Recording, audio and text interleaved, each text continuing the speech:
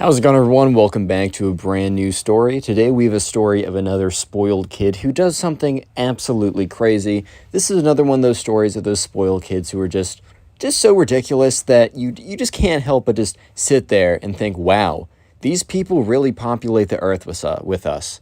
That's freaking crazy, bro. So with that all being said, leave a like in the video to claim your free nothing, and let's just jump right into it. So we're going to call the subscriber who submitted the story Adrian. And so there was a new kid who was moving into the neighborhood, and the new kid's mom reached out to a bunch of other kids' moms in the neighborhood because she was added to a neighborhood Facebook group or something. I don't know what moms do. I also don't know how Facebook works. I don't know much about either. But yeah, so the mom must have reached out to Adrian's mom and said, hey, I got a son that's your son's age. Or probably asked, if she has a son, how old her son is. And then, oh, my son's your age as well. So they got an invitation over. It was, this was all happening over the summer. I think the plan was that, the spoiled kid, or who they didn't know was the spoiled kid, but we're going to call the spoiled kid, right? The spoiled kid just got there, and the spoiled kid's mom is like, well, I want to make sure my son has friends as he goes into school. Obviously, I think all moms want that, right? So anyways, Adrian on one Friday night is driving over with his mom, and they're driving to a part of the neighborhood that they had never been to. I think Adrian would pass by it every once in a while, but it was like one of those gated communities, so you'd look inside the gates and you'd be like, dang, those are some nice houses, I guess.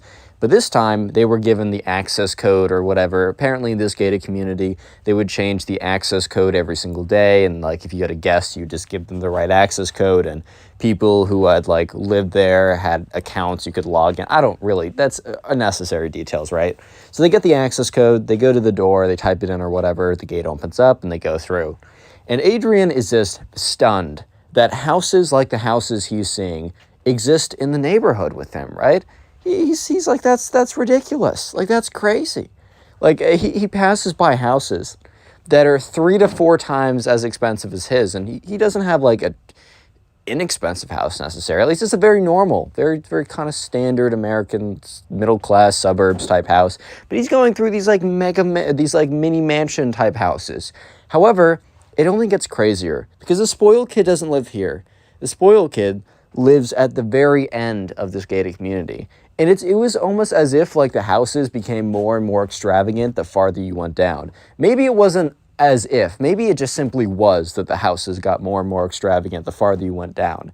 But anyways, Adrian is starts to say stuff to his mom wow, I've never seen any place like this. And Adrian's mom was very quick to be like, hey, make sure you don't say anything about it to the spoiled kid. Yeah, apparently, his parents do pretty well, but, it's pretty awkward and it's pretty rude to say anything about money right away. Little does Adrian know that the spoiled kid probably needs to learn this lesson himself. But anyways, they eventually make it to the kind of end of the driveway in a sense, and Adrian's mom's like, oh, well, there it is, 722 Plain Street or whatever. I don't freaking know. I'm not going to actually give it an actual address, but yeah, so Adrian is just looking at this house. And it is the most ridiculous thing he's ever seen. It's got 3-4 stories. It's massive. It has a massive driveway with a big old car garage. It's got a huge pool in the back that you can see spilling out. It's got a crazy... It is the most ridiculous house you've ever seen. Sure, it's not one of those Hollywood mega mansion $20 million houses, but it's the equivalent for a not normal person, but for a non-celebrity type person. This is definitely a house that a CEO of a really big company would live in, right? So Adrian was immediately pretty floored. And his mom's like, hey, man, remember what I said. Don't say anything about it. It's rude. Let's just go in there. Let's meet the kid. So they walk up to the front house. Yeah, they walk up to it. It's not as if they get out of the car and go to the front door. They legitimately walk up this big winding trail to eventually get to the front door. They knock on it. They wait a second. You hear the barking of 2 dogs or whatever. The door opens up, and it seems to be the spoiled kid's mom. It's like, oh, says the name of Adrian's mom. Oh, so good to meet you. They give the very fake mom hug. I think you guys know what I mean. And then she looks down at Adrian and is like, oh, you must be your mom's son. She says it, okay, she's using names, and the way I'm saying it is weird, but you know what I mean. You must be Kathy's son. Let's say her name's Kathy, right? And he's like, yes, my name's Adrian. Nice to meet you. Thanks for having me today. And she's like, oh, thanks for coming. I know, spoiled kid. He's just really nervous about not making friends. So I'm sure he's so excited right now to meet you. She yells up, spoiled kid, your friend is here. And then you hear, Mom, I'm playing Fortnite. Go away. And you can see the spoiled kid's mom. Her face just goes like very freaked out for a second. And then she like almost like internally calms herself down. And it's like, oh, he's funny sometimes. He's such a little prankster. And like Adrian looks up his mom, and Adrian's mom looks down at him, because they're kind of exchanging a look of like, that definitely wasn't no prank, bro. Like, let's be real. This kid is already a menace. Like, I can already tell. So they walk into the house, and when Adrian walks into the house, it is like, once again, I mean, this is not a surprise at this point, as he's seen how extravagant the front of the house is, and probably presumably the back is. But once he enters the house, it meets expectations of being the craziest thing he's ever seen. The most ornate, decorated inside of a house he's ever been in.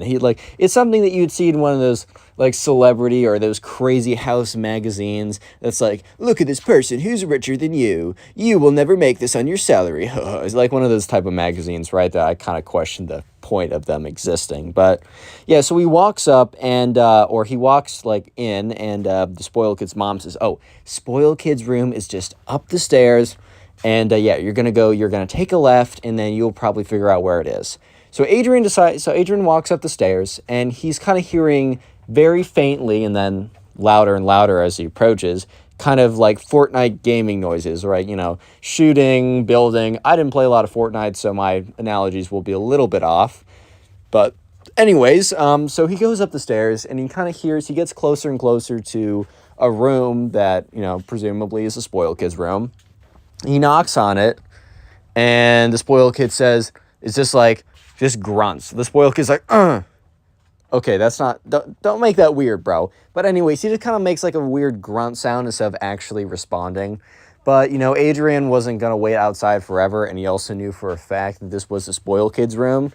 So he walks into the room, and he sees the spoiled kid behind this massive monitor, right? This very big, massive monitor. You would have thought that this guy was like an investment banker at like JP Morgan Chase or something by the size of these dual screen monitors. You would have thought that this guy was like some quantitative analysis guy working at a quant fund or something like that. You would have thought that this guy was getting paid $600,000 a year to do math models at 2 Sigma, bro. Like, this guy is just he's just building shit in Fortnite, bro. Like, you don't need this, but whatever, right? He gets into the room. And Adrian is kind of just like, he's completely blown away again, which, I mean, he's kind of not blown away because he's expecting it, but he's just, once again, couldn't potentially expect this. Blown away by the inside of the spoiled kid's room.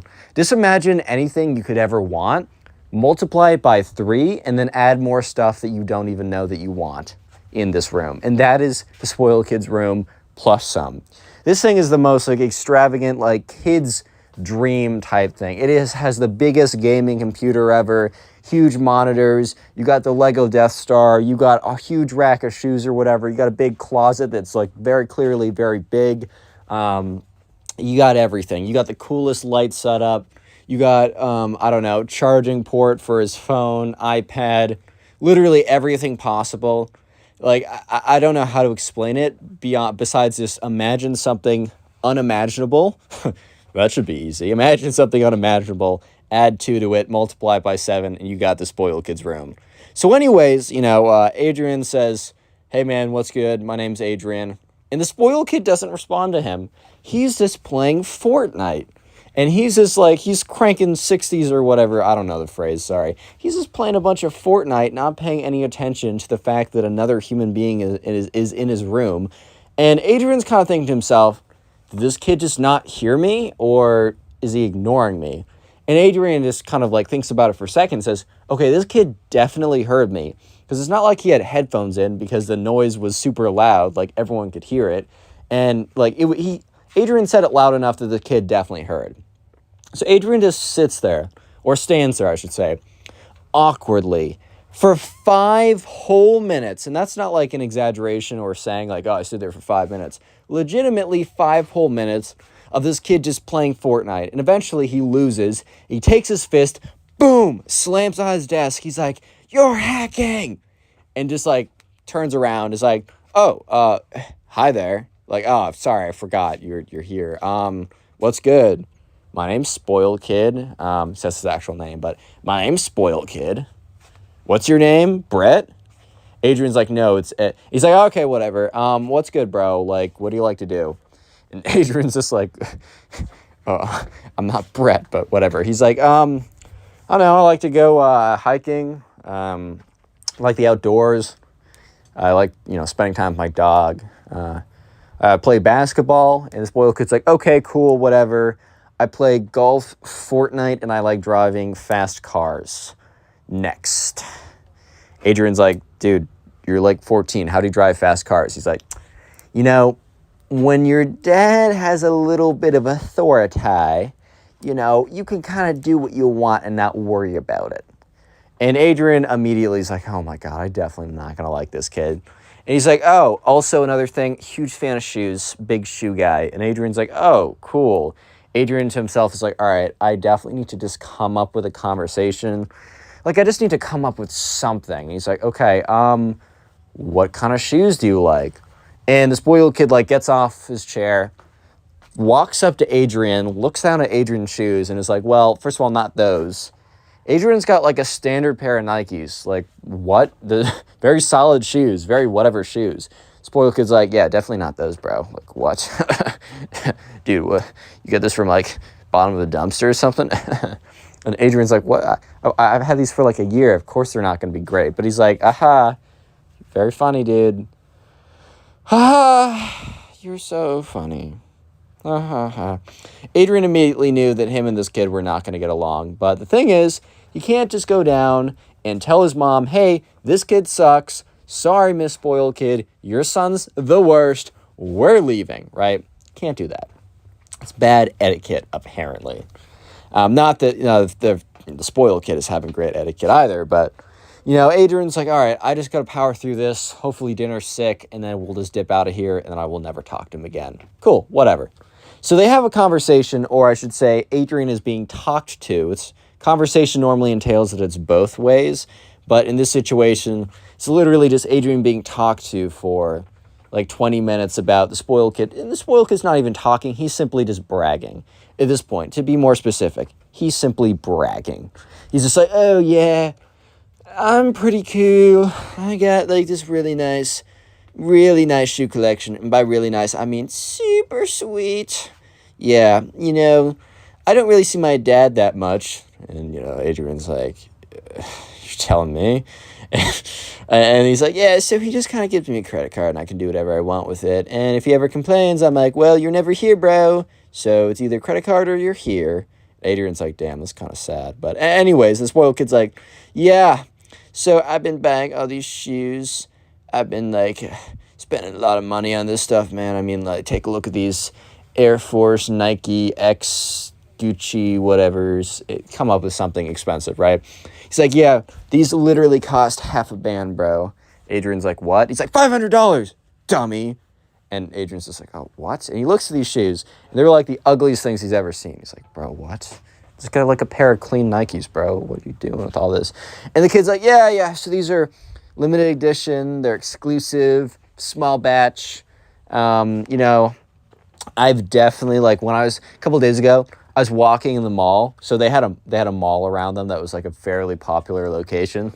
He's like, "Besides it being super grimy, like, I definitely caught a bunch of diseases from there. Am I right?" Adrian's like, "Okay." He's like, "Yeah, I was walking around in these bad boys," and points to like the Nike Supreme bricks or whatever he's wearing on his feet. And he's like, "Yeah, I was like walking around in these, and like all the chicks, all the baddies, bro, were totally looking at me, and they're like, whoa, I know those shoes are $500.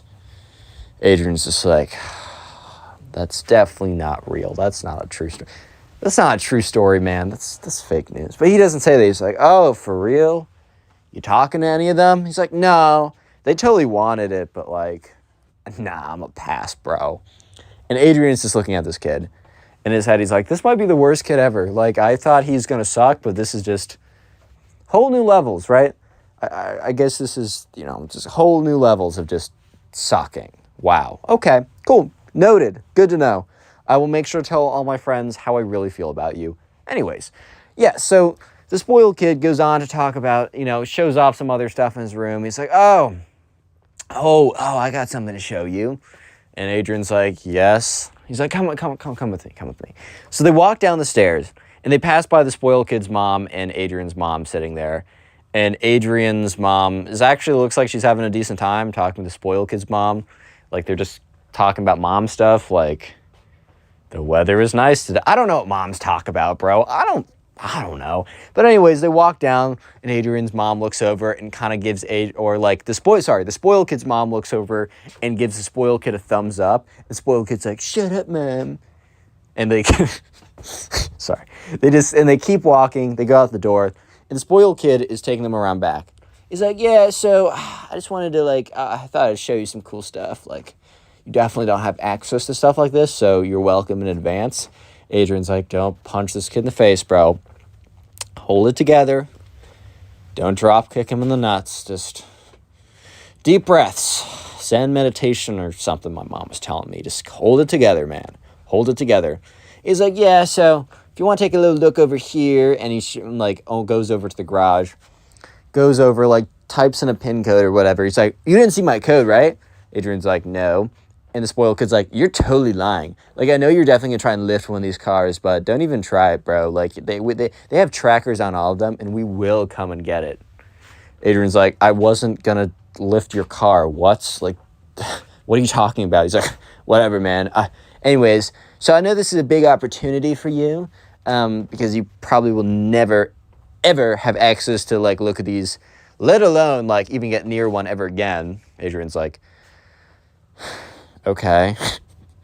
Word, bro. Cool. And this, it's like, yeah. So you take a look over here. This is my dad's Aston Martin. Got a Mercedes C-Class. Got a, this one's not bad. This is a little sports car over here. It's not too bad. He says the name like Ferrari, Bugatti. The cheaper one, the two, they're both super expensive, but you know what I mean. Not I think one of them's crazy, and one of them's crazy. So he's like, yeah, and there's some other stuff, but you maybe want to sit in one of these cars, and I can take a photo of you in it, so you for a second you can be like, oh man, look at me guys, I'm in this car, even though it's totally not your car and you totally will never have one. But if you want to take the photo, I will give you the opportunity, because I'm just nice like that. And Adrian is just like, oh my god, this kid's the freaking worst. Yes, you guys might be thinking this kid's pretty bad. Well, let me just say that he goes full mask off. He gets super blatant. And he actually, believe it or not, gets worse. Just literally give it a second, dude. Real quick. God, my voice is broke. Sorry. Real quick, if you made it this far into the video, comment spoiled down below. I know, it's the same word almost every time. But one of these times, I'm going to change it. And you sneaky, you, I'm looking at you, being all sneaky or whatever, you're going to comment spoiled in 5 minutes into the video, and it's going to be potato, and then you're going to look like an idiot. So always watch till this part of the video. I'll try to heart as many comments as I can to say spoiled, as I appreciate you guys making it this far into the video. Spotify down below, full-length videos are in there. TikTok down below, short-form videos are on there. Follow me in both those places, help the channel out. And finally, the best thing you can do, literally, is just after this video, watch another one of my videos. Binge watch or just watch a bunch of my old videos. It really does boost the channel. Easy way to do that is the Storytime playlist of all my old stories. Pin comment down below. That all being said, let's just get back to it. Not trying to waste your time.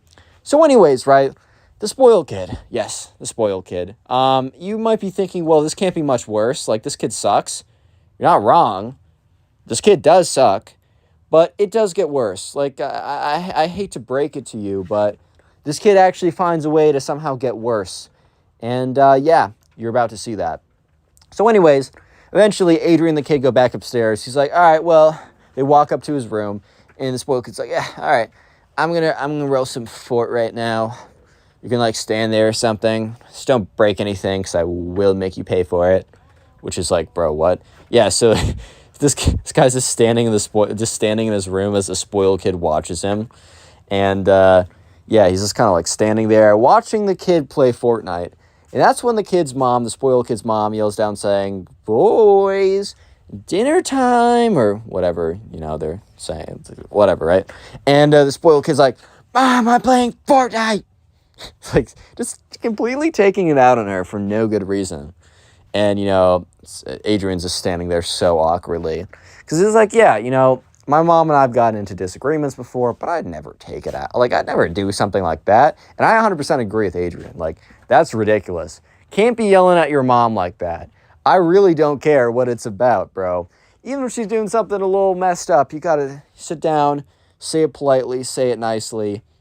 You gotta, come on. There's no other way, man. Anyways, though, so Adrian's just staying there really awkwardly because he's like, man, I'd never disrespect my mother like that.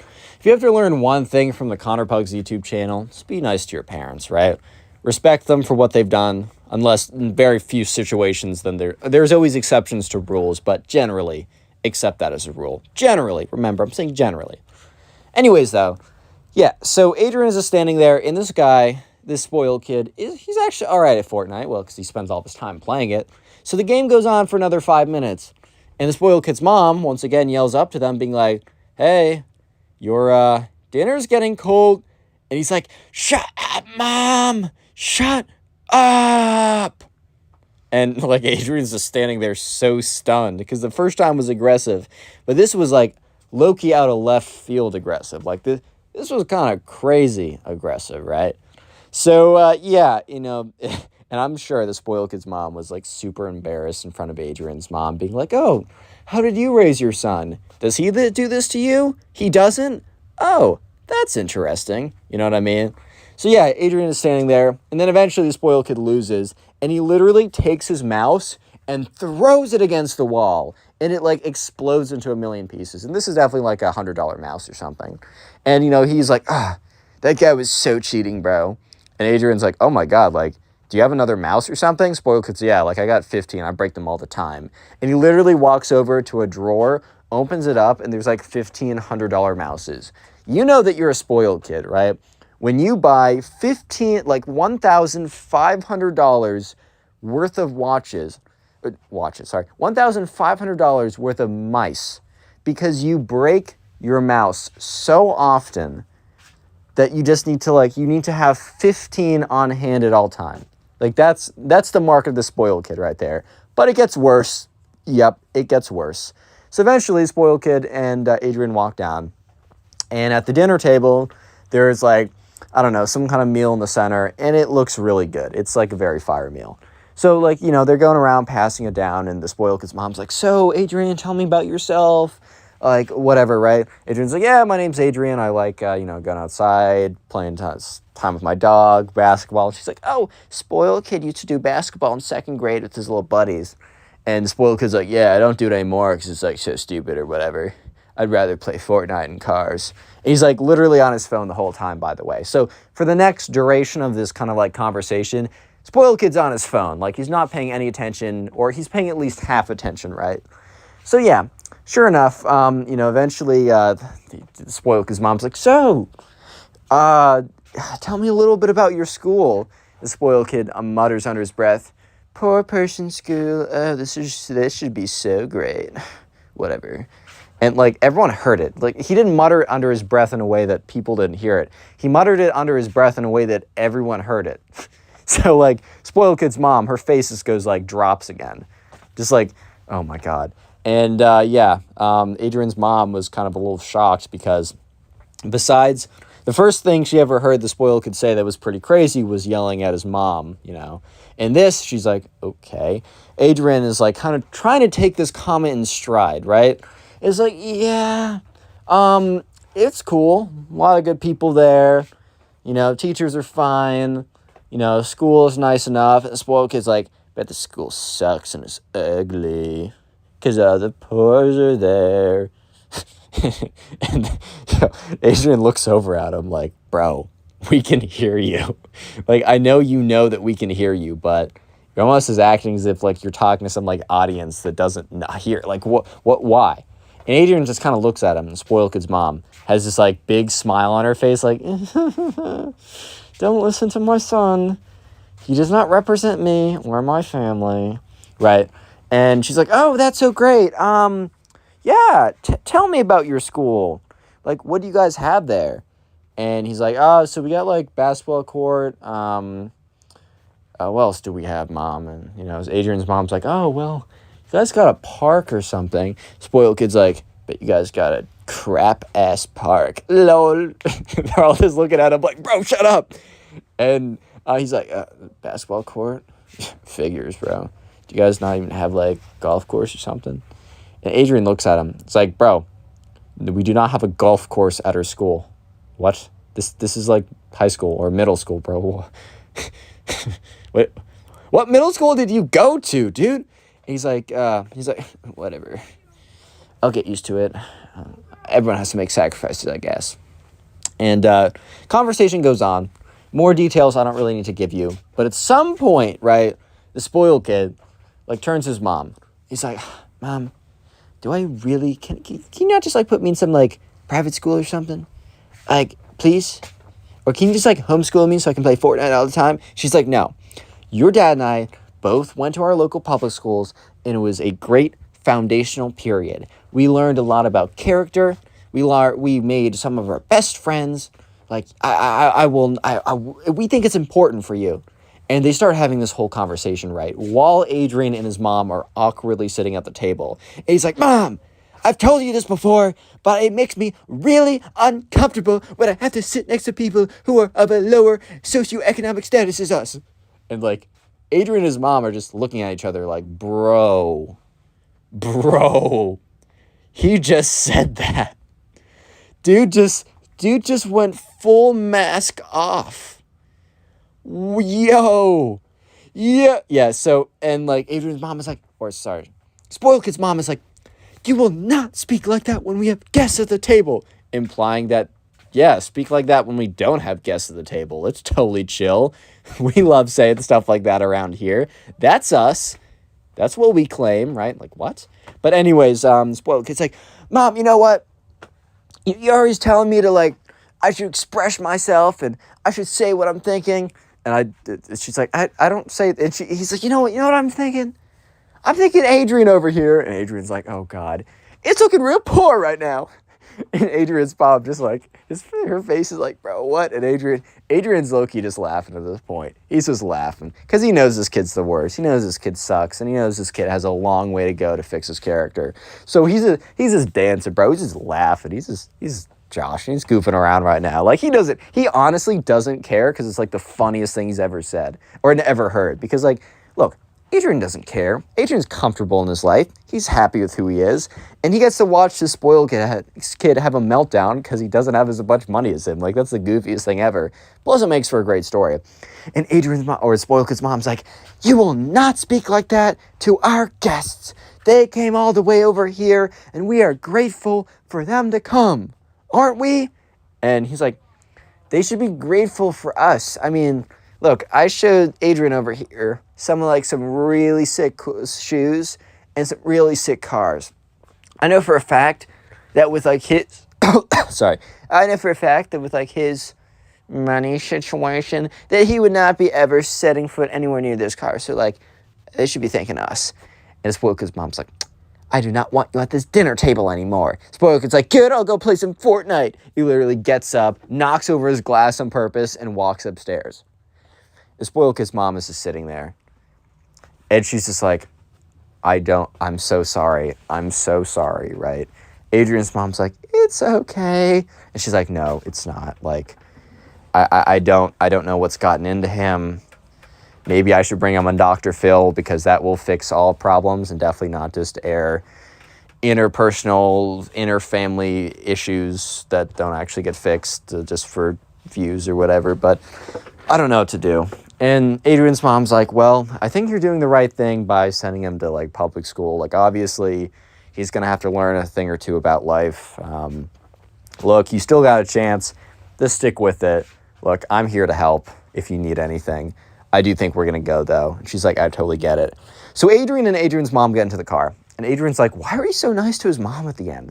And Adrian's mom is like, You know, the spoiled kid might have been super awful, dude, but I don't know, she said dude. She's probably like, spoiled kid, I know he was the worst, but, you know, his mom seems really nice. She just seems overwhelmed by the whole situation. And when people are struggling like that, you know, it's always good to reach out and help them. And, you know, at this point, what's the worst? What's the worst that can happen? Either the worst has happened and nothing changes. The best that happens is I can actually give some guidance, and the spoiled kid's mom can fix his character, because it's definitely not so great right now. And Adrian kind of agreed. And moral of the story is, I think the morals of this are so obvious, like, don't be that kid, bro. Like, if you don't get that from the story, click on the video on screen right now. I know you'll enjoy it. Just click it, do it. Look, in my opinion, it's never okay to shame someone for something that they can't control.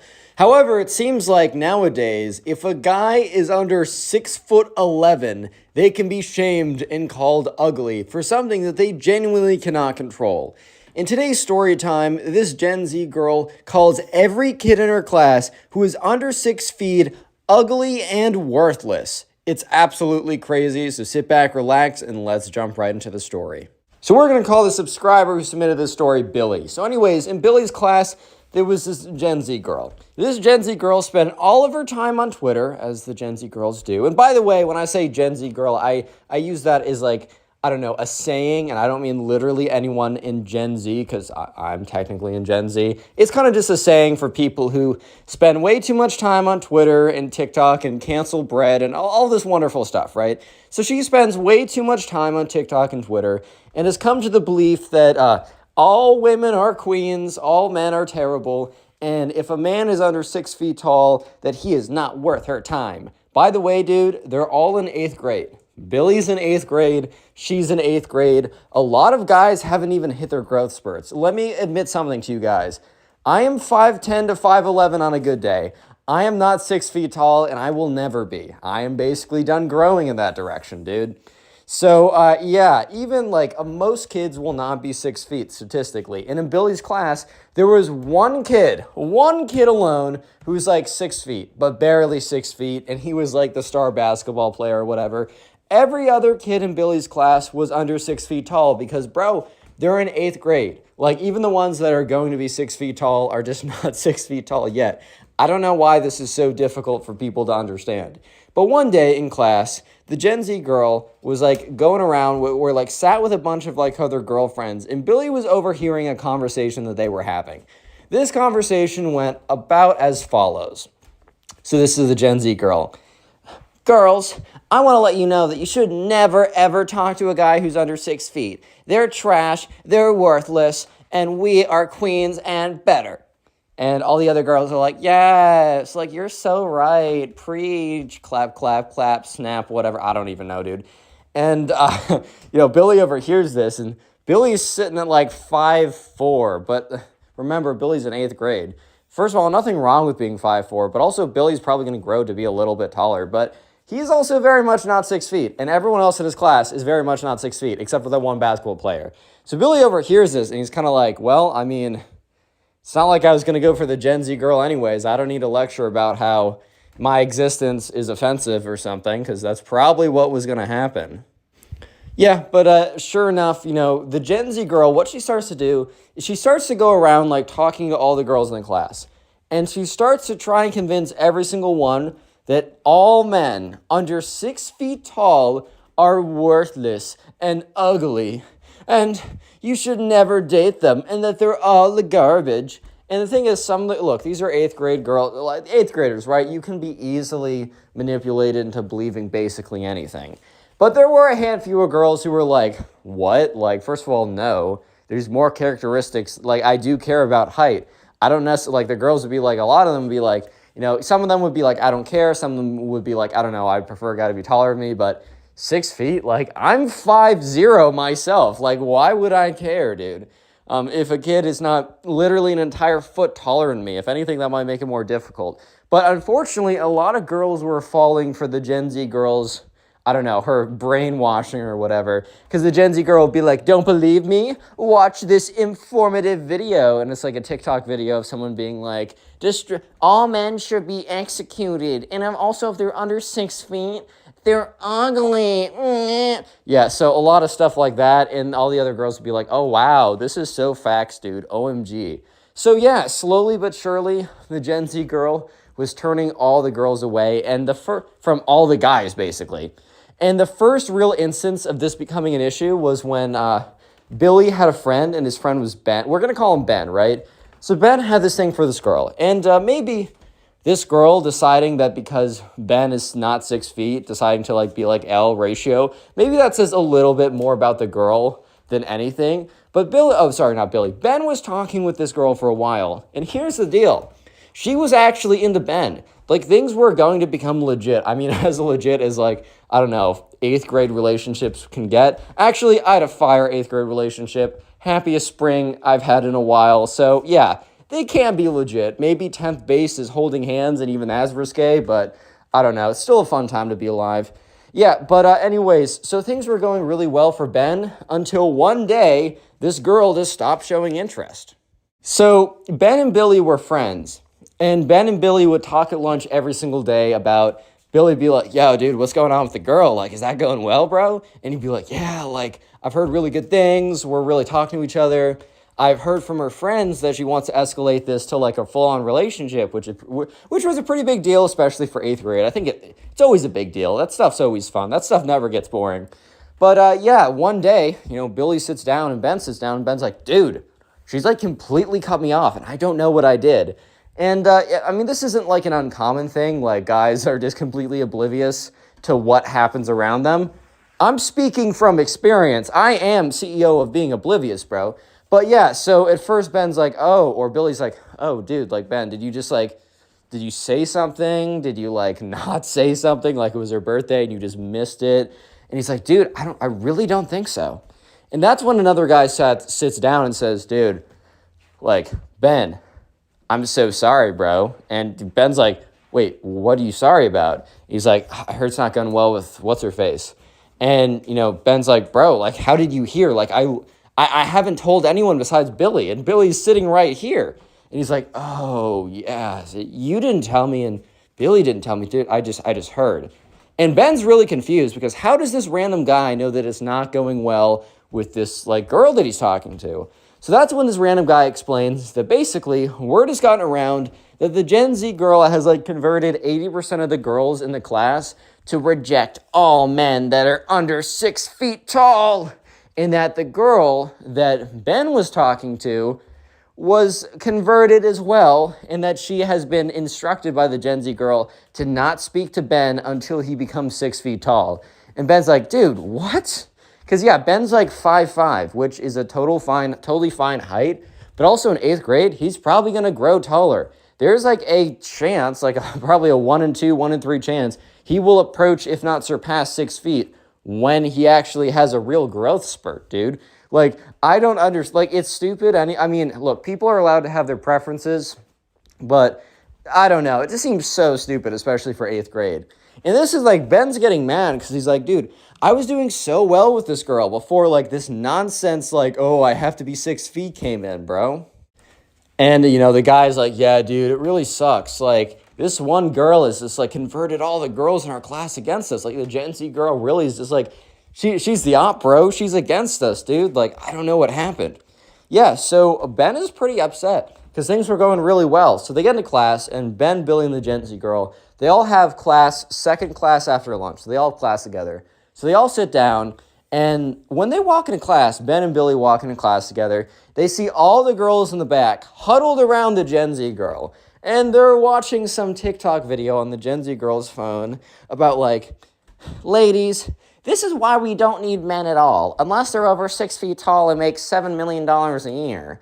So basically, if you guys know any men that are under 6 feet tall, tell them that they are worthless to society, right? So, and all the girls are like, yes, this makes a lot of sense.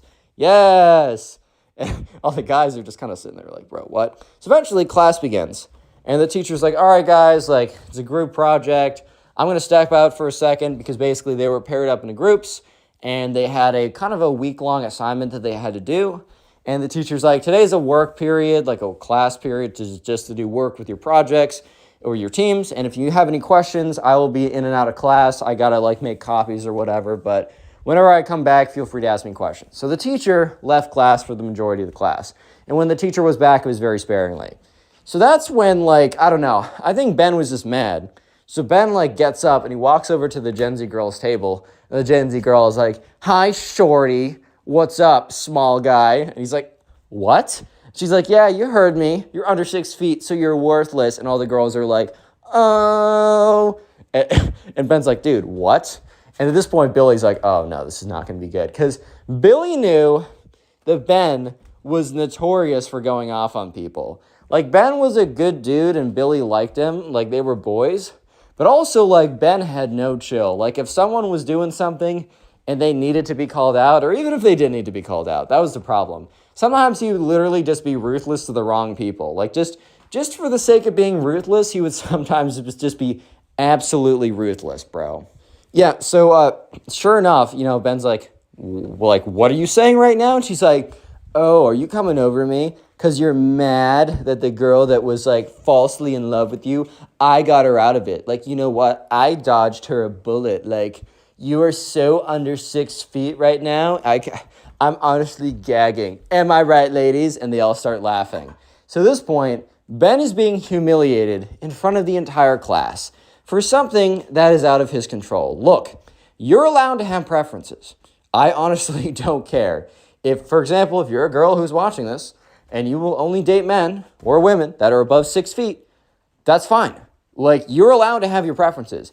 If you want to date literally no one but one specific person, I do not care. However, that is a completely different story from publicly shaming someone for not fitting within those preferences, right?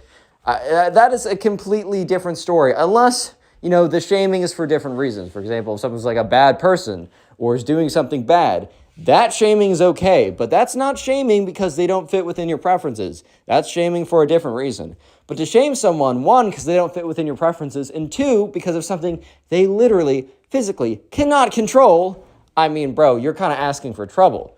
And so anyways, Ben is about to go off on her. Ben is about to get himself in a little bit of trouble as well, because the teacher is walking in as Ben is going off on this girl. Basically, here's the deal. The Gen Z girl is a little chungus among us. She's a little bigger than the average person, which is fine. Right? Who cares, bro? Live your life. However, in Ben's mind, she was coming after him for a characteristic that he cannot control, so he should be able to go after her for a characteristic that is difficult to control, but possible, right? It is technically possible to change your weight within bounds, but it is impossible to change your height after you grow. Sure, you can do stretches to like get an extra quarter inch out of your spine, but bro, not really. And yeah, Ben was about to fight fire with fire, and he was unleashing the flamethrower. Flame.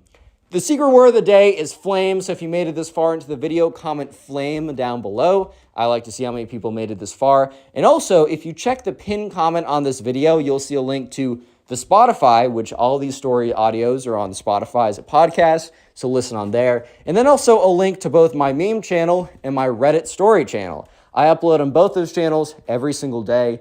Please go ahead and subscribe. I'm starting both of those from a very low number, so you guys watching means even more on those channels, and I genuinely think you'll enjoy the content. Anyways, let's get back to it. So Ben is about to go off on the Gen Z girl as the teacher is walking back in. So pretty tough timing. So as the Gen Z girl, right, is like sitting there calling him short and how he's such a shorty, and the reason why the girl doesn't like him anymore is because I convinced her that you're worthless because you're short. And as the teacher's walking in, Ben is like, I'm not going to take crap from a literal beluga whale like you. And the whole class goes silent. Disclaimer, don't make fun of people's appearances, whether that be for your weight or your height or other reasons. I'm just telling the story. So the entire class goes silent, and the Gen Z girl is so mad. She's like, I'm not taking disrespect from someone short like you. And literally like runs out of the class. And Ben's like, what'd I do? And the teacher was like, Ben, you are not allowed to speak like to your fellow classmates with such disrespect like that. Go to the principal's office. And that's when, Billy speaks up and says, yeah, like Mr. Teacher, right? Ben messed up, but, he was called like short. Like she was like making fun of him for being short, saying that he was like unlovable and worthless. And the teacher's like, I don't care, whatever. Like that literally doesn't matter. Like Ben, go to the front office now. So now I'm going to tell a bit of the story from Ben's POV, his perspective. So Ben is walking to the front office, and he's walking in steaming, and he's very upset because he heard the teacher say, it doesn't matter that you were called short and worthless. You called a girl fat, which you can't be doing. You cannot be doing. And I want to say, I do not endorse anyone doing that. Even if even if someone calls you something bad, don't call them something bad back, because then you're basically as bad as them. But Ben, if he was going to be punished, wanted at least equal punishment. He wanted at least equal treatment. So he goes to the principal's office and he sits down. And the principal's like, son, your teacher just called me. And apparently he called one of your classmates a beluga whale. And Ben's like, lol. And he's like, son, that's not very funny. Like, that's not a funny thing to do. Like, girls have a lot of self-esteem issues. You cannot be doing that. Like, I mean, we're looking at probably a day of in-school suspension for that, which that's a little harsh. I'm not going to lie. That's a little harsh, but I guess that was the punishment. So Ben's like, okay, like I accept my punishment. However, I don't think I should be the only one punished here. And the teacher's like, oh, like, do say, like, what do you mean by that? And Ben's like, well, the girl I said that to, which I guess in retrospect was wrong of me to say to, the only reason I did was because I was getting mad because in front of the entire class, she was saying that because I am under 6 feet, that I will never be loved, and that I am worthless, a terrible individual, and that I'm ugly beyond compare, right? And the principal is just looking at Ben. And the principal stares at Ben and looks at him and laughs. And the principal is like, oh, Ben, you think I'm going to get her in trouble for that? You really think that's comparable? And Ben is looking at the principal like, what? Like, are these not the same crimes just committed by different people? Huh? Yeah, so the next day, Ben's not in school. And the day after that, eventually Billy finds Ben and is like, dude, like, what happened? Like, are you good? And basically Ben goes on to say, dude, I got 1 day of in-school suspension. He's like, okay, well, I saw the girl yesterday. Is she just getting suspension later? And that's when Ben goes on to say, Billy, dude, no. The principal literally laughed at me when I said that, like, what she did, and I asked her to get punished. And yeah, unfortunately, that was the ruling that the school gave for this. Guys, sometimes life is unfair, and this is an example. What's up, guys? Welcome back to a brand new story. Today we have a story time of a Minecraft kid who thinks that Minecraft is real, that the real world is Minecraft, and that there is no difference at all. I know you'll enjoy it, so sit back, relax, subscribe if you're new, and let's jump right into it. So we're going to call the subscriber who submitted this story Alex. So anyways, Alex had to go babysit his cousin, and Alex really didn't want to spend his weekend babysitting his cousin, but at the end of the day, what choice did Alex have? I mean, Alex's mom's like, bro, you're going to do it. And when your mom tells you to do something, I don't know about you, but you just got to do it, man. You just got to do it. Anyway, so Alex heads over to his cousin's house. It's about like a 20-minute walk from his house because they live in pretty much the same area. So it's not that big of a deal, but he gets over there and Alex's cousin, okay, so we're going to call throughout the rest of this video, Minecraft kid equals Alex's cousin. So when I say the Minecraft kid, I'm speaking about Alex's cousin. So anyways, the Minecraft kid's mom gets to the door, Alex's aunt, and she's like, Alex, thank you so much for coming. Like, I know this is on super short notice. I'm so sorry about that. There's just really nothing, like I needed someone to come and I was posting on Facebook and your mom offered you, look, I will be paying you. And Alex was kind of thinking to himself, oh, word, like I'm getting paid. Like this actually isn't the worst deal ever. And yeah, so she's like, I'm so sorry about that. Like, look, I know you haven't seen your cousin in a second because Alex's little cousin, the Minecraft kid, was like 7 and Alex was like 15, so they didn't really have a lot in common. Believe it or not, the 7-year-olds and the 15-year-olds don't really have a lot in common. I mean, Alex might be like, yo, dude, this girl's super hot. And he's like, what's a girl, bro? Like, isn't that just a guy with long hair? But yeah, anyways, one thing they might have in common is they both kind of like Minecraft. However, the Minecraft kid likes it to a little bit of a different extreme. So anyways, Alex's aunt, is, at the door talking to him. And that's when the Minecraft kid, a.k.a. Alex's cousin, walks down the stairs. And Alex's aunt turns around and says, "Oh, perfect, Minecraft kid," says his name. But Minecraft kid, you remember your cousin, right? And, Alex kind of looks at him, gives kind of like a smile, very forced, but whatever, but gives a smile and waves. And bro, his little cousin doesn't even wait a second, doesn't introduce himself, doesn't ask how he's doing, doesn't say, "Wow, what fine weather we have outside." He goes right on to saying, "Do you believe Minecraft is real?" This is the opener, bro. I've heard of a lot of pretty crazy pickup lines, but I kind of feel like this is a whole new level. Imagine just your introduction to seeing someone who you haven't seen in years, even though you live pretty close. You haven't seen them in years.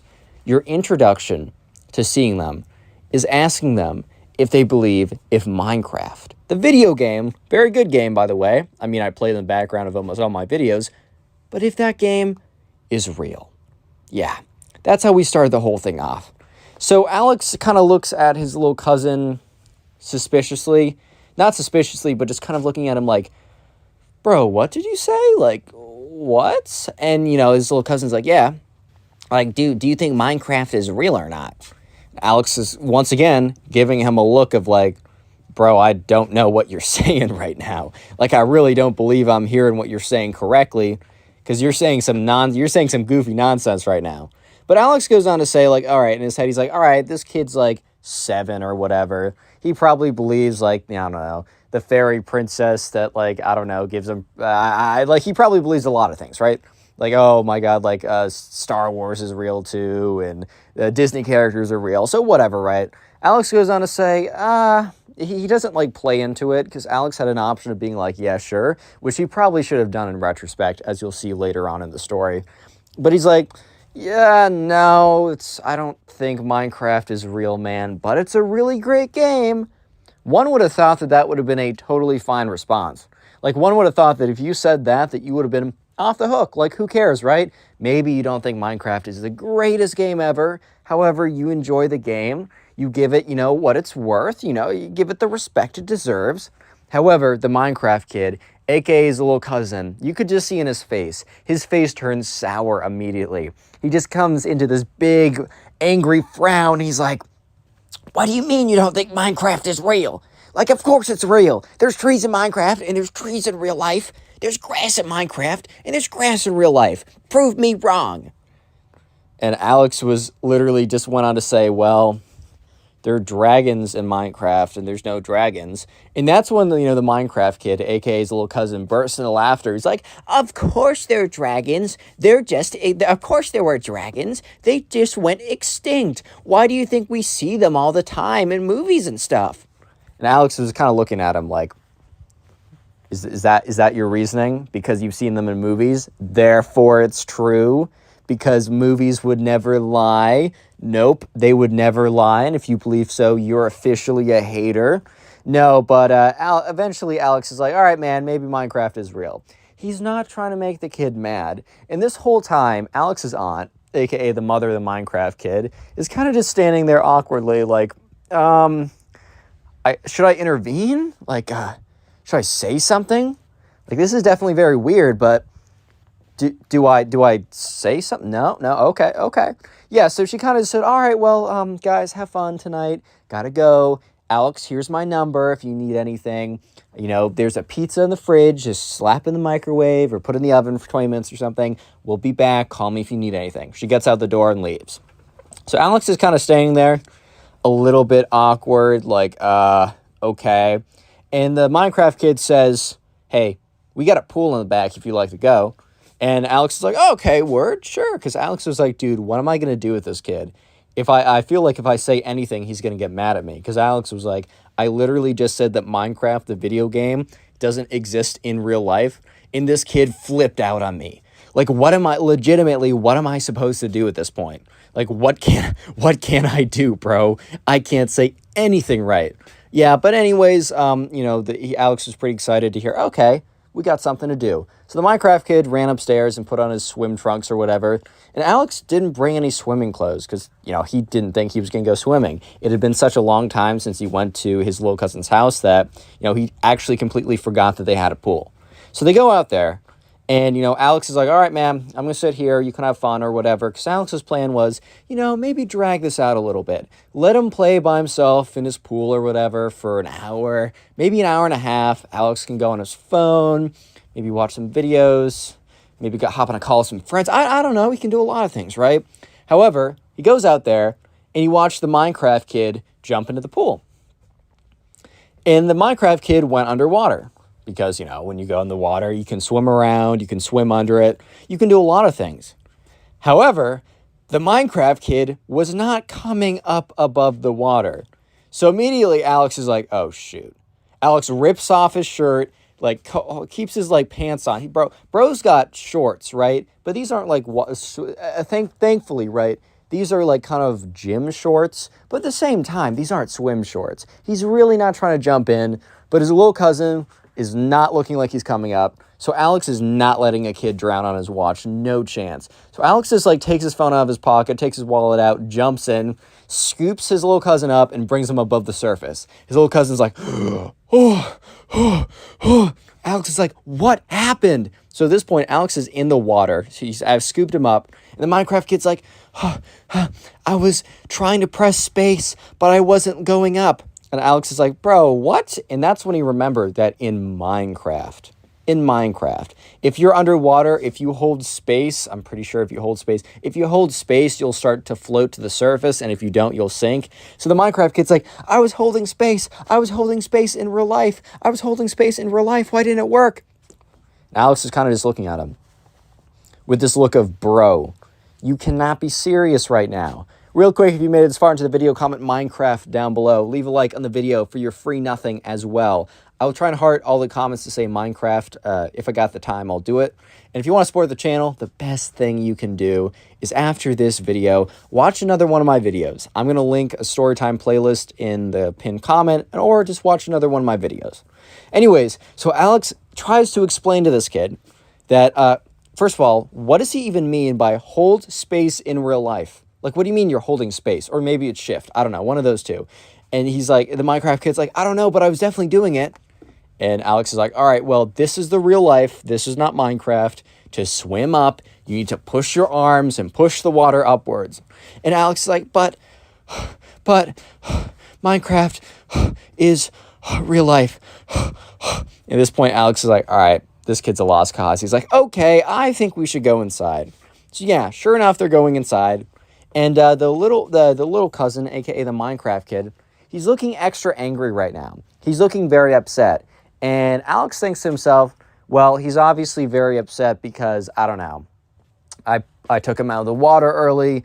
And low-key, Alex was a little bit upset about that too, because Bro was trying to go in the water as well. He wasn't trying to go in the water as well, but Bro was trying to sit outside while the Minecraft kid was in the water because it was easy. He could go on his phone, and he had no idea what he was going to do to entertain the Minecraft kid for the next couple hours. Entertaining kids was not his specialty, man. So anyways, they walk inside. He puts the pizza in the oven. The Minecraft kid is just sitting on the table. His arms are crossed, and he's got this big pouty face. So Alex is like, all right, buddy, what's up? Like, I see you got a face. You got a little expression going. Tell me, what did I do? What happened? At this point, Alex is just like, all right, let's at least figure out what's going on. And that's when the Minecraft kid says, I can't believe what you said earlier. And Alex is trying to recall right now. He's like, okay, did I say something like offensive or something? And Alex was like thinking about it. He's like, what? No, I didn't say anything. What? And the Minecraft kid's like, you know what you said. He starts sniffling a little bit. And Alex is starting to get really like uncomfortable. He's like, dude, like, what did I say to this kid to make him cry? Like, what? And the dude's like, some of us just believe. And Alex is like, dude, what did I say? What did I say? Like, he's just searching his brain, his memory for like, what could he have possibly said to bring this kid to tears hours later? He's like, you know what? You're wrong. Minecraft is real. And at this point, Alex is like, bro, there is no way that this kid is this upset over the fact that I said that Minecraft wasn't real. What? Bro, it's a video game. Chill out. Are you what? Yeah, so Alex was just kind of like, bro, what is bro doing over here? Like, this is crazy, bro. Like, are you serious right now? And he's like, dude, I didn't. And so Alex is like, all right, let me play along with it. He's like, bro, I didn't mean it like that. Minecraft, a lot of parts of Minecraft are real. Like the Minecraft trees, those are real. Like trees really do exist. Grass in Minecraft, it does exist in the real life. All I'm saying is, there's just not creepers walking around that are going to blow up in your face. I'm just saying that's not true. And there aren't zombies. Those don't exist, right? But a lot of Minecraft is real. So you know what? You're right. Minecraft is mostly real. Because Alex wasn't going to tell this kid that zombies, dragons, real-life skeletons that shot you with bows and arrows, he's not about to tell this kid that those things actually exist. Because he's not trying to be, he doesn't want, to get an angry call from his aunt saying, you traumatized my boy and told him that zombies were going to eat his face off. He just didn't want that call, man. You know what? I can respect that. I can understand that. However, the Minecraft kid, Alex was expecting the Minecraft kid's face to change. He expected the Minecraft kid's face to light up and be like, oh, he agrees with me now. Perfect, like everything in the universe is right again. But no, the Minecraft kid's face still has this grumpy look on it. Alex is so confused. He's like, well, I said Minecraft was real. And the Minecraft kid's like, no, you said some of Minecraft is real. All of it is real. The whole thing is real. And he crosses his arms. He's like, meh. And Alex is like, all right, you know what? We're going to have to agree to disagree. Because Alex just wasn't about to tell this kid that zombies and dragons were actually real. He just wasn't about to do that. He was very close to doing that, but he was just not about to do that, bro. That would just be stretching his limits like crazy. So eventually, he hears the ding of the pizza. So Alex is like, all right, well, pizza's ready. Goes over to the oven, takes it out, puts it on, the stove or whatever, and is, preparing to, cut it up. And that's when he turns around to see that the Minecraft kid has completely disappeared. He's like, oh my God, what? What now? And he kind of, walks around. He's like, hey, Minecraft kid, where pizza's ready, you should come down. Doesn't it smell really good? You should come down, buddy. Come on. Come on now. Drop, go. Pizza, food. I don't know. Please, someone, something. And that's when he hears a noise at the top of the stairs. And he looks up at the top of the stairs. And the Minecraft kid has a creeper helmet on and a blue Minecraft diamond sword. It's a foam sword, by the way. It's not like an actual sword. I hope you guys know that. But he has the creeper helmet on. He has the Minecraft sword. And he says, you will now pay for disrespecting the honor of Minecraft. And he has his sword and he starts to walk towards him. He's like, you have 1 second to reconsider your words. And, at this point, Alex is like, what? Bro, what? Because he's like, what? Bro, what is this kid saying, bro? What is this kid saying? And at this point, the Minecraft kid's like, show, you have chosen death. And he just runs at him with the Minecraft sword and starts whapping him with it, pop, pop, pop, pop.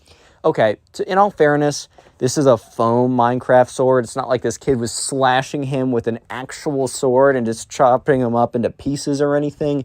However, bro was kind of hitting him, and it was slapping, and so it was I don't know, kind of hurt a little bit. He's like, so at this point, Alex is like, bro, stop. I'm sorry, whatever. At this point, the door opens up, and the little cousin or the Minecraft kid's mom must have come back early. She's like, hey guys, I'm home. And she looks around. She just sees the Minecraft kid going you said Minecraft was fake. You will suffer. He goes, pop, pop, pop, pop, just hitting with the Minecraft sword. And Alex, who also doesn't see that the mom is home, is like, dude, stop. And the mom walks over there and is like, Minecraft kid, first name, middle name, last name. Says his full name or whatever. You are disrespecting your babysitter who came here very last minute just because he said your video games are real. The mom picks the Minecraft kid up by the scruff of his neck, right, and drags him upstairs and is like, you are going to be grounded for the rest of the night. Give me that. Takes the Minecraft sword off of him. Bro, the whole time he still has that creeper helmet on. Anyways, the mom gets there early and is after putting him up there, walks down, is like, hey, I got back early. It didn't take as long as I thought it would. Thank you so much for spending spending the time that you had with him.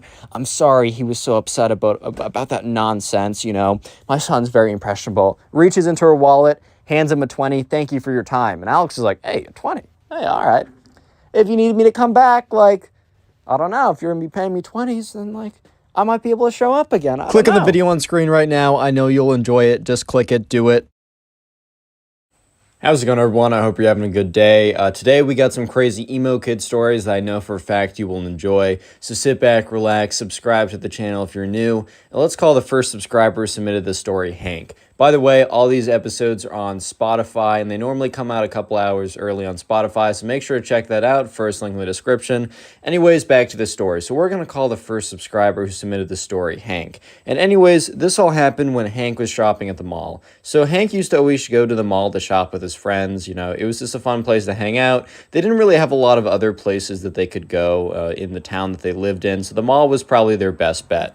And sure enough, one of these days, one of Hank's friends wanted to shop at this place called Hot Topic. If you don't know, Hot Topic's a place where they have a lot of t-shirts and other kind of apparel that is very, I don't know, fast fashion-y, brand-centric. It's very much you'll have a lot of different brands, or kind of you'll find a lot of band t-shirts, a lot of kind of okay, so a lot of different stuff's at Hot Topic, but one kind of theme of clothing that you'll see at Hot Topic is emo style clothing, if that makes sense. So really black clothing, edgy clothing, stuff like that. And just so you know, I have nothing against it if you dress like that. I think it's a cool enough style. I think you're fine even if you identify as I'm emo in the way I dress or act or whatever. I don't really care. Live your life. However, as long as you don't act like the kids in these videos, especially this one, you're chill with me. But anyways, Hank just was like, okay, man, you want to go to Hot Topic, that's fine. Hank hadn't really been in that much, so he didn't really know what to expect. So Hank was walking into the Hot Topic, and he was looking around, and there's a whole host of people. And Hank's friend was like, all right, man, I'm gonna go to the back of the room. I know what I want. I'm gonna go in their skateboard section. You can kind of just wander around here. I'll be out when I'm done. So Hank was totally fine with this, and Hank kind of was wandering around, and he walked over to one of the t-shirt aisles, or one of the t-shirt rack aisles, and that's when he accidentally bumped into this kid. And this kid turns around. And just to paint the picture, this kid has super long black hair. He's got black mascara on, black lipstick. He's got black painted nails. He's got a spiky collar. He's got a black band t-shirt. He's got long black jeans, and then those big black stomper boots. I don't know if you know what I know, if you know what I mean, but those big, kind of those big rubber black boots that are pretty popular right now. And he turns around and he's like, dude, what the heck, bro? And Hank's just like, all right, my fault. I didn't mean to bump into you like that. I was just looking around and wasn't paying attention. And the emo kid's like, dude, you're shut up, bro. Hank's kind of just looking at him I don't really know what you mean. I didn't do anything. Are you good? And the emo kid's like, bro, I don't need to hear that sass from you, bro. I really just don't need to hear that. And Hank says once again, dude, I don't know what you're saying. I'm sorry. I'll just go the other way. And Hank kind of turns around to de-escalate because he doesn't feel escalating anything. It's just not a good idea to get into fights like that. And that's when the emo kid's like, yeah, you would run. You're dressed like one of those jocks anyways. Which, Hank kind of turned around because he didn't know what that even means. First of all, isn't jock a positive thing? I get that there's a bit of a negative connotation of oh, you're a dumb jock or something. But I would have thought that jock would have meant oh, you're an athlete, which isn't that a good thing? I'm kind of confused right now. Is that not a good thing, And Hank, kind of turns back and he's like, dude, why? Why are you making a problem with me? I don't have a problem with you. You're kind of the one that's making this into something, because Hank really did believe I'm not the one doing anything. It's 100% this guy who's making it something, And the kid's just well, you're just looking like a dumb jock. Oh, isn't that right, guys? And he turns around and there's two other emo kids, and they look very similar to the main emo kid, but they kind of just, they're dressed slightly different, but really, it's funny how I saw this on South Park, but it's funny how nonconformists all dress the same. I'm just Well, I mean, you are conforming to something, but anyways, right? So the other two kids, the other emo kids, are kind of there along too, laughing, and Hank is starting to like get upset by this because he doesn't really care about like these random kids what they think, except he's got three kids standing there pointing at him, laughing in his face when Hank didn't deserve it. Like Hank was thinking like, look, if I deserve this, if I was being like an absolute like, if I was being a jerk to them or for some reason I actually did something, sure, maybe I deserve this. But Hank's is thinking to himself like, dude, I don't deserve this. I was literally just chilling here. I actually bumped into this kid. Like, I'm sorry about that. Like, my fault. Once again, my fault. But that's when Hank turned the tables on the emo kid. And the thing is, right, the emo kid was wearing a band t-shirt. And the thing about band t-shirts is, you don't necessarily need to know everything about some place that you rep. Like if you wear a t-shirt that's from Starbucks and someone's like, okay, well then name all the flavors of like cappuccino you can get. It doesn't have to be like that. But the thing is, a lot of people wear band t-shirts because the band t-shirts look sick and they don't know any of the songs from the band, which, I guess is fine. But like at the end of the day, a lot of people will kind of pretend to know it and not actually know it. So, Hank was like, well, screw it, bro. He's like, all right, buddy. And he looks at the main emo kid, and the main emo kid looks at him back. And he's like, all right, buddy, name me 3 songs from that band. And he points to the emo kid's t-shirt. And I don't know, maybe it was like Nirvana or something. Like one of those kind of like t-shirts or whatever, which, and the emo kid looks at him and he has this kind of look of shock, this look of, oh my God, like you caught me. Kind of the look of like, man got caught in a trap right here type of look. And the emo kid's kind of just like, how about you name me 3 songs from this band, bro? And the emo kid turns to look back at his emo kid friends as kind of like, oh, what's their reaction to that sick burn? And they kind of just look at him blankly. I think the emo kid was kind of expecting he would turn around, he'd look back to his friends, and he'd be like, oh yeah, wasn't that a crazy burn? I totally got them. But his friends look back at him kind of just like, dude, like, I don't know how to break it to you, but you didn't get him. So the emo kid turns back around, he's like, I don't need to do anything you say, bro. I'm not going to conform to your standards. And then the 2 emo kids were like, yeah, that's right on, bro. You're so right. And they like dap him up. And Hank at this point, he's just so done. He's just like, bro, because he realizes, like Hank's like, you know what? I'm not going to fight with these kids. These kids are obviously a lost cause. This is not worth my time. So Hank gets up, he turns around, and he's kind of says like, whatever, man, like go live your life. Hank turns around, starts to walk away, and that's when he feels a tug on his pants. And he turns around and he sees the emo kid failing to pull down his pants. So basically the emo kid couldn't he couldn't let Hank just leave by himself. Like he couldn't let him just do that. So when Hank turned around and started to walk away, the emo kid like went to jump and try and pull down his pants to like pants him, to embarrass him, to like impress his emo kid friends and be like, oh my God, I totally owned him, dude. So at this point, like Hank is like, dude, stop pulling down my pants, bro. And the emo kid's like, oh, sorry, I just slipped. And he's like, And his emo kid friends laugh along as well. At this point, Hank's getting really annoying. He's like, sorry, bro, like, I'm not into you like that. He's like, what? He's like, yeah, you're trying to pull down my pants. So you're telling me you're not trying to get a peek?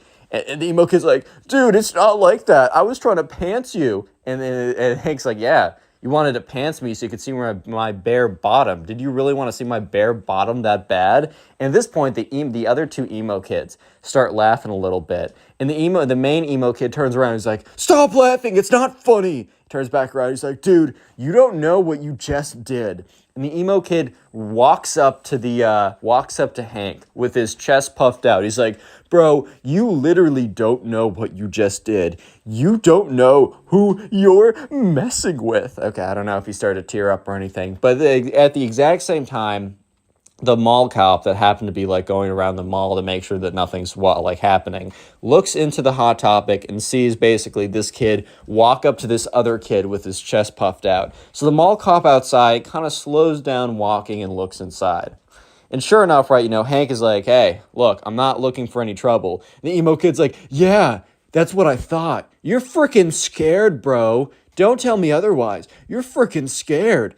And at this point, Hank's like, dude, I'm not scared. It's not like that.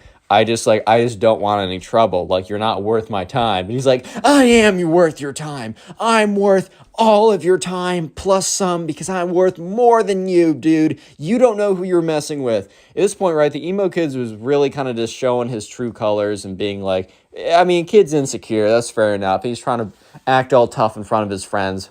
So once again, Hank's like, he turns around and he's like, all right, man. He's like, dude, I'm just not doing this. Once again, have a good life. Hank turns around, and as Hank's turning around, the emo kid is like, in his head, he's like, I can't let this slide. So the emo kid literally raises up his hand and swings on Hank. Real quick, if you made it this far into the video, go ahead and comment emo down below. I just want to see how many people made it to the end of this video, as I do appreciate you guys. Best way to support the channel, as always, is just watch a bunch of the videos. The more watch time you give to the channel, the more we get promoted in the algorithm, and I really, really do appreciate it. Let me know in the comment section what you do while watching my videos. I genuinely want to know. Just so you know, all these episodes are on Spotify. It's in the description, the first link. Please rate us 5 stars when you have a chance. If you want to submit these stories, and please do, because, that's how I make these videos, go to my Instagram or Twitter. They're both in the description, but they're also at connorpugs. I got a Discord server, link in description, code connorpugs for 10% off gamer subs. Let's get back to the story. So Hank, remember, he turns around and Hank's like, dude, I'm not going to deal with you like that. It's not worth my time. So Hank turns around and the emo kid, who's like, I can't let Hank like one up me. Like, I can't let this random kid like, kind of like alpha me in front of my emo kid friends or whatever. So as Hank turns around, the emo kid swings on him, takes his fist. The thing is, though, the emo kid's not like a trained, fighter or boxer or something. So obviously the emo kid doesn't make contact with Hank. Instead of making contact with Hank, the emo kid nearly misses Hank, and his right hook goes right through a rack of clothes. The emo kid was really putting his full force into this too. Because once the emo kid misses and whiffs on Hank, the emo kid flies forward into the rack of clothes. So he basically pushes himself into a rack of clothes, fails to swing on him. The mall cop, however, did see the emo kid try and swing on Hank, so he walks in there. Hank turns around, and he sees the emo kid on the floor in a pile of clothes, and he's just so confused on what happened. And then, Hank turns around the other way to see a mall cop standing in front of him. So Hank's really confused at this moment. He's like, okay, 1 second ago, I turned away from the emo kid. And a second later, the emo kid is sitting, face first in a pile of clothes, and a mall cop is standing above me. This literally makes no sense. And sure enough, the mall cop's like, hey, hold up, everyone. I got to talk to you guys. And the two emo kids, from the back, they get scared and they literally run off. They disappear into the rest of the story. It's like, hey, you get back here. But also the mall cop didn't really care that much because the two people that he really wanted to talk to were both Hank and the emo kid who swung on him. So the emo kid gets up. He's kind of panting a little bit. He's like, and the mall cop's like, hey, I saw you swing on this kid. I know you didn't make contact, but you did try and swing on this kid. Is 100%. What's going on here? The emo kid's like, dude, I was just defending myself. And at this point, Hank's like, that's not the case. This kid and I were kind of talking back and forth. He tried to pull down my pants. I made fun of him for doing that. I turned around and he tried to swing on me. At this point, right, the mall cop kind of witnessed the last 60% of this altercation. So he knows for a fact that he saw the emo kid try and pull down the pants and then have an argument. So the emo kid says, well, after I pulled down his pants, this kid tried to swing on me and I just defended myself. And the thing is, right, that was a mistake for the emo kid because the mall cop had been watching the whole thing. So the mall cop knew for a fact that that wasn't the case of what happened. So the mall cop goes on to say, dude, I know for a fact that's not what happened. I saw you guys kind of bickering in the store, and I wanted to make sure that we had no nonsense going on. Obviously, some nonsense did go on, and I watched the whole thing. I saw you try and pull down this kid's pants. He did not swing on you. I don't know what he said to you that offended you or anything, but it's very clearly that you're the aggressor here, and I can't have that. So he's like, hey, I'm gonna need you to come with me. And the emo kid's like, all right, buddy, go ahead with him. And the emo kid is looking at Hank and kind of giving him this look of come on, bud, go ahead. He's asking for you. When in truth, the mall cop is not asking for Hank. The mall cop is asking for the emo kid. So the mall cop's like, sorry, man, you must be mistaken. I'm not asking for this guy over here, pointing to Hank. He's like, I'm asking for you. And he points at the emo kid. And the emo kid is so absolutely stunned by this revelation. He's like, at this point, the emo kid is practically speechless. The emo kid is standing there, is just like, you must have some kind of mistake or something. Like, you can't be talking about me. That's insane. Like, there's no way. Like, what do you mean? Hanks is looking at the emo kid with this bit of a smirk, and the mall cop is kind of like, come on, bud, like, we don't want to have any trouble here. Make this nice and easy for all of us, and just come along with me. And, at this point, the emo kid is looking at Hank and kind of just giving him this look of like, this isn't over, buddy. This isn't over. And Hank is kind of just like, wow, this like a lot just went down in the last 5 minutes, because this was like no longer than like 10 minutes of an altercation. And as soon as the mall cop basically drags the emo kid away, his friend comes rushing up to him, and he's like, dude, like, I just checked out the thing I was getting, and in his hand, he had this, like, skateboard thing or whatever. He's like, dude, I just saw, like, a mall cop over here. I saw some kid getting dragged out of the store. Did you happen to see what happened? And Hank just looks at his friend, and is like, did I happen to see what happened? He's like, buddy, I lived what happened. Okay, so we're going to call the subscriber for the next story Bobby. I got a little King the Hill theme going on with these names because I got Bobby and Hank. If you know, and you're cool. Anyway, so Bobby was like hanging out at home one day, and one of his friends hits him up. And, Bobby, doesn't see this friend this often because they happen to be going to two different schools, even though they live relatively in the same area. They're both in high school, and they're both seniors in high school. So Bobby's friend, who we're going to call Ben, actually happens to have a car at this point. And, Bobby's friend Ben hits up Bobby one day, and Bobby's just chilling at home, and he gets a text from Ben saying, hey, do you want to, like, hang out today? And Bobby was feeling kind of lazy, so he's like, maybe, like, what do you want to do? His friend's like, dude, I want to go to the skate park. And Bobby, in his head, he's like, I don't know if I want to go. Like, this is, I don't know. I don't know, man. I really don't know. And Bobby should have stayed home that day based on what was about to go down, but he didn't because he wanted to see his friend Ben, and he was like, wait, what else am I going to do today? Watch Netflix? I know for a fact by the end of the day, if I'm just sitting here watching Netflix, I'm not going to be a happy camper. So sure enough, Bobby texts him back. He's like, yeah, man, like, I don't got a ride, but if you can pick me up 100%. So sure enough, this friend, I don't know, an hour later, pulls up to Bobby's house and says, hey, man, get in. And, Bobby shows up to the, the window. He's like, hey, what's up, Ben? Haven't seen you in forever.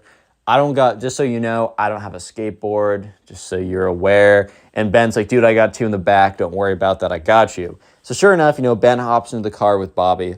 And, they drive, or Bobby hops into the car with Ben. They drive over to the skate park, which is like 15 minutes away from where Bobby lives. And they get out, and, Bobby used to skate a little bit back in the day with his friend. It's been a while, so he's not going to do any tricks or anything like that, but he's just getting along, he's just getting on the board. He's kind of riding around a bit, just getting a little bit of exercise. And mostly he's out there just to hang out with Ben because he hasn't seen Ben in a second, and they used to be really tight. So sure enough, Bobby and Ben are just chilling at the skate park. They're having a good time. They're kind of just living their life. And that's when a very specific looking group, of these emo kids. They pop out of nowhere, basically, and they just appear at the end of the skate park. So this skate park is pretty big. It's not like a massive one. It's not like where you'd have a professional skater event or something. But it's a pretty big skate park. Like, the city definitely put some, like, a good amount of bread into making this. So sure enough, they're looking over, and they see this group of kids. And this group of kids has, like, a ringleader that's, like, standing in front of the other two. And he's kind of dressed like they're all dressed like kind of like the other emo kids in the last story time. So I'm not going to go ahead and describe them. They're dressed a little bit differently, but it's all kind of the same, if you know what I mean. So sure enough, the kids are just standing at the end of the park. And it's really awkward because, like, Bobby goes over to Ben. He's like, dude, like, see those kids? And Ben's like, yeah, I've just been staring at them. And Ben's like, dude, they've just been looking at us for, like, the last thing. Checks his watch. He's like, dude, they've just been looking at us for, like, the last like 2 minutes, bro. That's really freaking weird.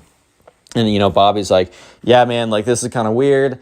I don't totally know, like, what's the deal with all this.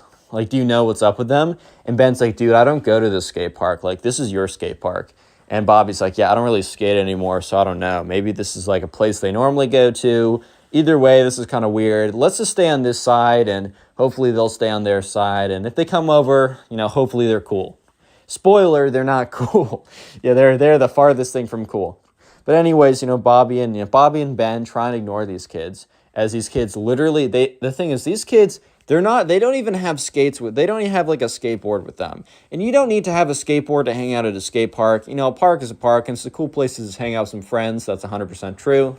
However, I will say it is a little weird to like show up in a group of kids or a group of like a bunch of people, stand there and watch other people without saying anything to each other, without doing anything like that. I will say that itself is pretty weird.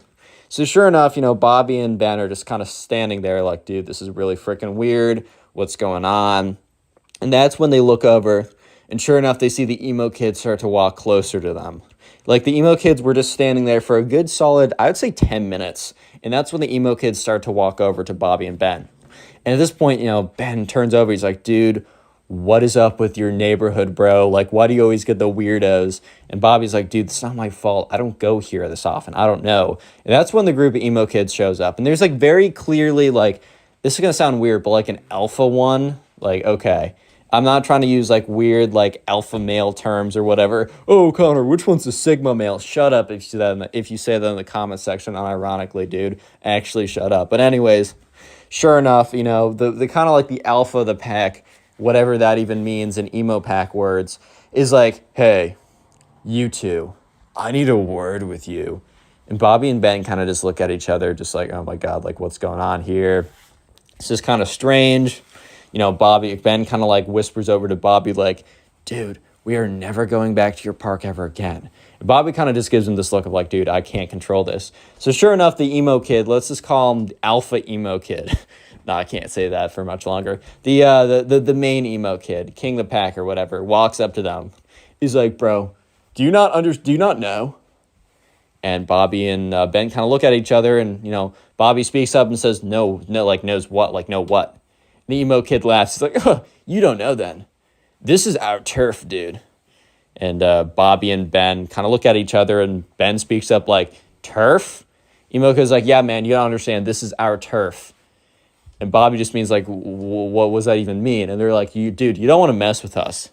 And one of them like legitimately pulls out like a wand. Not like a knife or something, not like actually trying to be intimidating. Like this isn't like, oh, they think they're like actually in a gang or something. This is their turf.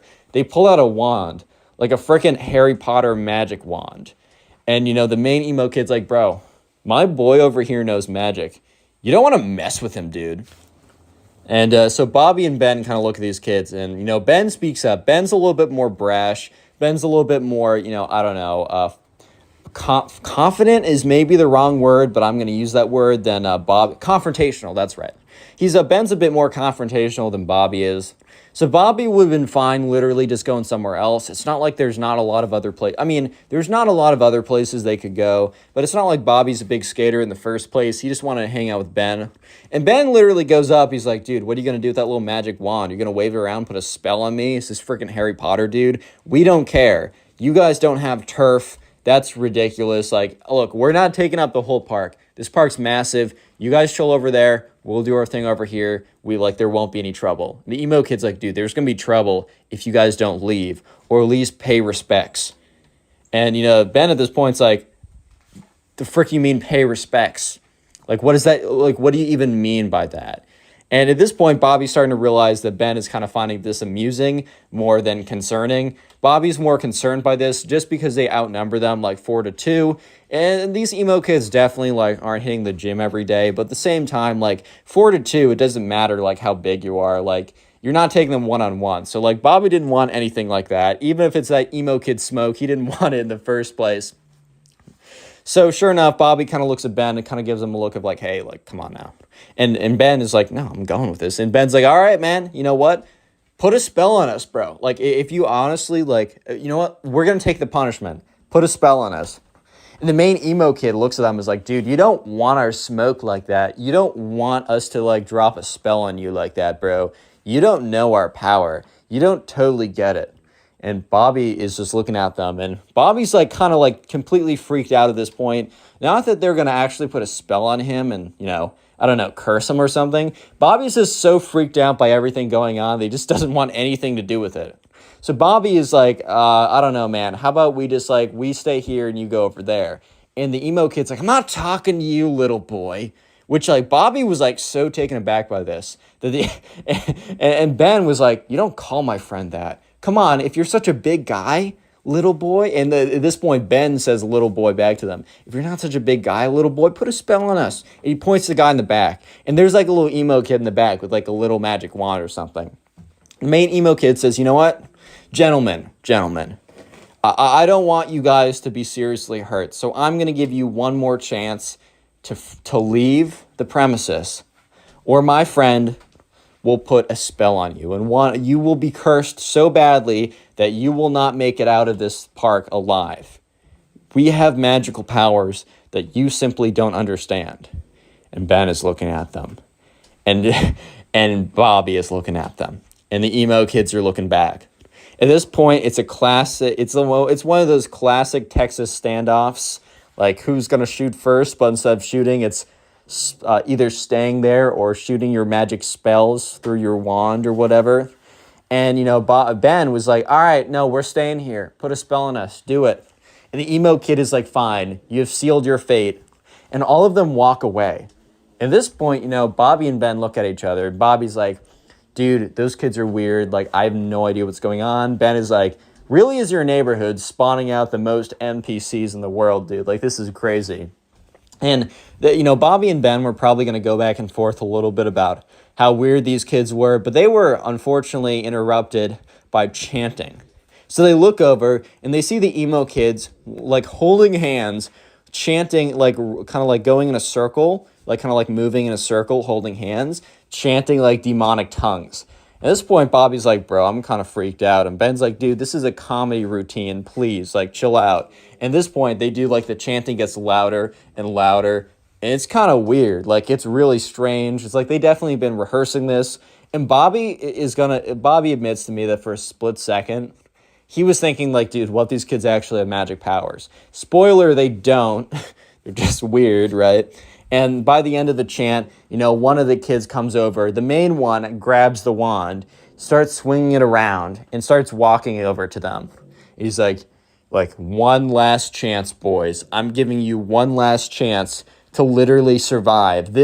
I'm giving you one more chance unless you want to, if you want to leave here and see your parents again. And Bobby was just in his head like, dude, this kid's legitly weird.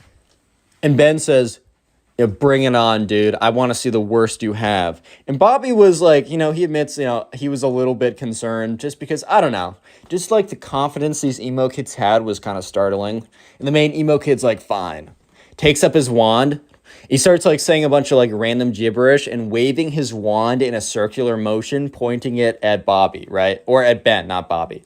And Ben, kind of looks at Bobby and gives him a wink. And Bobby knows that, but Ben's about to be up to some mischief.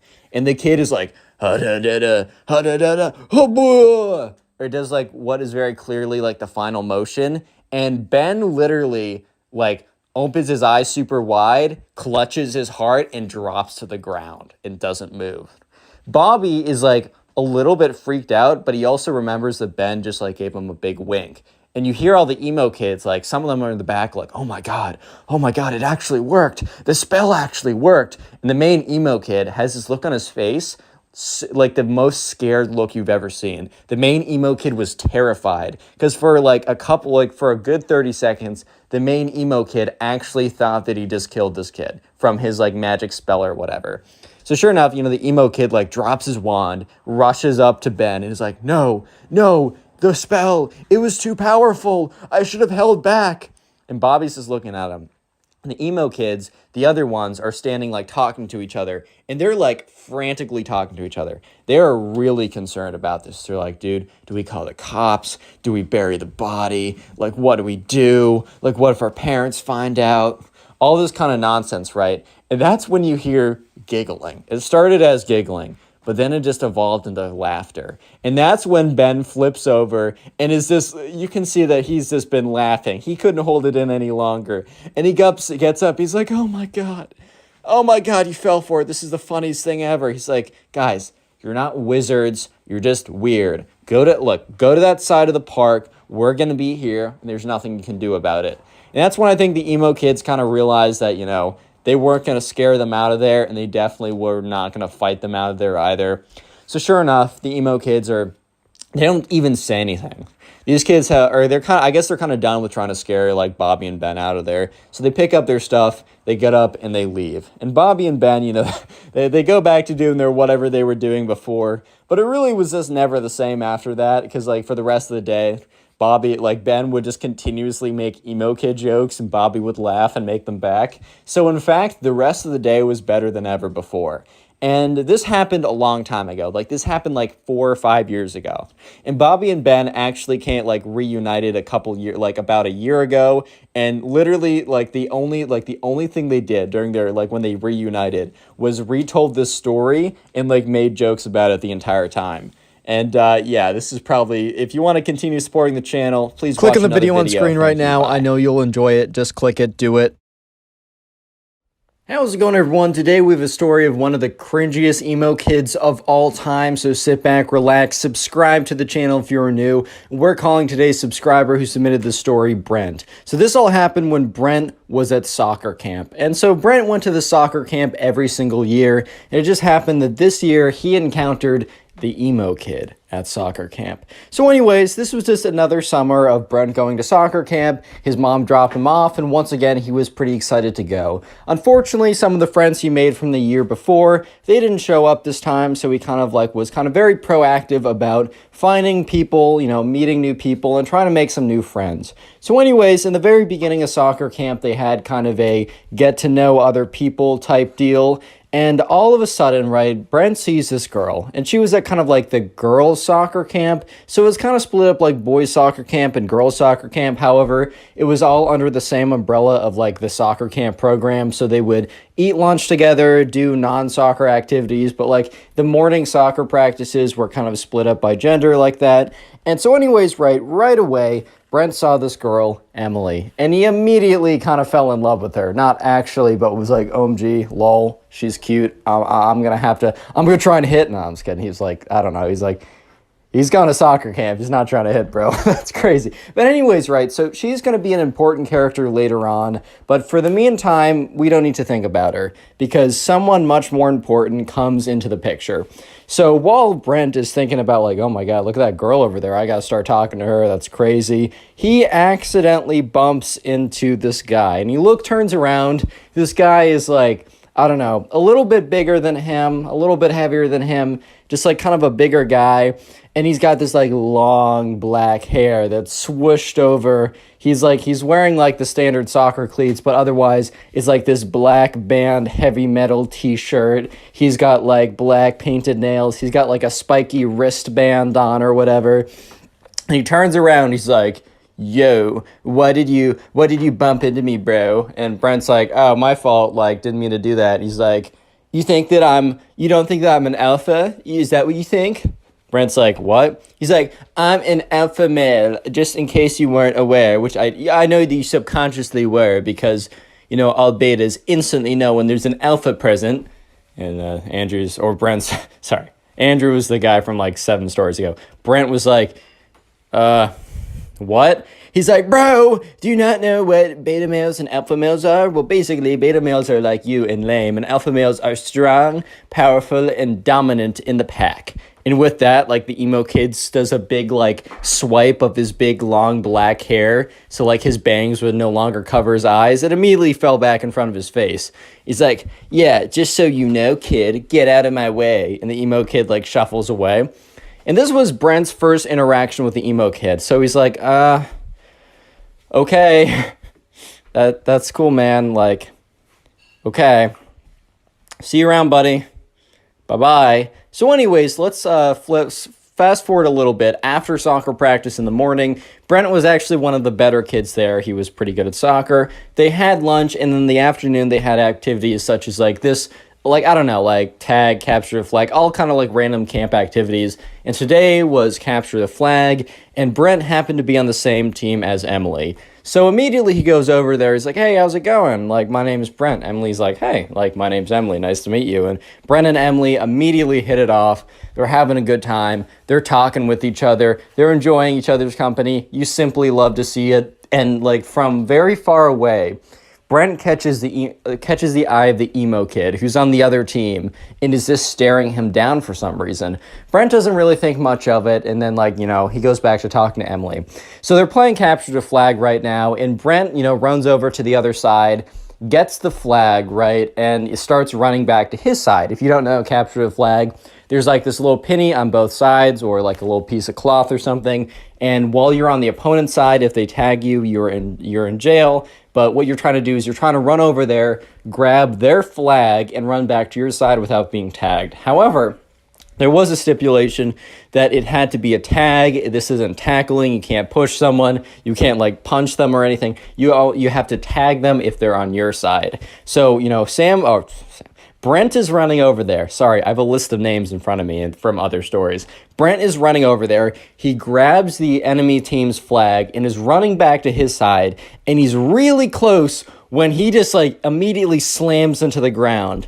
And that's when he realizes that there's a big guy on top of him. And that's when he realizes that the emo kid tackled him. So the emo kid's like, nice try, buddy. Next time, try not to fight the alpha males. And then camp counselor comes over and says, hey, we said no tackling.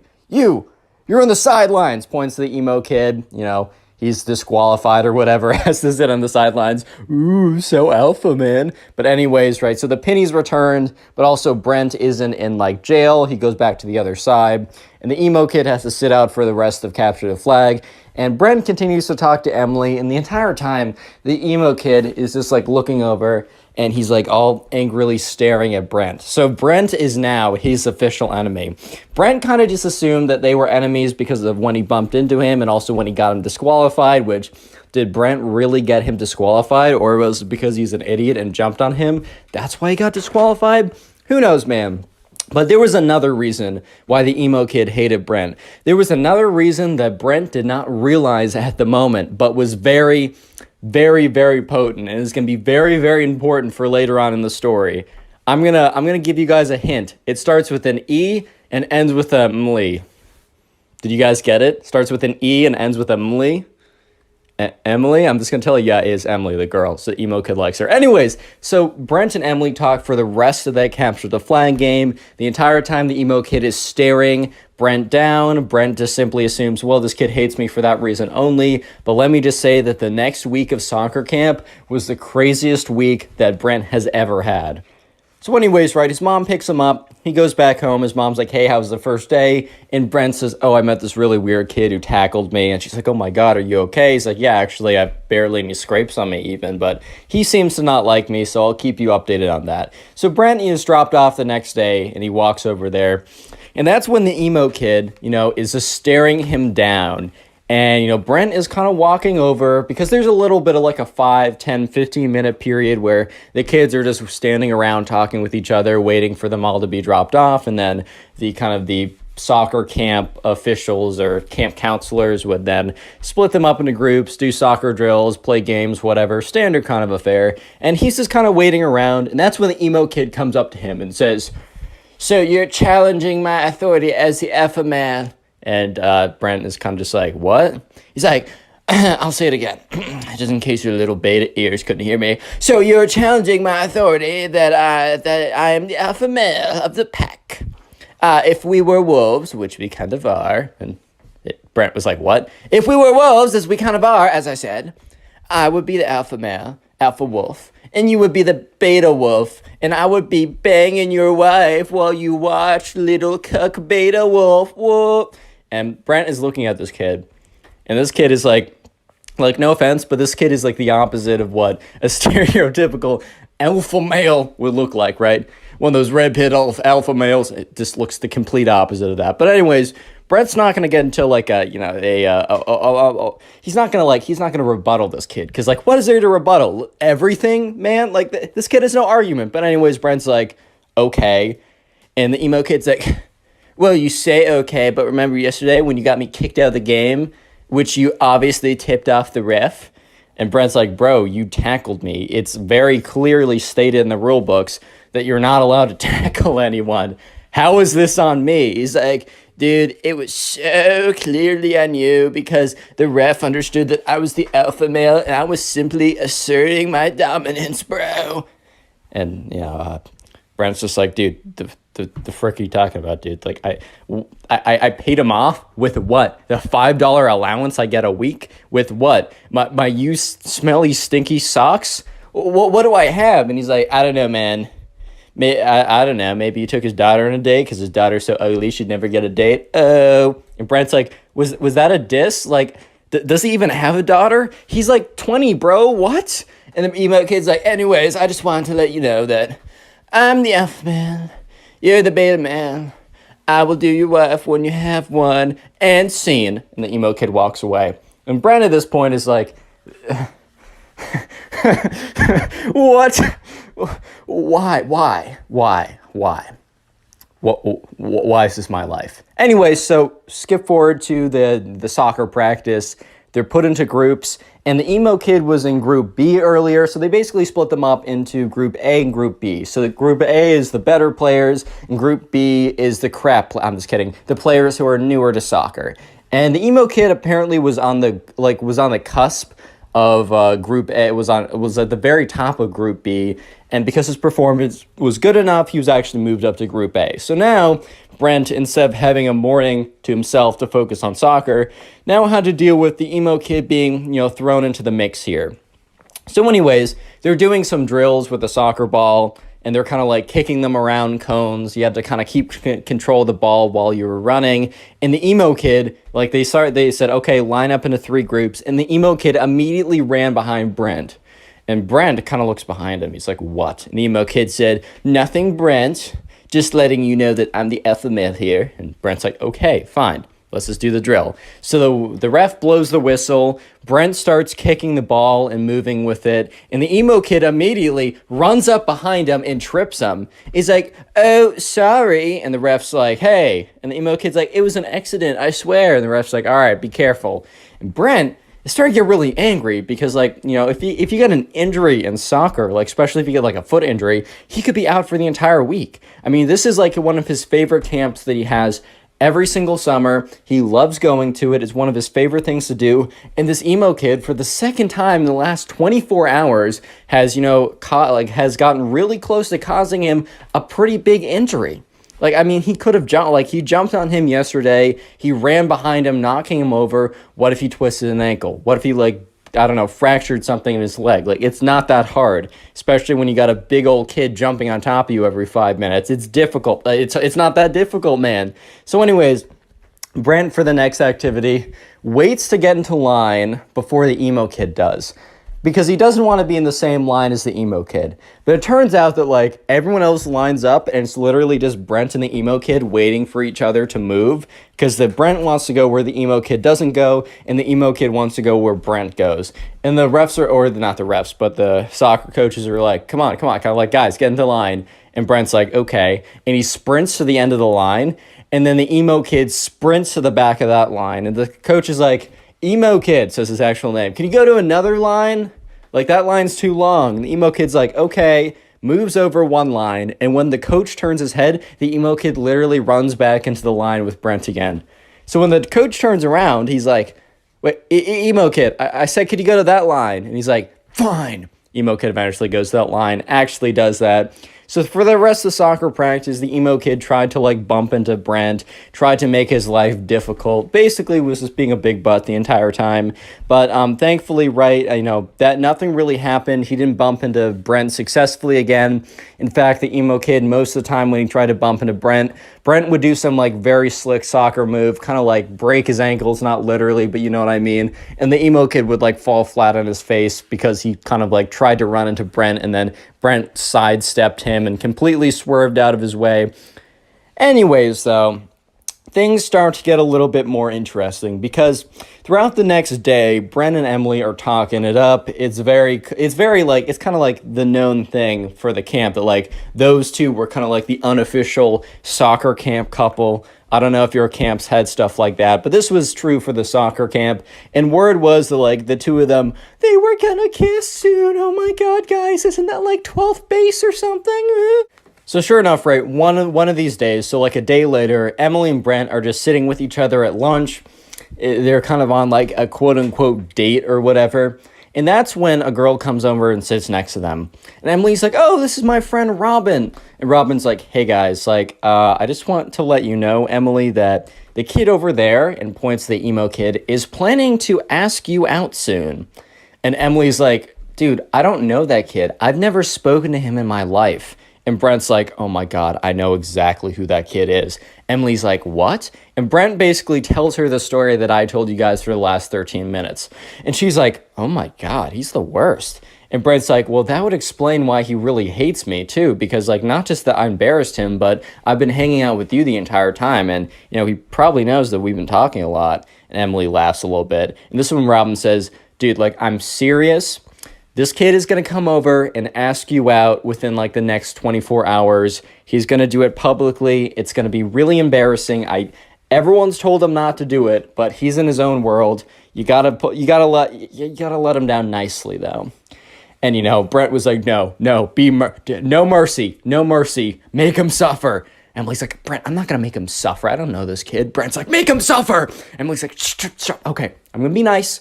When he comes over, I'm going to be firm, I'm going to be direct, but I'm going to be nice about it, I'm going to be cordial, and life is going to go back to what it was before. So sure enough, right, Brent now realizes that the emo kid has a massive crush on Emily. And Brent also starts to think about it. When Emily says no to him, and when she starts really, you know, hanging out with me more, and when word gets around that we kiss, because we totally are, this is in Brent's head, right, he's going to actually, like, ramp up the craziness even more than it already is. I think I'm screwed, boys. Real quick, if you made it this far into the video, comment emo down below. I'm going to heart as many comments as I can that say that. That is the secret word of the day. And also, if you want to support the channel and help boost me back into the algorithm, all you got to do is at some point, maybe after this video, maybe later, sit down and watch a bunch of my videos in a row, maybe while you're playing video games or drawing or cleaning your room, or maybe to help you go to sleep. I take that as a compliment now. I understand it. Leave in the comment section down below how you're helping boost the channel.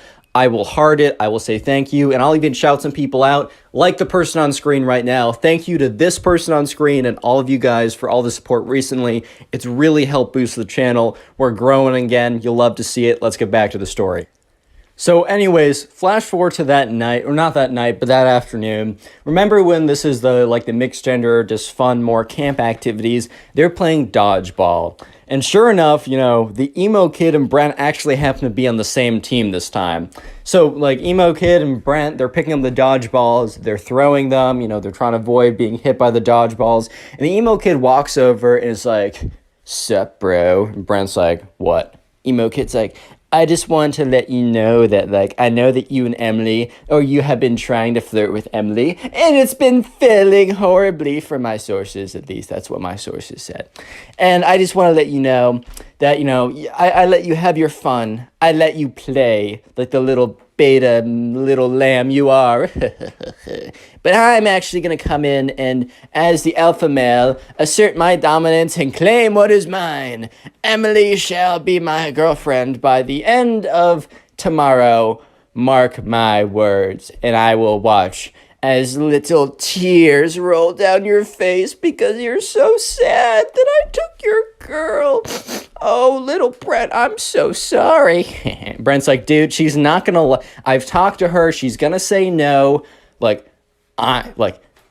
Don't do it. I hate you, but I know for a fact that you're gonna get rejected in front of everyone. The emo kid's like, nice try, little boy. I know for a fact that my testosterone is 10 trillion and yours is 0. So based on that alone, plus a billion other factors, such as my manliness, my alpha maleness, my swag, overall levels, and a billion more things. Just, she will obviously say yes to me. And even if you two are fake dating, she'll break up with you immediately to say yes to me.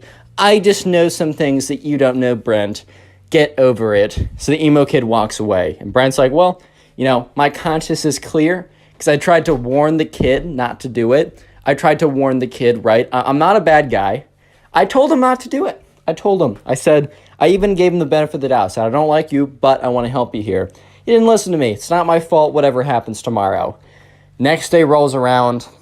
At soccer practice, the emo kid for the entire morning is like, Brent, better spend the last moments with Emily as you can because she's about to be my girlfriend. Oh, and Brent's like, dude, shut up, dude. He's like, oh my God, am I getting to you, man? Am I getting to you, man? Oh, man, it was so easy to break your thin, weak beta skin. Oh my God, my words are hurting you so much. I'm gonna lick up your little salty tears. They're so tasty and so good. And Brent's like, shut up, bro. You're gonna get embarrassed. I can't wait for the moment. She better go hard. Anyways, flash forward to lunch. The moment. So anyways, Brent is sitting with Emily, and Emily's like, dude, the emo kid, I can't see him anywhere. And Brent's like, dude, he's going to ask you out. It's happening. Get over it. It's going to happen any second. She's like, he's going to do it the next day, which means probably now in front of everyone. And, Brent's like, that's what he said he would do. And Brent was like, oh my God, don't turn around. Because Brent was looking, and the emo kid was walking over. And what was he walking over with? He was walking over with a boom box. You already know where this is going. And Brent's like, you know what? Brace yourself. Try and have an out-of-body experience right now so you don't have to deal with what's about to happen. This is about to be bad, Emily. I'm so sorry. And Emily's like, oh my God, oh my God. And that's when you start to hear music. It's the emo kid's personal band. So it's like this heavy metal rock band. So just imagine some like heavy metal rock going in the background. And the lyrics are, Emily, Emily, why do you hang with losers like Brent? Emily, please love me. Yeah. And it's just kind of like more stuff like that in the background. And the emo kid is like rocking out by himself with an air guitar while this is all going on. It is the worst moment of Brent's life because the secondhand embarrassment is so strong, he's basically getting firsthand embarrassment from the whole thing. Everyone has stopped eating and turned around, including the camp counselors. They're just watching this kid bounce around with an air guitar with his like super long black bangs flying all around the place as this boombox plays one of the crappiest songs they've ever heard, terribly mixed, the worst lyrics, basically saying that Brent sucks and that she should be in love with him, and he's bouncing around, and then after 5 whole excruciating minutes, and everyone at this point is laughing and trying to hold themselves together, after 5 whole long excruciating minutes of the worst music ever and some like really bad air guitar and bouncing around, the song stops and the emo kid says, Emily, it is clear who you shall choose. What is your verdict? And Emily's like, I'm sorry, I don't know you. I'm not going out with you. Emo kid's like, that's hilarious. What's your actual verdict? Emily's like, dude, I don't know you. He's like, dude, that's hilarious. What's your actual verdict? And Brent's like, all right, man, that's enough. Let's concede while we're behind. The emo kid looks at Brent and says, this isn't over, man. And he walks away with his boombox. And Brent's like, why did he say that to me? I didn't dump him. And Emily's like, dude, that was worse than I could have ever imagined. And right, so Robin, the friend who warned them, came over again and said, look, I should have warned you about that. I didn't think it was real. I didn't even think that was actually going to happen. I was told earlier this morning and I laughed. I'm so sorry. I should take anything that you hear about this kid seriously from this point on because, oh my God. And Emily's like, wait. Oh no, we still have an activity tonight, this afternoon. And Brent's like, oh my God, he said this isn't over. And sure enough, it was far from over. So they get to the activity that afternoon. So it was probably the worst possible activity that it could have been because it was small groups of charades. They kind of ran out. They had something else planned, but since it started to rain, they had to go inside. So they're like, all right, we're going to break you off into small groups of 3. And we're going to have you play charades with each other. And at this point, they're like, okay, what are the odds? Brent's like, what are the odds that I'm put with? And the person says, Brent, Emily, and emo kid. And Brent's like, you gotta be joking, man. You gotta be joking.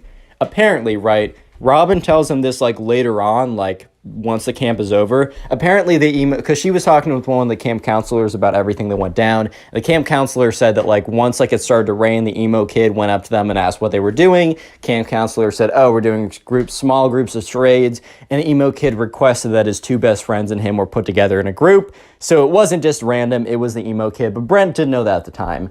So Brent looks at Emily, and Emily looks at Brent. And they're both basically just like, oh boy. And they both look at the emo kid, who has a massive smile on his face. So all three of them go away to a corner. And the emo kid's like, Emily, I might have came on too strong. And she's like, well, that's an understatement. But he's like, I will show you the truth. Brent, I challenge you to an alpha battle. Brent's just like, what's an alpha battle? Ha! You're such a beta for not knowing what an alpha battle is. Beta. He's like, an alpha battle will be proof that I am alpha and you are a weak beta. And then Emily will choose me. And Emily's like, I'm not. And he's like, wait, your heart will tell you otherwise after the alpha battle. Emily's like, okay, I'm still not going to. She's like, God, stop, silence, woman. And Brent was like, whoa, chill out, dude. He's like, you silence too? We're having an alpha battle right now. So, right, this just kind of looks like they're doing really weird charades from afar, but the emo kid is like, all right, let's form our best wolf poses. Brent's like, what? He said, form your best wolf poses, now! And emo kid, Brent's like, all right. Ooh, emo kid's like, that is the worst wolf pose I've ever seen. You were definitely not part wolf like I am. And the emo kid does this really weird pose. He's like, oh my God. I'm wolfing so hard right now. This is the most emo thing. I mean, the most alpha thing I've ever done. Oh my God. At this point, Emily's like, guys, you are both embarrassing yourselves. Emo kid is like, no, you will see that I'm the most alpha. I swear. Emo kid's like, all right, let's do it. Wrestle me.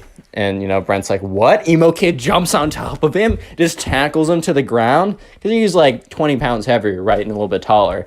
And Brent was completely taken off guard. He's like, bro, stop. What are you doing? And the emo kid's like, I'm out alphaing you. And that's when the camp counselor comes over and says, all right, guys, break it up. Tears the two of them apart. He's like, all right, so we're only doing this for 20 more minutes, but it looks like you two can't keep off of each other, so I'm going to be joining your group. Imagine how awkward this is. It is Emily, Brent, the emo kid, and a random camp counselor. So they do normal charades, right? And the entire time, the emo kid is like sneaking in punches to Brent's arm. He's like, ow. And when the camp counselor looks up, the emo kid puts his arms behind his back. And the emo kid's like, this isn't over, man. And then the emo kid walks over to Emily. He's like, tss, tss, Emily, tss. Emily's like, what? Do you think I'm more alpha? Shut up, kid. Emo kid's like, no. Okay, I'll just be direct. Do you want to go out with me? No! And the camp counselor was like, guys, silence while I'm doing charades. And Emily's like, dude, I don't want to go out with you. How many times do I need to tell you this? Emo kid's like, but I'm definitely more alpha. She's like, that's not a real thing. So the next day rolls around. It's Thursday. And that afternoon, there's no real activity. It's just known as like the soccer dance or whatever. And during the soccer dance, there's one coveted slow song where anyone who has feelings for each other might ask for like a slow song or something. And sure enough, let's just jump to the dance because the emo kid is like being a jerk to Brent all day, but that's not anything new. And sure enough, it is the dance. And they're putting on normal songs. And Emily and Robin and Brent are all together like, dude. And Robin's like, dude, the emo kid is definitely going to try and get that slow song with you. Like, Brent, you got to swoop in right away. Because at this point, Brent and Emily were, like, unofficially a thing. They're only at camp for a week, so they're not going to make, like, a long-term relationship. Let's have kids, baby. Okay, you know what I mean. But sure enough, the slow song comes on. And Brent's like, oh my God. And Emily's like, quickly. And you can see the emo kid sprinting from the other side of the room. So Emily and Brent quickly like get together in the slow song, kind of like whatever. And Emily's standing there and she feels Brent being ripped off of him. And the emo kid grabs Brent, rips him off Emily, and tackles him on the ground. And this is where the camp counselors are like, oh, okay, foul play, foul play. They go in, they grab the emo kid, and they like run it, like they take him off. They're like, all right, buddy, this is like your third strike and you are out. So they call up the parents of the emo kid. They say, your son can't come tomorrow. He's like fighting this one kid again and again and he won't stop. And so sure enough, the emo kid was picked up, taken away, and Brent and Emily finished off with a slow song together. The next day rolls around. It is Friday. It is only a half day where basically the parents come and watch a little like soccer presentation that all the kids have done. And by the end of it, right, most people are packing up. Brent and Emily are gone. And you remember the friend Robin from the beginning? One of the camp counselors and Robin were like friends or whatever, or like friendly. And the camp counselor's like, do you happen to know about that like emo looking kid? Like, do you happen to know what was up with him? And Robin's like, do I have a story? Click on the video on screen right now. You? I know you'll enjoy it. Just click it. Do it. Leave a like on this video and I'll actually give you nothing at all. No, but what's up, guys? Welcome back to a brand new story. And just imagine you're chilling with your girlfriend. Life is awesome. You stare into her eyes lovingly, and then all of a sudden this emo kid walks in and says that you must fight him to the death to decide who gets your girlfriend. And at that moment, you seriously just sit there and question your life choices. That is the story I'll be telling today. So sit back, relax, subscribe if you're new, and let's just jump right into this story. So we're going to call a subscriber who submitted the story James. So anyways, there was a kid in James's class who we're going to call the emo kid. He kept to himself. He wore crazy makeup and the dark clothing and whatever. And honestly, it doesn't really matter what you wear. But he was also extremely melodramatic. Like, he would come in and he'd be like, society doesn't understand me. No one gets me. I'll never fit in. He was kind of like one of those kids that kind of just like would say this stuff and then would be like, why do I not have friends? I'm just a melodramatic freak all the time, which, I mean, I was pretty weird in middle school, so like I can't really speak. But then again, hey man. Anyways, so there's also a girl in, I don't know, I'll just call her like, we'll just call her Kate, right? It's name of my friend back home. So anyways, James and the emo kid, unfortunately, had to cross paths because they both had a thing for this girl. And this Friday, right? So this story all starts like this weekend, or not this weekend, we'll say starts on Monday. And this Friday, remember, not actually this Friday, I mean this Friday in the story, was going to be the school dance. And the whole thing was like whoever got the slow dance with this girl was basically going to like, so the thing at James's school is if you slow danced with a girl, you were basically dating her at this point. You guys were practically in love at that point. So it was a pretty big deal who was going to get the slow dance. And it was the emo kid versus James. And this became very public knowledge. Like the emo kid was telling everyone that he was going to 100% get the slow dance. And people kind of knew James because James was more popular. He wasn't like, I don't know, some like really annoying popular person. He was just like a cool guy that everyone liked. I mean, at least according to James, who submitted this story. So who really knows? But we'll go with it, right? So everyone kind of knew that both the emo kid and James were both fighting for this girl, Kate.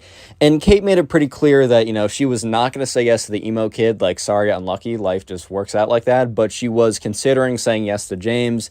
She was kind of just keeping... the truth was that she was going to say yes to James if he asked. However, she just wanted to keep him kind of like on his toes and questioning or whatever, right?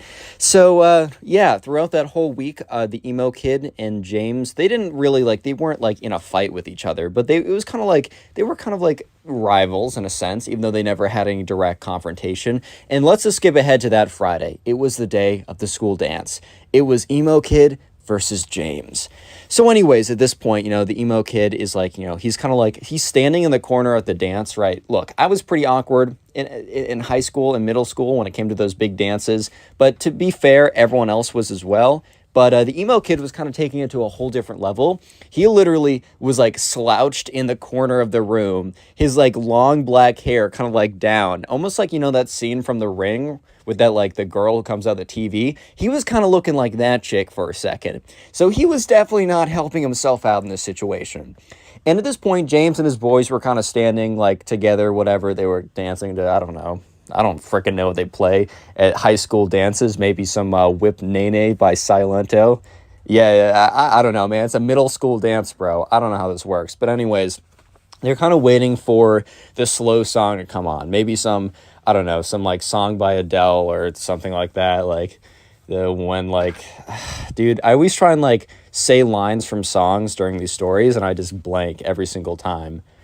But anyways, yeah, so they're all kind of waiting around there, and it was, eventually, the slow dance song came on. And remember, you might be thinking, oh man, who cares? It's just like a slow song. No. What you have to understand is the slow song meant everything to these kids. Like, the slow song, basically, if you had a slow song with some girl, because remember, they were in middle school, this was like 7th, 8th grade, so probably the farthest you ever went with a girl was, like, slow dancing, or maybe holding her hand, if you were, like, crazy, because, you know, if you hold a girl's hand for too long, there is a chance you get her pregnant. So definitely not misinformation from the Connor Pugs channel. But anyways, slow dance was a really big deal. And all of a sudden, the song comes on.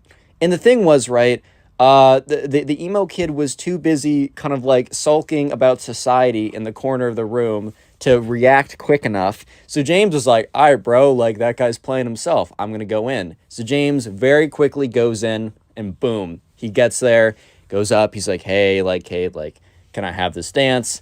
And she very happily says yes. Because she said, like, oh, I don't know if I'll say yes. She knew. She was bluffing the whole time. And James kind of felt pretty confident about it. And even though she said, I don't know, he was pretty confident because her friends were like, yeah, dude, she's totally bluffing. Like, I hate to expose my friend like that, but she definitely has a thing for you. You're chilling. You're in the green. So anyways, James goes in. He feels pretty good about the whole thing. But let me just say that the emo kid eventually looks up and then he sees this. And the emo kid is not having it. So he does something pretty insane. So strap in and definitely prepare for the cringe. If you have your cringe seatbelt unbuckled, I'm actually going to fine you for your own safety. So yeah, go ahead and buckle that cringe seatbelt because there was like a DJ station and there was like a guy who was like DJing, quote unquote, and there was like a microphone. So like the DJ could say like, hey, like 20 minutes till the dance is done, or get ready for this hype song or whatever. And other than that, he was really just a Spotify playlist. He just edited the Spotify playlist, right? However, the DJ let the Spotify playlist run on autoplay or whatever, and he went to the bathroom. So the emo kid ran up to like the spot or whatever. He grabs the microphone. He stops the music. First of all, he goes up to the Spotify, clicks pause on the music, and screams into the microphone, "Wait!" And everybody turns around. Everybody turns around and they look at this kid. And they're all kind of like looking at this emo kid who's standing at the front of the room with like the microphone. He picks it up. He's like, Kate, no. So at this point, everyone's kind of looking at this kid like, oh my God. Because they all knew that like he wanted to have the dance with Kate, but like James obviously got it. So they were like, that's tough, man. Like life sometimes doesn't work out the way you want it to. Like that's just unfortunate how that goes.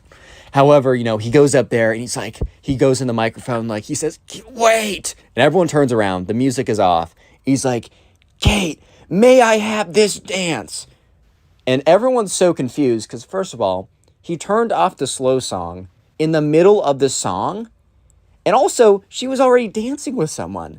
And instead of just going up to her, he makes a massive scene in front of everyone, grabbing the microphone and screaming into it, saying like, will you have this dance? And the thing is, right, it's caused enough commotion that the guy, like the DJ that was hired, ran back. Because I think he was supposed to be there the whole time, but he needed to like rip a piss or something, so he needed to go. And he runs back over. He's like, give that back to me. He like snatches it out of the emo kid's hand. He's like, sorry for the interruption, guys. Turns the music back on, like starts like, not cursing out this kid, he's a middle schooler, but being like, dude, what do you think you're doing? You can't just like come up here and take this stuff. Like, if you do this again, I'm going to tell your teachers and you'll be in big trouble. Or, I mean, I don't know how much trouble a a hired DJ can get you in. But, you know, the emo kid returns to his corner and literally just sits down, just slumps into the corner of the room, which James felt kind of bad. He felt a little bit bad because, like, James has definitely been in that position. I say that very kind of liberally because James has not actually been in a position where he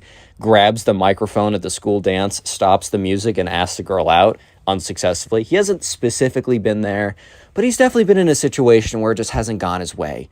So he feels bad, man. You know, feels bad, man. You hate to see it. But, yeah, anyways, James, like, continued on with the slow... I mean, he's not going to stop his life because this kid has an unlucky moment. Like, that's tough. So, yeah, you know, while I will say there was kind of an awkward moment because while, like, James is, like, slow dancing with Kate, he kind of, like, turns around. Like, they kind of, like, turn around so James is facing the emo kid.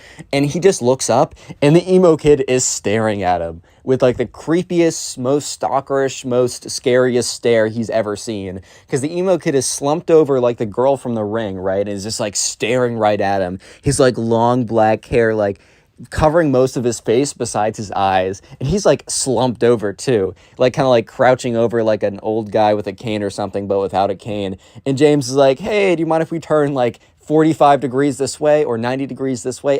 Thank you, that's much better. So he doesn't have to see him anymore. Or actually, let's do a whole 180. I mean, he didn't ask for a 180 because he didn't want like Kate to be making eye contact with him either. But yeah, so that was a bit of a tough situation. However, you might be thinking, well, I mean, at this point, reasonably, the emo kid must have realized that this just wasn't his day, and he must have just, like, given up, which he's already embarrassed himself. Like, he probably gave up after this point. And while that would be pretty fair for you to believe, that was unfortunately that was just not what happened, because the emo kid would continue. Let me just say that the emo kid thought that if he had a sword fight with James, that he would be able to win the honor of his lady. I'm not even kidding you. Real quick, if you made it this far into the video, comment emo down below. That'll be the secret word of the day. I will try and heart as many of those comments as I possibly can. And also, if you want to support the channel, the best possible thing you can do is just watch this video throughout the entirety of this video, and then afterwards, if you could watch some of my old videos, that helps more than you can ever imagine. And please go in the comment section and tell me how many of my old videos you watched today or this week. I'll heart it and say thank you because it helps me out more than you can ever imagine. Anyways, let's go back to the story, because the emo kid is not done. In fact, he is far from being done. So what happened after the school dance? Like, over the weekend, James actually met up with Kate. They went to, like, go get dinner together, and that's when they officially started dating, whatever that means in 8th grade, which means, oh my god, they're gonna sit together at lunch. Oh my god, dude, that's crazy, right? But anyway, so James officially starts dating this girl. Word gets around really quickly, and eventually the emo kid, I'm pretty sure at this point the emo kid would have known, but by his next actions, it's not super clear. So that Monday is the first kind of like lunch day that Kate and what's his name, James, are going to be having their first real at-school lunch date, which is a pretty big deal for the 8th graders there. Obviously, it's not that big of a deal in general, but hey, man, let them have their fun. And so, yeah, he sits down, like, he finds Kate, they sit down, and they're at a table by themselves, and, like, people are looking over and talking and be like, ooh, someone's dating, whatever, right? And, however, James, you know, Kate is facing away from the door, but James is facing the door, and James sees the door open up, and he sees the emo kid walk in, and James is like, this is tough. Because James feels bad. He legitimately feels bad because, I mean, if the roles were reversed, he would feel bad, like, seeing the girl that he really liked a week ago sitting with the guy who was low-key his, like, enemy rival on a date. Like, that would be tough to see. And James started to feel a little bit worried when the emo kid starts to approach him, right? Starts to approach him.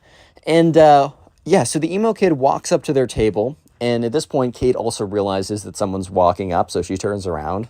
And the emo kid walks up and doesn't look at James. He's not paying any attention to James. He's actually acting as if James doesn't even exist at this point.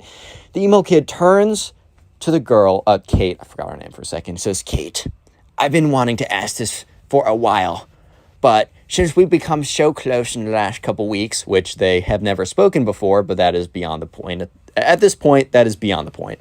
He's like, I was wondering if you would like to go on a date with me, if you would like to start dating. And James is like, oh, no, he doesn't know. How does he not know? Because James is like, everybody knows. Everybody told everybody, but I guess everybody didn't tell the emo kid. Of course they didn't. And Kate at this point is like, oh, well, I'm very flattered. And the emo kid's like, well, if you're flattered, then you should say yes, correct? And at this point, she's like, well, you see, it's actually not great timing because I'm actually currently in a relationship. And the emo kid's like, what? How? With who? And James is like, oh my God, this is so awkward. He doesn't know. So James has kind of assumed that the emo kid didn't think anything of the fact that James got like the dance with her, which in all reality, the emo kid was kind of the one who had the most common sense in that situation, because just because someone dances with a girl once doesn't mean anything, right? But at this middle school, if you got the slow dance, you were basically in. You were locked in at this point, is what I'm trying to say. So Kate has to go on to awkwardly explain to the emo kid that, well, the guy that she's sitting at right now on the lunch date with happens to be the guy that she's dating. And the emo kid turns to James, looks at him, looks him down and up, like does like the elevator look when he looks at like the top of his head, looks all the way down, then looks all the way up, turns back to Kate and is like, really, dude? You decided to date this guy when you could have dated me? He's like, bruh. And he just kind of like storms out of there. And James looks at Kate and he's like, dude, how did that kid not know that we're dating at this point? Like, I swear to God, all your friends told everybody. Like, and Kate's like, dude, my friends didn't tell everyone. And James is like, if you ask anyone at the school, besides the emo kid, apparently, they will know. And Kate's like, yeah, okay, my friends do talk a lot. And they're like, well, that was pretty awkward. Hopefully nothing else happens again. You might be thinking at this point, Connor, the emo kid must stop. There's no way he continues on. There's not a chance that he continues, right? Well. I got some news for you guys. He does continue, and it's bad. Because you might be thinking that, oh, well, the emo kid stormed off and he was done. No. About 20 minutes later, when there's only like 10 minutes left of lunch, James sees the doors open up again, and he's like, you gotta be kidding me, dude. Because the emo kid walks through. But this time, he is like stomping towards James super angrily. He runs up to the table practically, looks at James, looks him in the eye, and says, it's not over between us. It is far from over between us. And is like taking his little finger and like pointing at James. And James is like, okay, nice. Like, I like, we do not care. Like, I don't know what else to say at this point.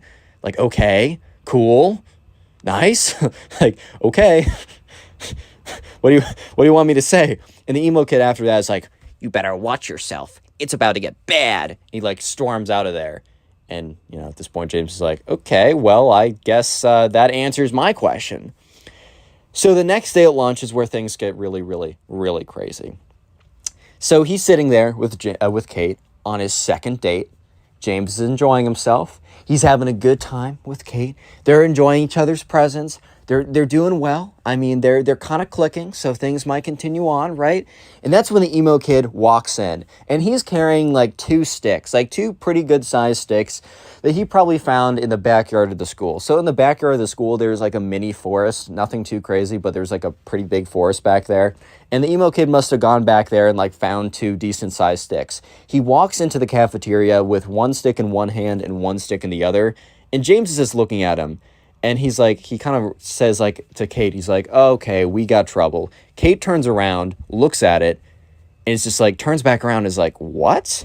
And James is like, yeah, I have no idea what's happening, but I guess we're about to see. So the emo kid walks up to the table, like kind of like waddles his way up. And he's like, you. And he like hands the stick to James. And James is like, I need a little explanation. What do you want me to do with this? Like, it's not super clear.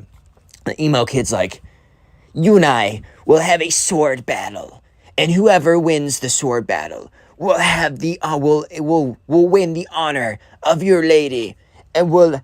At this point, like Kate's like, what? And James is like, dude, what are you saying? He's like, fight me to the death. The winner gets your girl. And James is like, no. And the emo kid's like, oh, so you're scared of me then? You know that you're going to lose, and that's why you don't want to do it. And James is like, well, I'm not convinced I'm going to lose.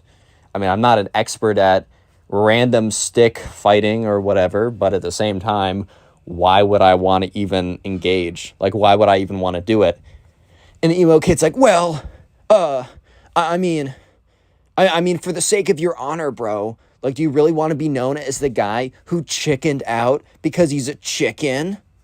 And James is like, well, I mean, I don't really care, but I also don't want to be known as the guy who went on, who during the dance last Friday grabbed the DJ's microphone and stopped the music to ask out a girl who was very clearly in the middle of dancing with someone else, and then come into school the next day super angry with a bunch of sticks and try and fight some guy to get the girl that already obviously said no to him twice. At this point, the emo kid's like, so what you're saying is that you're too scared to fight me, and because you know you'll lose. And James is like, dude, we're going in circles right now. I'm not fighting you. I'm not having a sword fight to the death. Okay, I'm just not doing that. At this point, the emo kid's like, fine. Well, you're about to see me in my final form, where I am the most powerful. And James is like, okay. Word. And then the emo kid reaches up to James and rips out a strand of his hair. And James is like, dude, that hurt. Why would you do that? And the emo kid's like, I need that for my wizardly spells. And he laughs really awkwardly and shuffles out of there. And James turns to Kate. He's like, dude, what life choice did I make to get myself to this position? What did I do wrong? What choices did I make that got me here? And Kate's like, I don't know. This is kind of tough. He's like, yes, why me? Why? Why? You just came up to me with a bunch of sticks and says, I want to fight you, right? And then all of a sudden, he just pulls a piece of hair. What? Huh? Bro? I just don't know. I just don't know what to do at this point. And Kate's like, yeah, I don't know. But I think eventually he'll just get bored of whatever he's doing and give up. So anyways, next day, it is lunch. Lunch once again. And James comes in and he finds Kate. And he's almost they sit down. And he's almost he's really stiff. He's not talking that much. And Kate's like, are you good? Is everything okay? And James is like, dude, it's not you. It's just the emo. I just don't know what that kid's going to do today. I'm not trying to lose any more hair. That really hurt last night. I was starting to bleed from my scalp where he pulled me. That was ridiculous. And, Kate's like, yeah, that kid's pretty weird. Sorry you have to go through with that.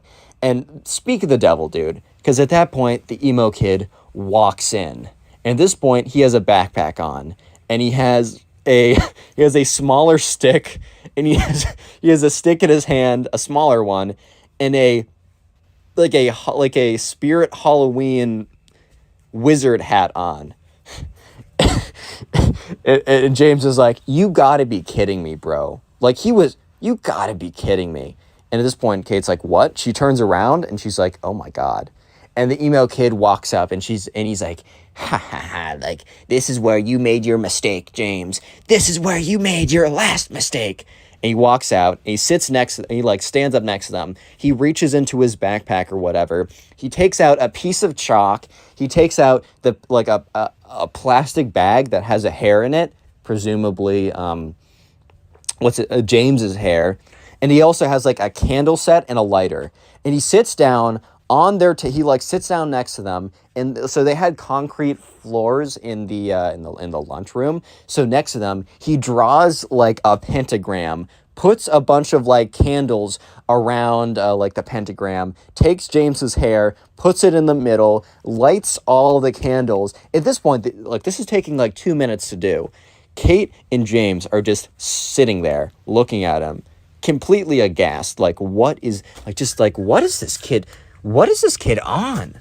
Whatever he's on, dude, maybe get me some of that. Oh my God. No, but they were just I mean, what are you supposed to do? What are you supposed to say? So eventually the emo kid has his whole, his magic setup is all done or whatever you want to call it. And he starts lighting all the candles. He's like, James, this is your last chance. Give me your girlfriend and I won't put a spell on you. And James is like, dude, what do you mean give me my girlfriend? Like, it's like a mutual choice to be like girlfriend and boyfriend. Like, you're acting as if this is like the 1600s or something, and like the wife is the property of the husband, bro. Like, what are you talking about? And, he's like, one more chance, bro. I'm about to put a crazy spell on you if you don't give me your girlfriend. And this is when Kate speaks up and is like, dude, like, even if he said that he was going to give me to you, I'm not going to be your boyfriend. Like, I'm not going to be your girlfriend, dude. And the emo kid's like, well, I'm going to put a spell on you too, dude, if you don't become my... He literally threatens Kate. And he's like, oh, if you don't become my girlfriend, I'm going to put a spell on you as well, which... Okay, I might not be the smoothest individual. I might not be, I don't know, the one that has the greatest pickup lines of all time. My Tinder one's pretty funny. I did steal it from my friend, but maybe I'll 5,000 likes and I'll reveal it, because it's pretty funny, but it's also a little embarrassing. But here's one thing I do know. There's a very decent chance that if you threaten to cast a spell on a woman if she doesn't become your girlfriend, she's probably, not 100%, but probably not going to become your girlfriend. I know I might be going out on a crazy limb right now, and you guys might completely disagree, and maybe you found your wife of 10 years who loves you very much from threatening her with magical spells. I just don't think that's a great way to do it. So eventually the emo kid finishes up, and then he lights the hair in the middle, and then he takes his magic wand, waves it around, and just starts saying a bunch of nonsense.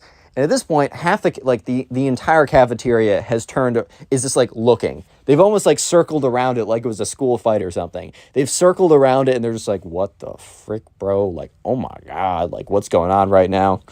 And eventually the emo kid like points his magic wand at James and is like, ooga booga, or I don't know. He's just saying some nonsense. And literally 15 seconds of pure silence happened. And then very clearly nothing happens. And he's like, I'm going to give you one more chance. I'm going to count to 3. If you don't, you're going to explode because of my spells. And James is like, I think I'm going to take the risk. He's like, 3? I'm going to give you one more chance, bro. Like, I'm going to give you one more chance. And James is like, nope. I'm going to take the risk here. 2? And he's like, yeah, no, I'm good, man. Like, you can go ahead with this. If I explode, I explode. Like, that's tough. 1? Last chance, dude. I'm being super generous right now. Just give me your girlfriend and we'll be all good here. And James is like, nah, I'm chilling, bro. He's like, fine. Kicks it. The emo kid literally kicks over his magic, like, whatever set. Because I think he knew it wasn't going to work anyways. Which, thankfully, it was concrete floors and nothing, like, flammable. Because, like, the candles fly all over the place or whatever. And he storms out of there. Storms out of there. At this point, James sits back down. He's like, maybe we should go on dates at night when we're not in school. And Kate's like, that's not a bad idea. So the next day, Kate and James actually don't sit together at lunch. They sit separately. So they decide that if they're going to like do anything, at least for a little bit, to do it outside of school, like after school or at lunch or something like that. But the emo kid once again comes up to James, and James is like, oh my God, dude, like, what? What now? And the emo kid, like, he literally goes on one knee and, like, kind of, like, presents, he's down on one knee, puts his head down and says, like, I concede the battle, you win. Like, I tried everything possible, but you are the better duelist. Like, I honorably concede. And in James's head, he's like, bro, he didn't say this, but he's like, bro, you did not honorably concede. You did the least honorable, you did not concede honorably. But at this point, James sees this as a perfect opportunity for the emo kid to just stop. So he's like, all right, man, like, it was a good battle. It was really close, and you'll get them next time. Like, honestly, James is trying to be as chill as possible so that the emo kid doesn't come back and be like, well, actually, I'm going to try more magic or something. And the emo kid stands up, and he, like, kind of, like, nods his head.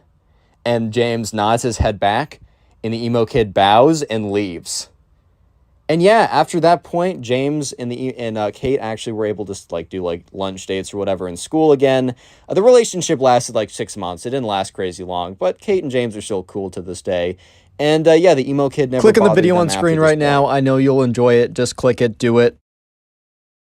How's it going, everyone? I hope you're having a great day, because today I have probably the craziest emo kid story I have ever received to date. I'm not even kidding. So sit back, relax, grab something to eat, grab something to drink, subscribe if you're new to the channel, and let's just jump right into it. We're calling today's subscriber Ty. So anyways, Ty was going off to camp, and this was his first time doing an overnight camp, so he was a little bit nervous, and it was kind of like a wilderness-based overnight camp, but they were mostly in cabins. Ty's parents did it before, and they actually met at this camp, so they were really pushing for Ty to go. But the summer before, he just said that he, wasn't ready and was going to do it the next year. And of course, the next summer rolls around, and Ty's like, oh my god, I said that? So sure enough, Ty and his parents ship him off to this camp. Ty's a little bit nervous about it, but they say, hey man, it's going to be good for you. Trust me. Like, I know it's scary, but you just got to do it. So anyways, they arrive at the campground, and they walk over, Ty and his parents walk over to the person who is signing everyone in. And it's some 25-year-old dude with a big old goofy smile on his face. He's like, hey guys, welcome to Camp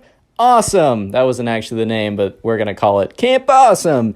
Hi there, buddy. What's your name? He's like, Ty Gooden. And he's like, Ty, let me see. There you are, buddy. All right, so you're going to be in group B over there. And he points to this group of kids and one counselor or whatever. And Ty turns around to his parents, and his parents are like, all right, well, we'll see you in 2 weeks. And Ty's like, Mom, I don't know if I can do this. And Ty and his dad kind of sits down and he's like, yo, you got this, buddy. You don't need to worry about it. Trust me, the 2 weeks are going to fly by, and you're going to have so much fun, you're not going to want to leave. That's a guarantee from me. And Ty's like, all right.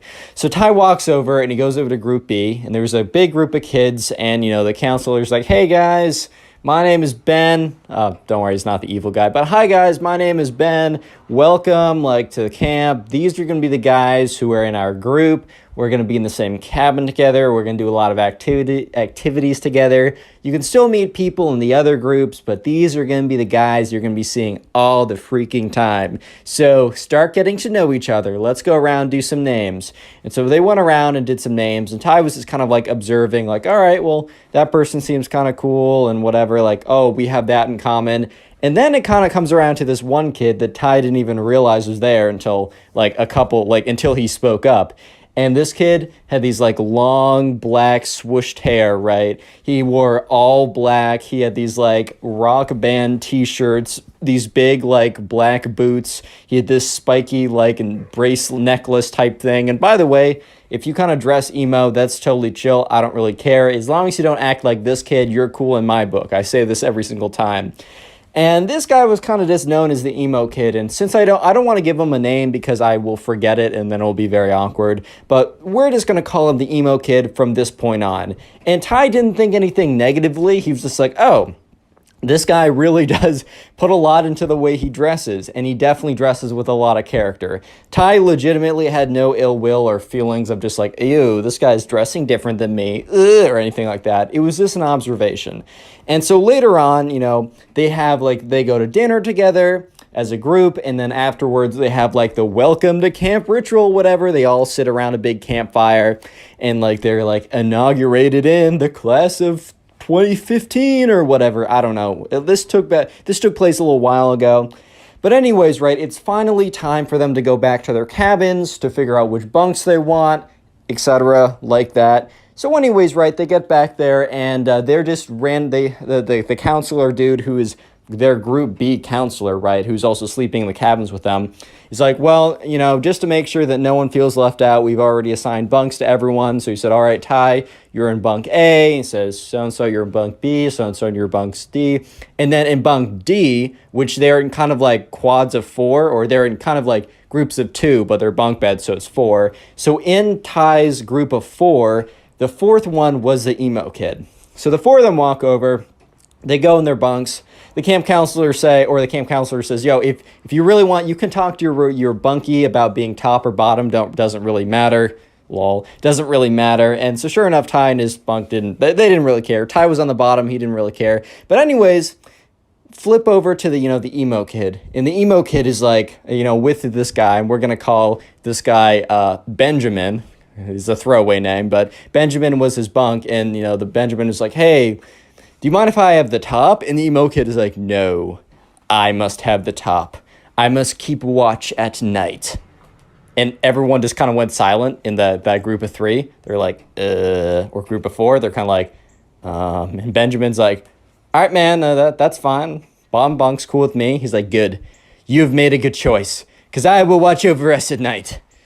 I have spoken. And everyone's like, okay, a lot of character in this guy. Funny guy. Anyways, things seem pretty normal until, it's time for them to go to bed. So anyways, they go and they brush their teeth, and then they get into bed, and the camp counselor guy comes around and is like, all right, group B, section A, or whatever you want me to call you guys. Let's call you the A squad. Yeah, we're going to have a lot of fun in the next 2 weeks. Just make sure no leaving the camp or no leaving the cabin overnight. Make sure that, you follow any rules that, we ask you to. Be nice and, like fair to everyone, and just, have fun. Anyways, good night, guys. And he walks out of there. And so, the lights are turned off, and they were Ty in his top bunk, and also Benjamin across from him. They were talking for a little bit, and the emo kid didn't really join in. He was just sitting cross-legged, but kind of sitting very stiffly, so he was very much not going to bed. And eventually they were like, all right, I'm tired, good night. And they all kind of go to sleep at that point.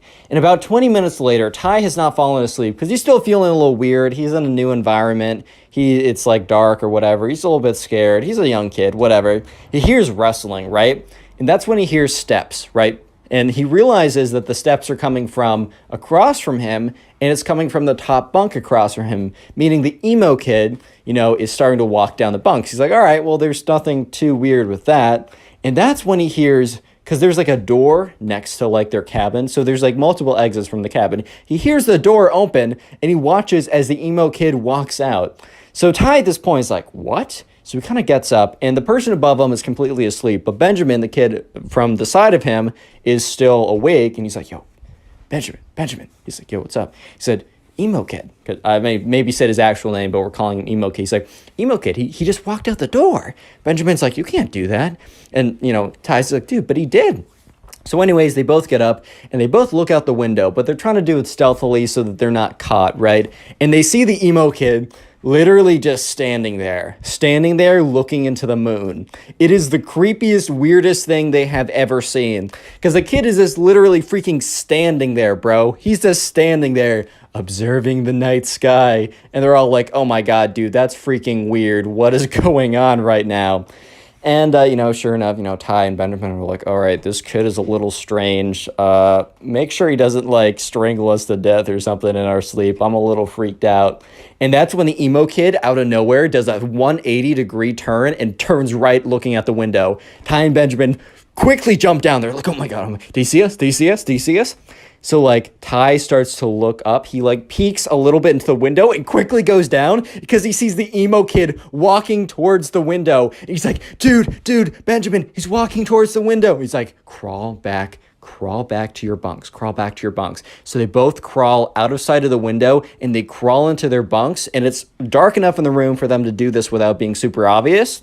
And they're both in their bunks, and Ty turns around under the sheets, right? And he peeks out, and the emo kid is literally standing right with his nose up against the window looking in. And he's like, oh my God, this kid's insane.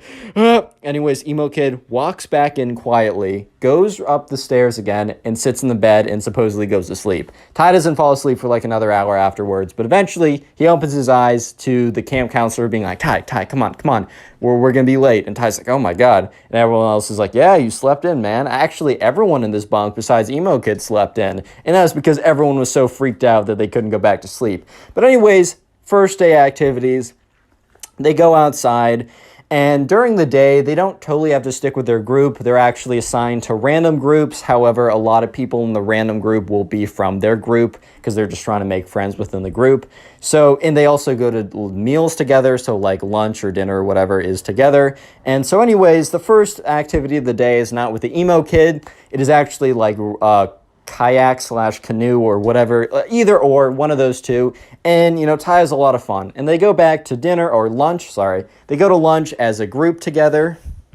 And Ty's, you know, talking about what he was doing. And the counselor kind of went around the table and was like, oh, so Ty, what did you do? And Ty explains, oh, so Benjamin, what did you do? Benjamin explains, oh, so emo kid, what did you do? And he was like, you know, I prayed to the overlord.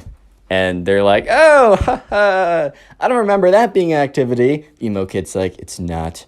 It's necessary. And he's like, okay. Anyways, guys, so I'm going to read off the people in your next activity because the way it worked was at meals. So at breakfast, the camp counselor read off what group everyone else was in for activities. And then at lunch, the camp counselor read off what people would be in for the afternoon activities. And so the camp counselor was like, oh, so Ty, Benjamin, and emo kid, you're all going to be in the group 7 or whatever. And that happened to be like something with like wood tool making or something kind of cool like that. So anyways, after lunch, they all head in that direction. And Ty and Benjamin are like walking together. However, the emo kid, it's not like they were walking away from him, but the emo kid intentionally stands like, or like walks 10 feet behind them, never breaking the distance. Like they always have 10 feet between them and the emo kid never breaks it. And he kind of walks weird. He walks very stiffly, yet he's kind of like propped forward at a 30-degree angle.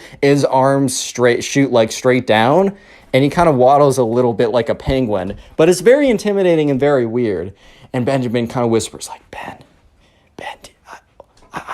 I can feel his eyes in the back of my head. Or not Ben, but Ty, I can feel his eyes in the back of my head. Ty's like, dude, Benjamin, I know. So anyways, they get there. And the camp counselor dude is like, hey guys, welcome to woodworking. It's going to be a lot of fun. You can make whatever tools or whatever you want. All I ask is that when you're using this blade, that, you know, I'm there and help you guiding it. And also if you want any, like, I don't know, if you want any inspiration or questions, come to me and it's all cool. So anyways, Ty and Benjamin sit down. They're like, oh, let's make like wooden knives or something. So they're given a pocket knife and they're taught how to whittle away. It's like, always, you got to face it away from you. Never face it towards you. If I see you guys facing it towards you, I got to revoke your knife privileges. Not trying to be that guy, but it's part of the jab. So anyways, right, they look over and they see the emo kid and he's like whittling away at the spoon and or at the stick. And they're all like, So eventually at the end of class, or the end of the activity, they're asked to go around in a circle and say a little bit about what they made and show it off. So Ty's like, all right, well, here's like a butter knife and didn't turn out that well. And everyone laughs a little bit. And the camp counselor's like, dude, it's fire. That's your first time. Don't even worry about it. Eventually comes around to the emo kid. And the emo kid is like, whips out this like almost perfectly whittled. Like this is like really professionally well done. And the camp counselor's like, wow, what is that? He's like, this is a wand for my warlock activities. Nobody better cross me now that I have access to my most powerful weapon of a wand. And everyone was like, what? Real quick, if you made it this far into the video, comment emo down below. That's the secret word of the day. I'll try and heart as many comments as I possibly can that say emo. And then also, if you want to support the channel, watch a bunch of these videos in one sitting. I call it binge watching. So if you're sitting down, maybe playing video games or trying to go to sleep or something like that, watch like 10 videos in a row if possible. I know it's a big ask, but if you do so, please leave a comment down below. I'll heart it and even shout you out, as on screen right now, shouting out some people who are supporting the channel and telling me about it. So yeah, thanks to these guys and you guys, and let's get right back to it. So fast forward a couple days into the week, and every single day, the emo kid's been doing weird things. So right now is a Wednesday. For context, they got there on a Sunday night. So this Wednesday night, Benjamin's kind of becoming like the side character for Ty. Like he's becoming like pretty close friends. And Ty and Benjamin are kind of like talking about the emo kid and being like, kind of tracking the weird things he's been doing. But tonight is one of the weirdest things he's done. So once again, Ty and Benjamin have been noticing that the emo kid has been going outside every single time, like 15 minutes after they go to sleep. So Ty and Benjamin, they both get in bed, and when the lights are turned off, they wait about 15 minutes, and sure enough, the emo kid gets out of bed and walks down the steps. And he walks outside, and he walks to kind of this like big forest clearing. So Ty and Benjamin, they both walk over, and they both look up, and they look out of the window. And they're looking out, and they see the emo kid, and normally he just stands there blankly. But this time was different. He was getting to work. They saw the stick that he made in the wands, in like the wand craft whatever class, or the woodsmanship class. And he takes the end of it that isn't pointy, where you do the spell, and he puts it into the dirt, because he's standing in a pretty big dirt clearing, and he starts drawing this circle, this very big circle. And Ty looks over at Benjamin and is like, dude, what on earth is going on? Like, what is this kid doing? And Benjamin's like, dude, I have no idea. And they look at it, and he's drawn a complete perfect circle around him. And then he steps out of it.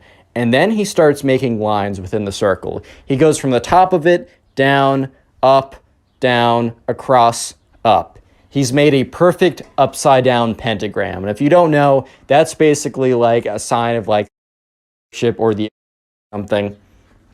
So at this point, right, Ty and his friend are freaking out. They're like, oh my god, he's trying to like summon something. And sure enough, the emo kid starts like waving his wand around in these weird directions and starts like spinning around in a circle and making these like weird movements. And if TikTok was around, I bet Ty would have been like, bro, is he trying to do a TikTok dance or something? But anyways, Ty and Benjamin are watching as the emo kid, after making the upside down pentagram, just starts waving it around and starts speaking, like, because the window was cracked open a little bit, and they start hearing like some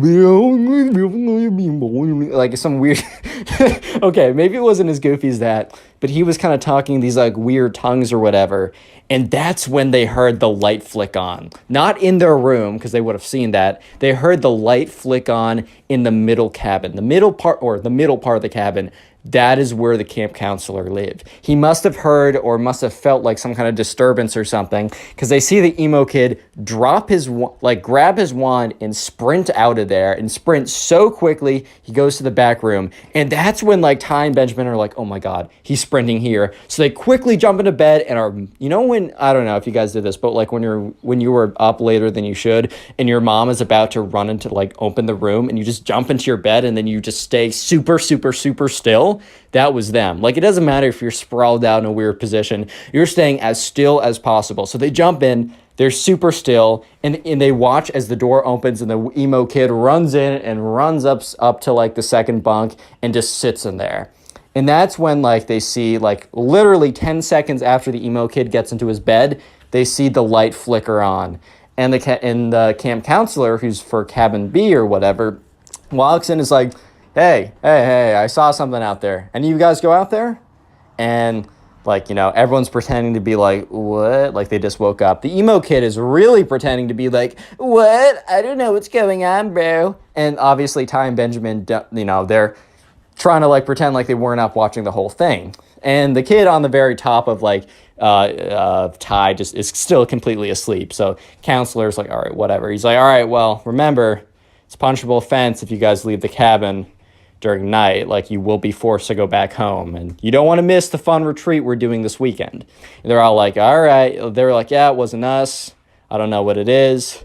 And that's when the camp counselor is like, what? And he looks outside the window, and that's when he sees it. He's like, stay here. And he goes outside, and they all watch as he walks outside, and he sees like the upside down pentagram like drawn into the circle or whatever, drawn into the dirt. And he's just looking at it. And he takes out like his iPhone 4, because it was like 2015 or whatever, and he takes a photo of it with like flash, takes another photo, steps back, takes another photo, and everyone else pretends to be asleep as they go back in. Next day rolls around, and they're walking to their first activity from breakfast. And Ty and Benjamin happen to be in the same group. And Ty's like, dude, the emo kid's insane. Like, that was ridiculous last night. And Benjamin's like, I've never been more freaked out besides the first night, bro. Like this kid's insane. And at this point, they start talking about the camping retreat. So I mentioned this like a couple minutes ago when the camp counselor said, you guys don't want to miss the special fun camping retreat we're doing. So they stayed out in cabins. But part of the wilderness camp, whatever, at the very end of it, at the very like the last Friday night to Saturday, they hike out kind of farther out into the woods. They bring like camping equipment and they kind of like camp out like that. So they both of like Ty and Benjamin were a little bit worried because that basically meant that they were going by group and they were going to be out in the woods in tents by themselves with the creepy emo kid. So anyways, let's just fast forward to that day. It's Friday, and everyone is kind of packing their little bags, and the camp counselor for each group packs their, like, supply kit, medical supplies, radio, the food that they're going to be eating, and he's like, all right, everyone grab, groups of 2 grab a tent. And so sure enough, people pair up, and Benjamin and Ty are together, and they grab this tent, and they start walking over to the campsite. And Ty and Benjamin was like, dude, I heard that, like, you know, there's only, like, enough tents so that, like, we have to pair up with someone. And he said, I heard that it's random. I heard that we don't get to choose who we pair up with. Ty's like, dude, that's insane. We already have friends. I get in the beginning them assigning us stuff, but, like, we know people now. This is the last day. Like, why would we need to bunk with someone random? And Benjamin's like, dude, I don't know if that's true. That's just what I heard. So eventually they get to the campsite. Anyways, so they get to the campsite, right? And, you know, they set up their kind of like, they sit around a bunch of logs. So they like light a little fire and they have like baked beans in a can or something. Then they also go out and they kind of like clear the land to put down the tents. They all set up a bunch of tents in the group of 2 that they carried it over in. And Ty at this point is thinking, all right, we're good because I'm going to be with Benjamin because, I mean, we're in groups of 2 already. Why would they need to reassign us groups? And so once again, they were asked back to the campsite, or not the original campsite, but the little campfire they made. It's getting kind of late, and the camp counselor's like, all right, guys, time for me to assign you your bunk mates or your camp tent mates. And Ty in his head is like, no. So Benjamin and so-and-so, so-and-so and so-and-so. And you know when there's like that one guy you don't want to be with or something like that, and like you're being assigned in a list, and you don't hear your name, but you also don't hear his name, and the number of combinations starts getting smaller and smaller and smaller, and you start freaking out. Well, this is what was happening to Ty until he realized that he was doomed before, you know, the words were even said, because the camp counselor went through the entire list, but he didn't say Ty's name or the emo kid's name. And that's when the camp counselor said, Ty and the emo kid, obviously said his real name, but you know what I mean. And Ty was just like, oh, I'm not going to make it tonight. I'm not going to survive. I better write some some letters to my mom saying I love you because I'm not making it tonight. Oh my God. And Benjamin is just staring at him and afterwards walks up to him and says, hey, if you need help, we got to come up with some kind of signal. So Ty's like, okay, I'm going to I'm just going to run out of there, and I'm going to run over to, no signals, no nothing. I'm running over to your campsite if anything happens. And Benjamin's like, all right, that's totally fine, man. So anyways, Ty goes up to the emo kid, like, so, looks like we're bunking. And the emo kid is like, interesting. And Ty's like, yeah, man. He's like, well, I guess you're one of my more favorite mortals that I know. And Ty's like, yeah. So they both put down their sleeping bags in this kind of very cramped tent, and Ty's just sitting there like, okay. And they have this kind of light, and it's like one of those battery powered lights, and the emo kid's like, good night, Ty, and turns it off, and Ty's like starts completely freaking out. He's like, okay, I can't see anything, but we're okay. And that's when he hears the emo kid stand up. And Ty's like, no. And the emo kid is standing above him. And he's like, all right, well, maybe I should just accept my destiny. And that's when the emo kid, instead of striking him over there with a rock or something, just leaves. He opens up the camp tent and walks out. And Ty is like, what? So Ty kind of gets up and he looks out and he sees the emo kid. And the emo kid is standing, or is crouching on all fours, and then he starts howling to the full moon. He's like, "Hey!" But it's a really weird howl, and Ty's just like, what? And that's when he hears the kind of like the camp counselor who's with us be like, hey, who's that? You're not allowed to be outside your campsite. And you just see the emo kid go, oh, and just sprints towards the tent. So Ty jumps back into his bed, and the emo kid, who's not very coordinated apparently, instead of like jumping through the wind, like the open flap, jumps right through the tent. So breaks right through the tarp of the tent, cracks the entire thing. The entire thing comes collapsing down, and Ty just like has his eyes closed as the entire tent falls on top of him. And that's when you hear all this yelling, and the camp counselor's like, what's going on over here? Are you guys all right? And he just like starts rummaging through all the like the rubble and stuff. And Ty starts like getting up, and he pushes the stuff off of him. The camp counselor was like, was that you out there doing those howling noises? He's like, no. And then sure enough, the emo kid is just standing there like, and he says to him like, you wouldn't understand what I was doing. And the camp counselor was like, I told you before that you can't be leaving your tent during the nighttime. Like, after I said goodbye, you were supposed to go to your tent and not leave it. You were out there. He's like, I was performing a protection ritual.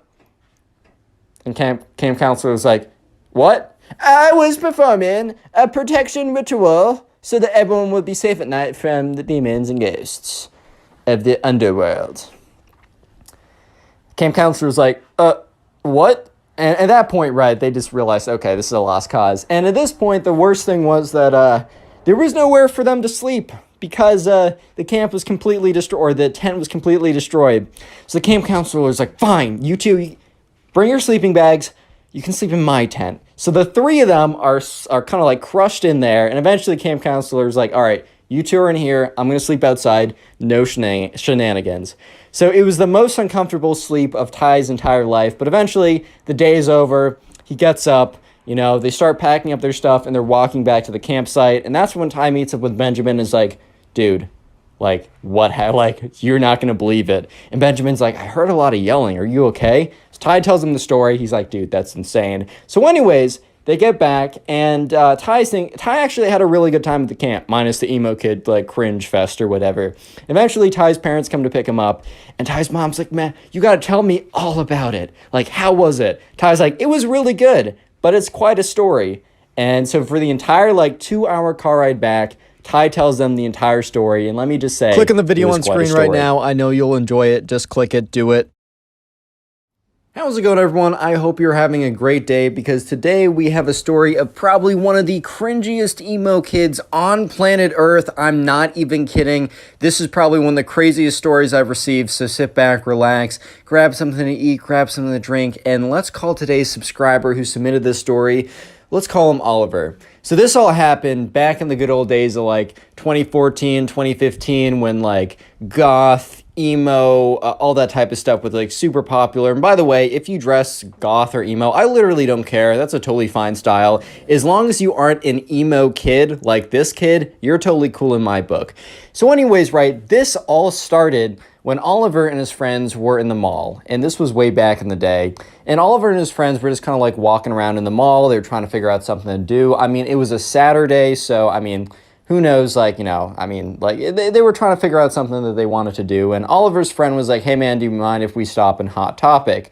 Hot Topic is a t-shirt store that sells sells a lot of different types of t-shirts, a lot of like trending stuff, a lot of like, and since, emo and goth was kind of trending at the time, they sold a lot of shirts and attire that really fit with that outfit. Like, you got like black t-shirt that says like society, and then you got like a spiky collar.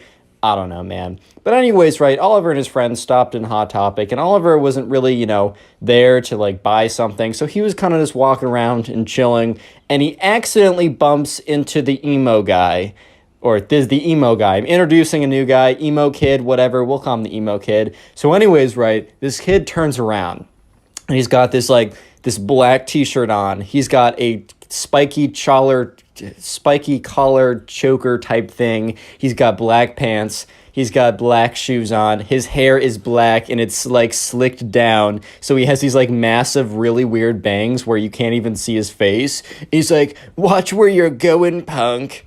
And Oliver's like, sorry, man. He's like, wait, I know you, dude. You're from my school. And Oliver's like, yeah, I think we're in class together. No, I've seen you around, though, because Oliver's starting to remember this one time he saw this really weirdo-looking kid who was like, man, no one gets me. And so sure enough, the kid, the emo kid, is like, bro, I don't think you bumped into me on purpose. I think you were coming for me and my kind. And Oliver's like, dude, what are you talking about? And the emo kid's like, bro, I think we both know that you just hate the emo kids. And two other emo kids appear basically appear out of thin air. And they were like, what's this kid talking about? Like, what's going on over here? And the emo kid's like, yeah, this kid over here goes to my school and he hates me on purpose. And he just bumped into me and it was crazy. He can't do this to us, man. And the other emo kid's like, yeah. Well, what do you have against the emo kids? And at this point, right, Oliver was literally just standing in a Hot Topic t-shirt store because his friend wanted to buy a t-shirt. In Oliver's head, he's like, bro, please hurry up and get that t-shirt. But he says, look, I accidentally bumped into this kid, like this guy. I'm sorry. It's not on purpose. You can trust me. And the emo kid's like, no, dude, I totally know what, like, a bump on purpose would feel like. That one felt so purposeful. Like, I literally felt the purpose in the bump. It was crazy. And Oliver's like, dude, what do you mean by that? And the emo kid's like, are you getting aggressive with me, son? Do you want to fight me, son? Oh, he wants to fight me, dude. And at this point, Oliver's like, all right, guys. All right, boys, have a good day. Oliver goes over, finds his friend. He's like, dude, I met a bunch of weirdos. They want to fight me. I literally bumped into them. And like Oliver's friend's like, all right, dude, like, that's like, oh, all right, we'll go. That's fine. And then Oliver's friend sees this like pack of like emo kids walk over, and Oliver's friend starts cracking up. He's like, bro, you can't seriously think, wait, these kids want to fight you? Dude, they're not going to do anything. They can probably barely walk here without fainting. And the kids are like waddling over. And the emo kid's like, don't think I forgot what you did, man. And so sure enough, right, Oliver and his friend, they buy the t-shirt, they leave. And, Oliver is telling his friends all about what's going down. His friends like completely laughing. They find it hilarious. And that's because Oliver thinks to himself, well, I'm never going to see these kids again. It doesn't really matter, right? Oh my God, was Oliver wrong? Because this started one of the most insane sagas that Oliver has ever had in his life. He was telling me that like he's experienced a lot of crazy things, but the story that is to follow what just happened is probably the craziest thing that ever happened to Oliver ever. So skip forward a week. An entire week has passed by, actually a little bit more because it's not a weekend. Oliver, it's a Monday morning. He gets up, he's like, oh my God, I gotta go in. So, he gets up, eats breakfast, gets on the bus. It's just like, oh my God, man, is it already Monday? Dude, that's freaking crazy. He gets into school and he's walking to his locker, all kind of like half awake or whatever. He has his backpack on. And he gets to his locker. And that's when he realizes that something's wrong. Because his locker is like halfway open. And like the lockers didn't have locks on them. But Oliver always like closed it by the end of the day. He'd grab his backpack and he would shut it all the way and it would close.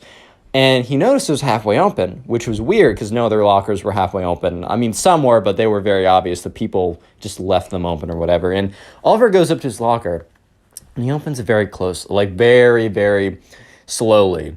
And that's when he sees a little something in the background. He sees a little something in the very far back of his locker.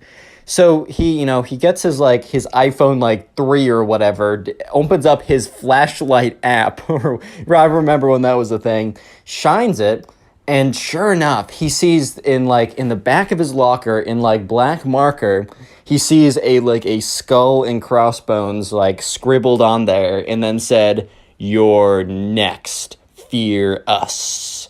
And at this point, Oliver is like, "What? Huh? What? What? What's going on here, boys? Why?" And so sure enough, Oliver hits up his friend. He's like, "Bro, did you do this?" And his friend's like, "Dude, no, I'm not cringe." and Oliver's like, "All right, well, if it wasn't you guys, well then who could it, like, that's really weird. And remember, the whole emo experience, like the emo kid thing that happened at Hot Topic over a week ago, was a pretty crazy experience. But at that time, Oliver had completely forgotten. Because don't forget that the main emo kid actually went to Oliver's school. And Oliver recognized him from being in the hallways once. So Oliver didn't even think for a second, like, he didn't even think of the emo kids when he was like, all right, who's probably going to be the one, like, who did this? Who's most likely that, like, probably went through and was trying to mess with me or whatever. And Oliver just didn't even think of the emo kid. So give it a couple days, right? A couple days later, you know, Oliver is kind of like towards the end of school. And most people are gone, you know, Oliver's just like waiting. It's after class. Oliver's like waiting to go be picked up, but then he's like, oh, shoot, I forgot my backpack. I don't know, that happens or whatever. So Oliver's walking back to his locker. And this is where it's actually a little creepy because he starts walking back to his locker.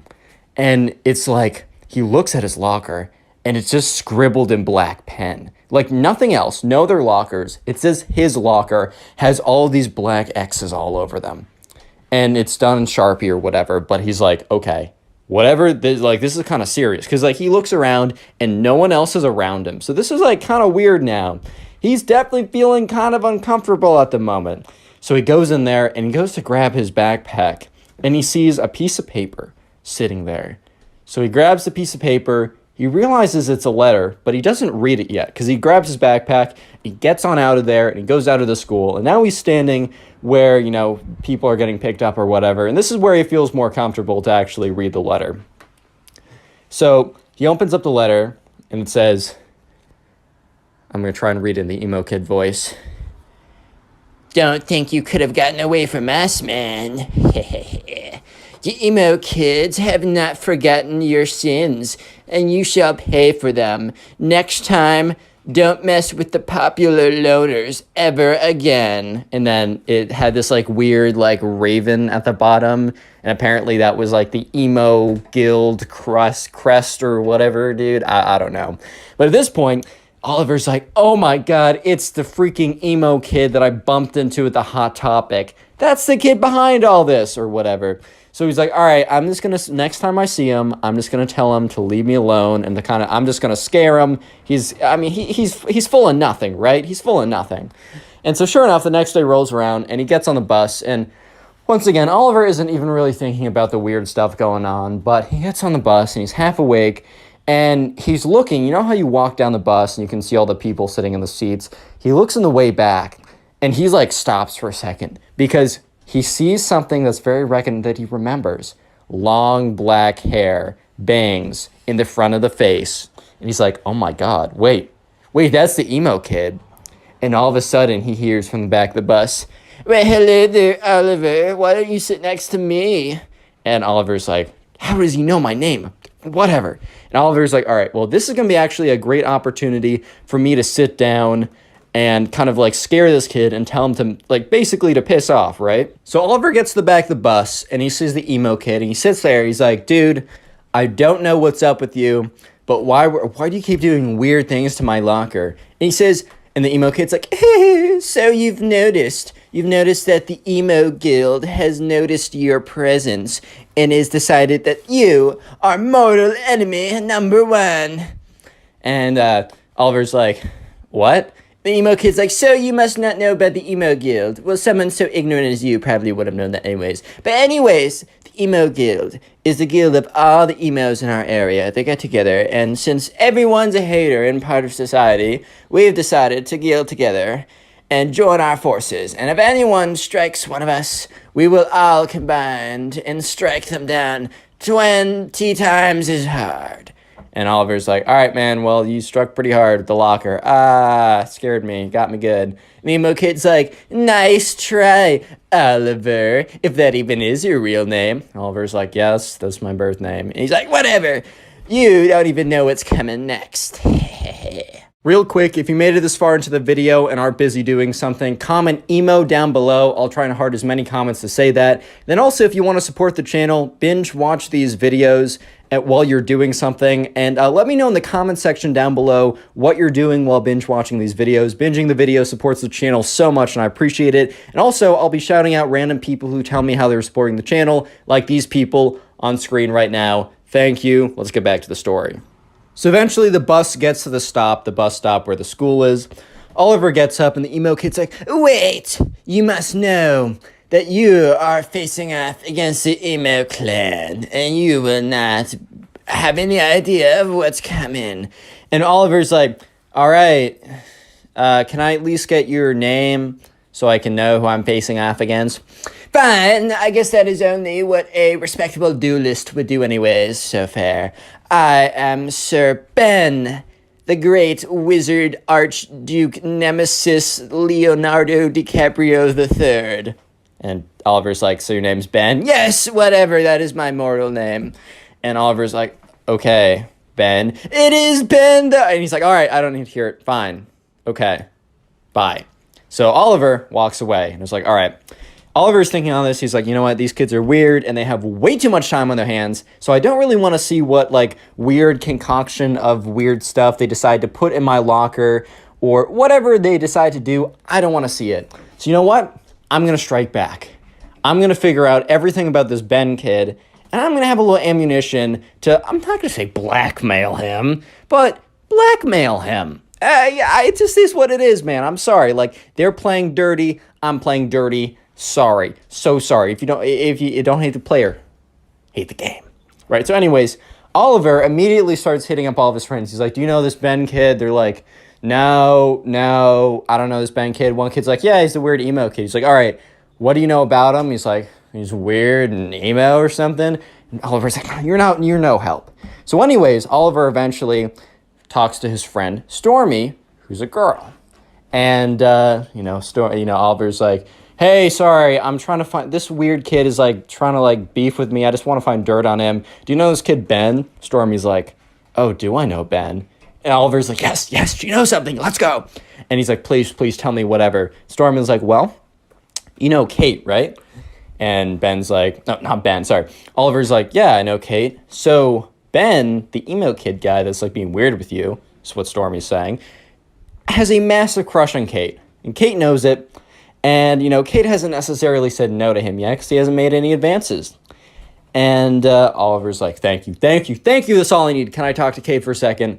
And, Stormy's like, "Yeah, sure, like whatever." So eventually, Stormy sets Kate and Oliver up. And Oliver's like, "Hey, please." He explains the entire situation. And Kate's like, "Look, Ben, the emo kid, has been weird to me for a very long time. Like, I used to think it was this funny, but he's weird. He keeps looking at me. He keeps professing his love to me. You know what? I'll team up with you. We'll take him down." Oliver's ecstatic at this point. So basically, they come up with a plan. If next time the emo kids strike, Oliver is going to find the emo kid and ask for, like, mercy. And if the emo kid doesn't give him mercy, and, Oliver doesn't actually expect him to give him mercy, basically, assuming the emo kid doesn't give him mercy, Oliver is going to say, "Well, I'm going to give you one more chance to give me mercy."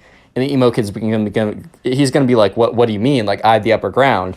And then all of a sudden, Oliver is going to, like, pull out, like, basically text message conversation with Kate, which is going to be fabricated, about how, like, he knows someone perfect for her, and how, like, Oliver's friend, who we'll just call Bob. No, we're not going to. We're going to call him, what should we call him? Oliver's friend Ryan is, like, perfect for Kate, and the truth is Kate has, like, a crush on Ryan, and Oliver's basically going to say, "Hey, if you do anything else, I'm going to set up Ryan and Kate. And Kate already thinks Ryan is super attractive, and Ryan is down to get with her, and I have all the power to connect them, and you will never be able to date Kate, you'll never be able to date Kate ever again, and this will destroy the emo kid." So anyways, after this plan is done, once again, Oliver is walking back to his locker.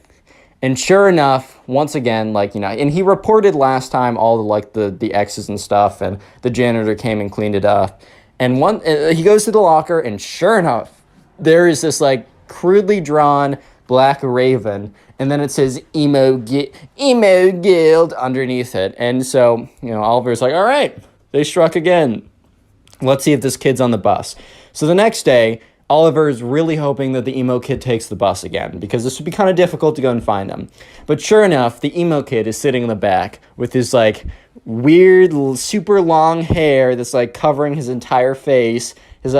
He's wearing like he has this like robe today, this like black cape or whatever or something. He's sitting there, and he's like, Oliver, do you want to sit next to me and? Because I don't know if you've seen your locker yesterday, but it has a little, I don't know, it has a little something on it. And Oliver's like, yes, Ben, I know. I was wondering if we could talk about, maybe a surrender, my surrender. And the emo kid's like, I knew it. I knew you were weak. I knew you were sad. But no, I will not show you mercy. I will just not do it. It's not in the way of the emo guild. Because you're a part of society. Freak society, bro. And Oliver's like, look, Ben, I'm going to give you one more chance to reconsider. And the emo kid's like, what? Give me a chance to reconsider? You're asking me for my forgiveness. I will not reconsider anything. And Oliver's like, fine. I know about Kate. The emo kid's like, what? You know about my love? I can barely keep a straight face doing this. Anyways, emo kid's like, you know about my love? And Oliver's like, yes. In fact, I know more than that. You know Kate, right? Well, I have a friend, Ryan. He's a good-looking man. And I was talking to Kate, and I was talking to her about Ryan. And I just asked her, what she thought. And Kate confessed to me that she really thinks Ryan is so attractive. And you know who's my best friend? Ryan. You know who Ryan finds attractive? Kate. And with a snap of my fingers, Mr. Emo Man, I could set the two of them up. And you will never have a chance to date her for the rest of high school or middle school. Or I don't care, right? For the rest of high school. And it's not like that Ben, the emo kid, was going to date her anyways. But the emo kid was like, no! What do you want, you cruel beast? You cruel monster. I don't know why you put my love up like that. You can have whatever you want. You can have my riches. You can have my gold.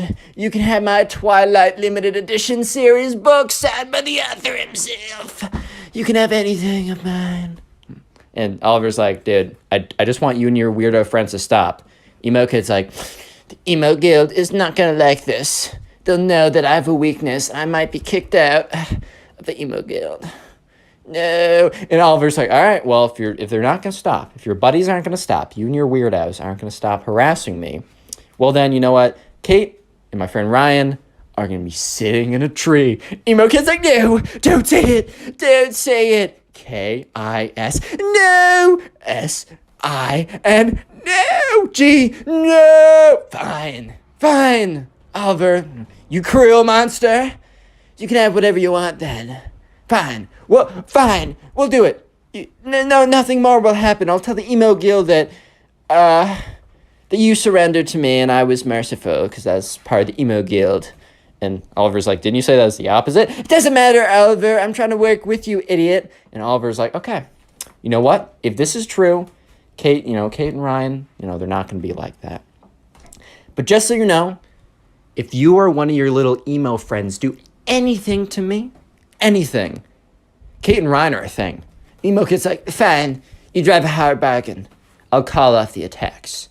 And from that point on, Oliver has never received another emo style, I don't even know if you could call it an attack, but he never received weird stuff in his locker or weird carvings of the emo guild or anything like that. And he lived happily ever after. Click on the video on screen right now. I know you'll enjoy it. Just click it, do it.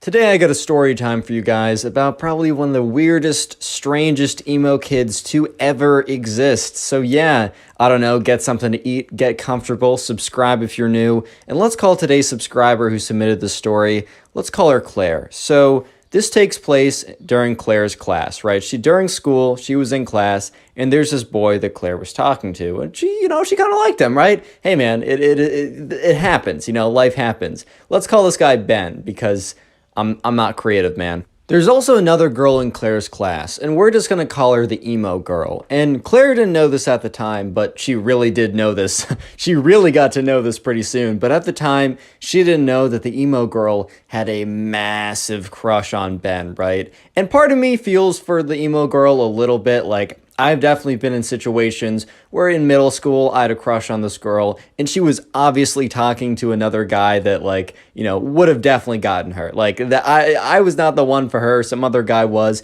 It sucks, man. It really does. I'm not going to say it doesn't. However, it doesn't justify the actions that you'll see in this video, which are pretty crazy. But anyways, right, so this all started one day when Claire was talking to Ben, and she was sitting there, she's talking to Ben, and it kind of seemed like Ben was going to like her back, and he was very engaged talking to her, like they were flirting a lot.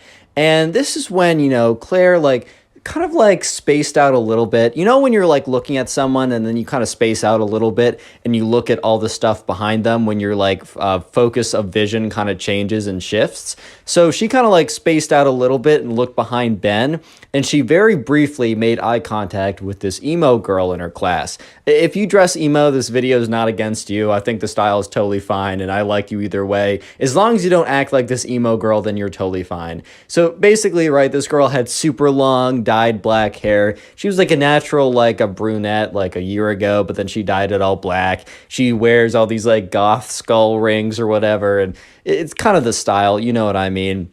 And sure enough, this emo girl that Claire doesn't really talk to just because they were never really friends is just staring into like the pits of her souls, dude. Like the pits of her souls, staring into like I don't know what I'm trying to say. They were just like deeply staring at her, very, very kind of like angrily. And Claire quickly breaks eye contact because, like, I don't know, man, she's not trying to like, she's just like, I'm not engaging with this. Like, let's hope that's a coincidence. Claire completely forgets about that and goes back to talking with Ben, right? And so sure enough, she's talking to Ben. She's like, flirting, whatever, right? Insert flirtatious conversation. And by the end of the conversation, the bell rings or whatever, and Claire leaves to go to either recess, lunch, another class. I don't know specifically what, but whatever it was, she leaves to go and do it. And the emo girl quickly follows behind her. Like, the emo girl was kind of far behind her in class, so the emo girl is like speed walking towards her. And Claire is kind of thinking, oh boy, I guess that eye contact earlier today was not an accident. It was not like a mistake. You know how you sometimes like, I know I'll do this. I'll like space out and not even pay attention and then realize I've been staring at someone for like 5 minutes. And I'm just like, oh my God, I'm so sorry. I swear, I'm just zoning out. And Claire was kind of hoping that the emo girl just happened to be accidentally staring into her soul through her pupils. But yeah, it was not an accident because the emo girl walks up to her, is like, hey, we gotta talk. And Claire's like, okay. And the emo girl is like, I don't know if you know this, but Ben is mine. He is my boyfriend, and I don't want to see you start talking to him. And Claire is really taken aback because at first she's like, oh, wait, is Ben dating someone? Like, I've talked to all my friends, and I'm pretty sure, because Claire made sure beforehand that, Ben wasn't dating anyone, so she could kind of like show that she was interested and not get rejected or whatever. And she was pretty sure that he wasn't dating anyone, and also if he was to date someone, Claire didn't really think that the emo girl was his type, but she was like, oh, so you're dating him? And the emo girl is like, well, not yet. But he's mine! Don't question my authority on this matter. You will suffer the consequences if you want to steal my boyfriend away from me. And Claire's just like, what do you mean, your boyfriend? So you guys are dating or aren't dating? She's like, well, not yet, but like super soon. Like, it's totally happening. And the thing is, Claire, you're just getting in the way of this. You're getting in the way of what is meant to be.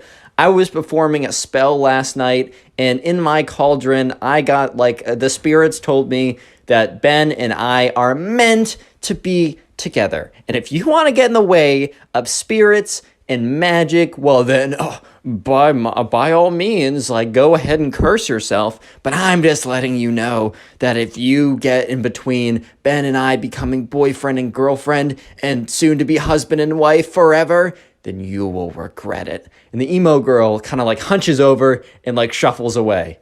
And Claire was just stunned, to say the least. She was kind of just at a loss for words at this point, because it's not every day that, you're walking around and, the emo girl in your class, if you have one, comes up to you and says that, yeah, by the way, the gods of magic literally said that, that guy that you're talking to, that he and I are meant to be together and that we are actually boyfriend and girlfriend, even though we aren't. So stay away, bro. And then shuffle away. That's just not a day-to-day occurrence. I don't know, but maybe it is. Maybe I'm wrong. I don't know. But sure enough, Claire kind of was like, okay, well, I'm not going to be bullied out of talking to this guy that I like. Like, I'm not going to be bullied out of it, man. Like, that's just not going to happen. You know what I mean? And Claire's like, you know what? I think I'm just going to, keep talking to this guy. I think I just am. So the next day rolls around, and the only class that Claire has with Ben is the class that she has with the emo girl. So it's not like Claire could really talk to Ben a lot in other classes. However, Claire does talk to him every kind of like lunch break. They get lunch together, and the emo girl doesn't eat lunch in the lunchroom, so I don't think she knows, or if she does, she's not trying to see that. Fair enough, I guess. But sure enough, Claire, Ben comes over to Claire because they kind of were talking every single day. I don't think the emo girl's ever spoken to Ben before, but they're about to be boyfriend and girlfriend, guys. Stop hating. No, but so Ben comes over just like every other day, and Claire was a little bit weird, and Ben's like, "Are you good?" And she's like, "Yeah, actually it's nothing. Sorry, I was just spacing out." In reality, Claire was like, "Okay, this will be interesting," because she notices the emo girl is intensely staring at her, right? Just looking at her so angrily. And as Ben walks over, and when Ben sits down, her brow furrows, and she lifts up her hand and like crunches it into a fist of rage, like that Arthur meme where it's like his fist is all balled up. Like so Claire was distracted by that, obviously, and she was like, "Oh no, I'm just spacing out." So Claire and Ben, they continue to talk, and they flirt a lot, as always. Claire's kind of getting a feeling that Ben's gonna try and make a move at some point kind of soon, just by kind of the natural progression over the last couple weeks. And Claire's all for that, man. I mean, she was kind of like trying to put herself out there so that Ben would hopefully come around and ask her out or something.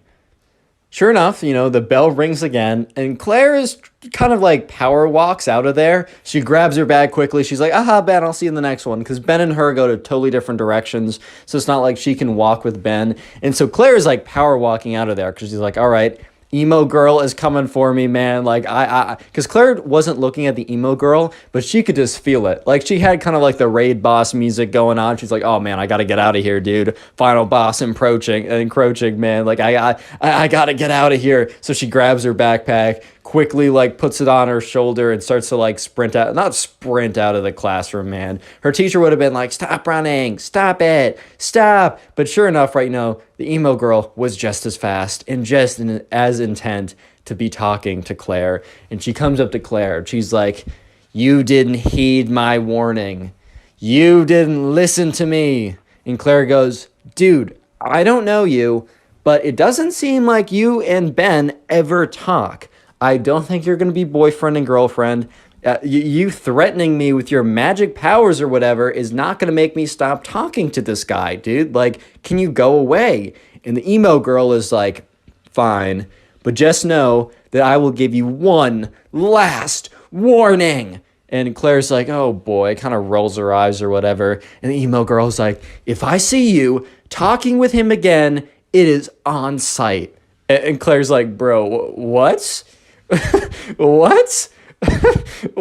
"Huh?" And the emo girl's all like, "Stop laughing at me. It's not funny. It's serious.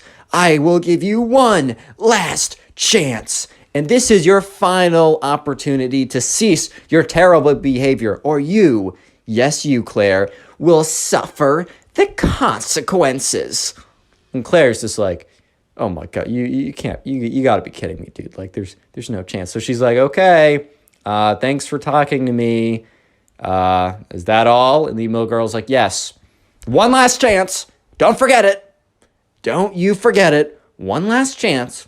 And once again, emo girl scuffles off. Little spoiler, Claire does not listen to the emo girl. In the next day in class, the emo girl does something completely crazy. But real quick, comment emo down below if you want to heart in your comment, as that is the secret word of the day, and I will try and heart your comment to say thank you. And also, if you want to support the channel, binge watch videos, or just watch a bunch of videos after this one, or in your free time, when you're drawing, about to go to bed, playing video games, go watch one of the playlists. I got emo kid playlist, spoiled kid playlist, and if you do, comment down below so I can personally say thank you, as it really does help. And also, profile pic army looking strong. So you thought that was it for the craziness from this emo girl, that going up and threatening that the evil gods of spells and magic and wizardry she will suffer the consequences. You thought that was bad? No. Pause, bro. You're not even close to what's about to happen, because the next day it rolls around. Okay, I keep saying that like that's something crazy. Oh no, the next day happens. Time is linear, rah. But anyways, right? Next day rolls around. Claire goes into class. And she makes sure that she's talking to Ben, and she makes sure that the emo kid, or the emo girl specifically, is seeing this. And Claire's kind of like a little bit upset, because she's like, you know what? This girl is bossing me around. I'm not standing for it. So Claire decides that, she's just going to make a move. Like, she's going to make a move.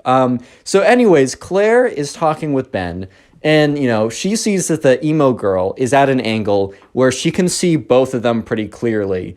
And so Claire looks at the emo girl in the eyes. This is a little mean, I'm not gonna lie. However, it is kind of justified, since the emo girl was like threatening to pull up or square up, or like it's on site if you talk to him, or talking crazy or whatever. So this is a little bit justified, not saying it's not mean, but Claire is kind of like, oh, Ben, like, tell me about you or whatever. And what Claire does is she puts her hand on like a Ben's leg or whatever, kind of like as an indication of like, I like you. Don't go ahead and do this. Especially like you got to ask people first. Like, you can't go around just putting your hands on people, bro. As the Connor Pugs endorsement, don't do this. But anyways, like, I mean, she already talked it, like, either way she does it. And Ben reciprocates very nicely back, and Ben kind of like puts his hand on her chair, right? When you're like in the classic movie theater scene where it's like you reach your hand behind them to like, I don't know, you know what I'm talking about. And the emo girl legitimately snaps, dude. She freaking snaps. And you're probably thinking she's gonna go up and put a spell on them, or she's gonna like go raw and like sprint to the bathroom to have explosive diarrhea. No, none of those things are true. You know what this girl does? When she said it's on site, she meant it. Because Claire, one moment, was like kind of relaxing in the company of her soon-to-be boyfriend, spoiler, Ben. In the next moment, she was on the ground. Do you know why? Because the emo girl freaking tackled her, dude. The emo girl got so angry at the sight of them, like, basically, they weren't holding hands, but they were, like, same level of, like, romantic intimacy as holding hands. She was so mad at that sight that the emo girl legitimately got up out of her seat, buckled her head down, sprinted like a D1 quarterback, and knocked Claire out of, like, tackled Claire, basically, and was like, and started hissing. So right now, Claire's on the ground, the emo girl is on top of her, Ben is sitting there in complete shock, like, what? And everyone in the class turns around, including the teacher. Because they were supposed to be like reading a book or something in pairs. None of this nonsense was supposed to be going down. So the teacher is just like, what's going on over here? And the emo girl is like hissing the entire time. It's like, I told you it was on site. Stay away from my boyfriend. And Ben is just so confused. And Claire's like covering her face because the emo girl is like very faintly, but still trying to like claw at her. It's like, don't, like with their big, like, kind of like in Pokemon, like Meowth, or I forgot the cat Pokemon that like Team Rocket has. You know how that like it has scratch attack that does like -1 damage? That was kind of the equivalent of what like the emo girl was doing to Claire. So no damage was done, but it was very strange. And sure enough, Claire at the next moment feels the sensation of the emo girl leaving her body, like being picked up. So she opens her eyes and she sees the emo girl is literally being dragged away by the teacher and dragged out of the classroom. And Claire gets up and Ben looks at her with just this look of, huh? And at this point, Claire's like, Ben, I got some explaining to you. I got some explaining to do. And Claire explains everything that I just told you. Click on the video on screen right now. I know you'll enjoy it. Just click it, do it. Today I got a story, probably one of the craziest emo kids of all time, and I've told a lot of crazy stories, so strap in, subscribe if you like stories, and let's call today's subscriber, let's call her Luna. So Luna was a tennis player and was pretty good at tennis, and over the summer, her mom sent Luna to a tennis camp, and this story starts pretty far through the tennis camp. So the tennis camp lasted about 1 week long, and on the last day, which was Friday, all the parents would come and they would watch kind of like a tennis tournament of all the kids who were playing and learning how to play and getting better during the week. There would be a big tournament. They would have like, I don't know, a fake little trophy thing. But the main important thing was that there was a big tournament at the end of the week and all the parents came to watch. So this story starts on that Thursday. So this is the day before the last day, which is the big event. And this tennis camp took place at a college, so they had access to a college dining hall, and Luna and her two friends were walking, to go try and find a table, and Luna's two friends said, oh, look over there, or one of Luna's friends said, oh, look over there, there's a table. So Luna's two other friends, went over and sat down at the table. Luna said, I'll be right back, I'm going to go get something. So Luna walks over to the dining hall, grabs something to eat, and is walking back. And while Luna's walking back, she's not really paying attention. Like, she's kind of like, I don't know, spacing out or looking on her phone, or for some reason, she's not paying full attention to her surroundings. So unfortunately, she bumps into this guy. And, the guy had a tray of food, and the food, honestly, it wasn't even that bad. Like, the food, sure, like a little bit got on his shirt, but it wasn't like the entire tray exploded all over his shirt and his clothes were soiled and ruined beyond repair. Like, yeah, dude, you got sprayed a little bit. That sucks, but it's time to move on. And Luna was like, oh my God, I'm so sorry. That's so embarrassing. And like, she's like, I'm so sorry. Like, I wasn't paying attention. And this kid, Luna's looking at this kid, and this kid is very clearly like an emo kid. And by the way, there's nothing wrong if you dress like goth or emo or whatever. It's a style, and I think a lot of my viewers have the style, and I don't personally do it myself. That isn't my style, but I rock with you if you do that. No hard feelings. However, if you're like this emo kid, bro, you got to change some things in your life. That's all I'm saying. Because this emo kid looks at Luna, looks her dead in the eyes, and then takes out a book. And Luna's like, what? And the emo kid, so he has this book in his hand, and Luna notices that there's like ancient hieroglyphics. Dude, my brain is not working right now. There's like ancient like letters and all these like symbols on the book. Basically, it looks like a wizard or witch book or something. And Luna's thinking to herself, all right, there's no shot that like that's actually like a wizard book or something. And the emo kid reaches into his back pocket and takes out a wand. So he opens up the spell book and he's waving his wand around. He's like, you have made a great enemy. You have made a great mistake bumping into me on purpose. And Luna's like, it wasn't on purpose, man. Like, I swear to you, like, I wasn't paying attention and I apologize for that. I should have been paying attention. You're right. Like, that's on me. However, like, come on now. It was an accident. I don't know what you're doing. I don't know what kind of nonsense doobly-doop you're doing right now. But he's like, silence, mortal. And he's like waving his wand around. He's like, hibbity-bibbity-bobbity-boo. I put a something like super goofy, but like supposedly like, I don't know, wizard tongue or something. He's like, beepity boop, boppity bee.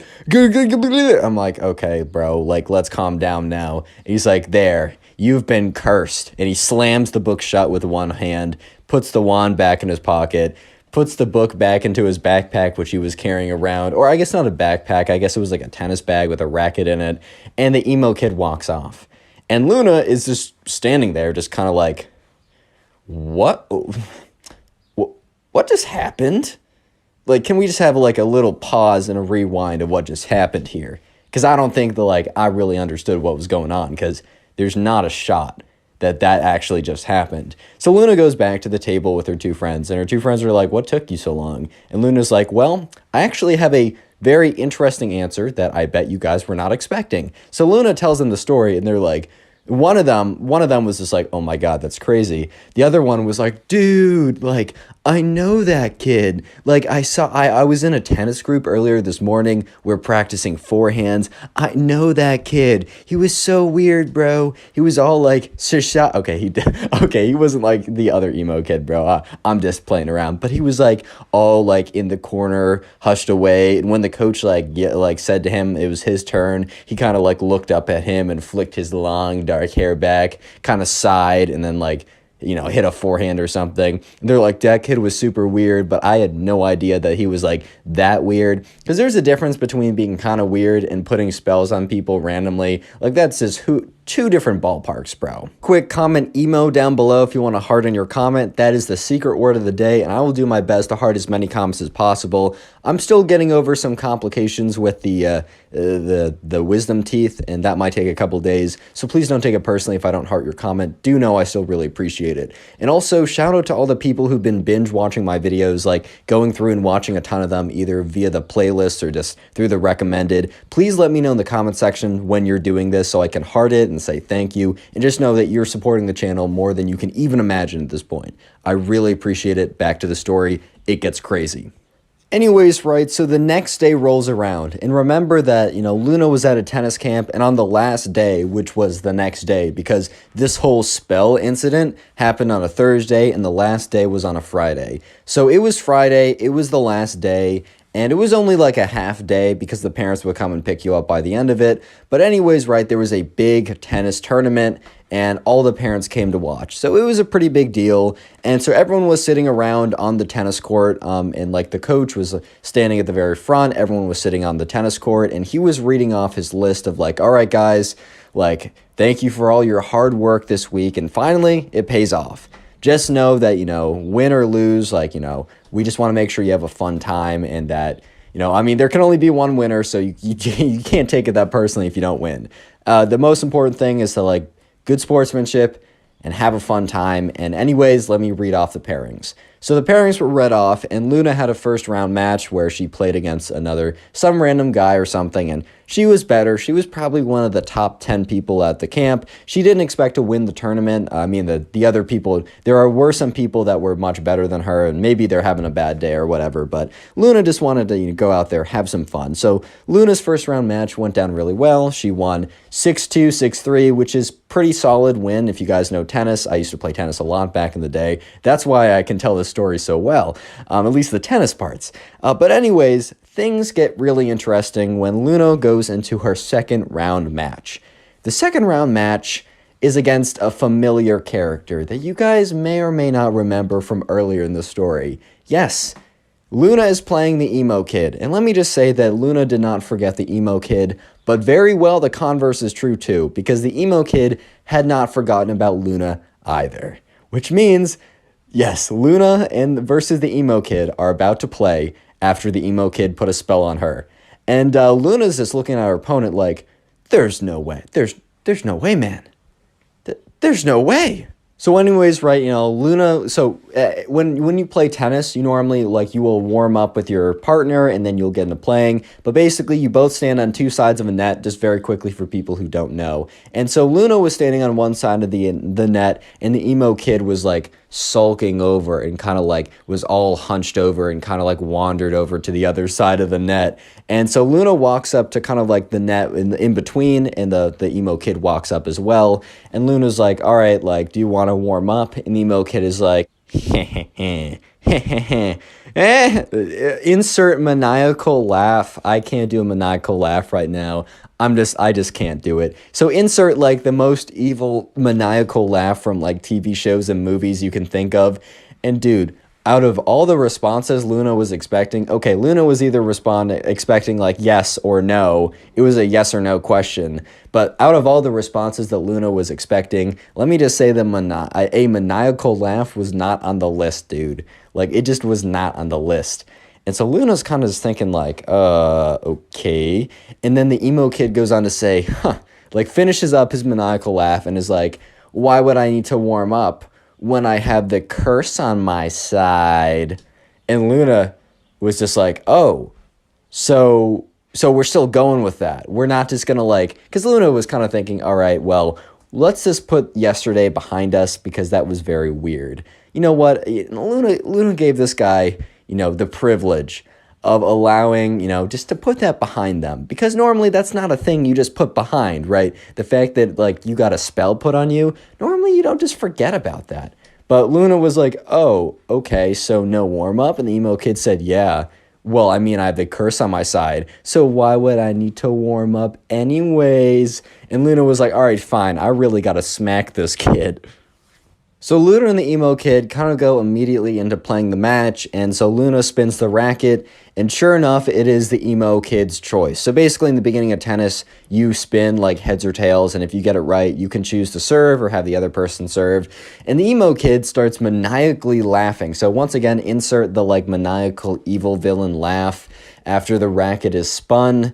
And, Luna's just kind of looking at him like, dude, what? And the emo kid is like, looks like my curse is already working.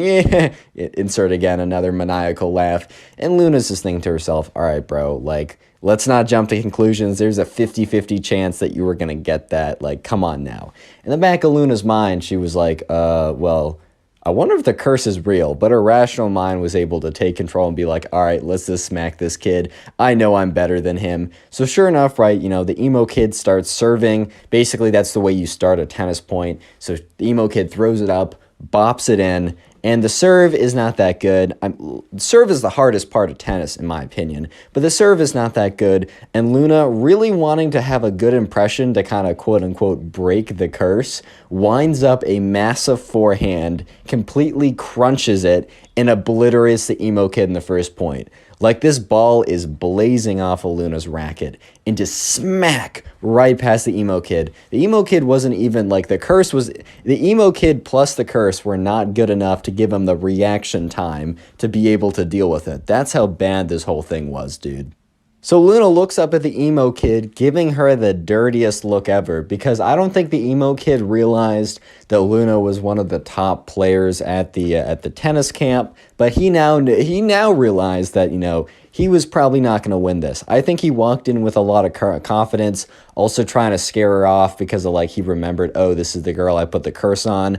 Odds are he would have, like, if this was a different person, he would have put a curse on them beforehand. Like, he would have walked up to the tennis net, whipped out his magic wand, and been like, blah, you're now cursed or something, just to mess with their head. But since he's already done that, right, he was trying to use that as leverage. But anyways, the match continues, and the emo kid is getting destroyed. So at this point, the emo kid is down about 3-0, and they're only playing one set. Basically, in tennis, you play to 6 games. Whoever gets to 6 games first win by 2 wins, and if you get to 6-6, you play a tiebreaker. But anyways, right, Luna's up 3-0, so absolutely smoking the emo kid. And it's Luna's serve, and she serves it in, and it is very clearly a winning shot. However, it was close, right? It wasn't like, it was clearly in, but it wasn't like in by so far that, like, you'd have to be like crazy to say that it was out, right? And the emo kid was like, out. Because if you don't know, you make your own calls when you play tennis. There's no umpire unless you're really good. And this was a lower level. I think in the final match, like the final match of their big tournament, they might have like someone like officiating it. But the emo kid was like, out. And Luna kind of looked at him like, no, dude, that wasn't. But like, she can't really do anything. So they keep playing, right? And Luna continues to crush this kid, continues to crush this fool, bro. Like, and the emo kid continues to cheat. However, the emo kid is really only cheating when it's like, I don't know, kind of close. So if like Luna hits a really good shot, but it's kind of close, the emo kid will just call it out. And this is super frustrating to Luna because she's losing a lot more points than she needs to, but she's still winning. It's currently 5-1. So if Luna wins one more game, then it's over, right? She wins the match and like it's done with the emo kid. And at this point, right, I think other matches were kind of like getting on with, and like there were like more people were finishing. So parents were kind of like coming over and they were watching, and like more of the staff officials decided to watch this game just because less matches were being played because more people were winning and losing and kind of less matches were going on. So at this point, right, it was like 5-1 Luna, and there were a bunch of people watching at this point.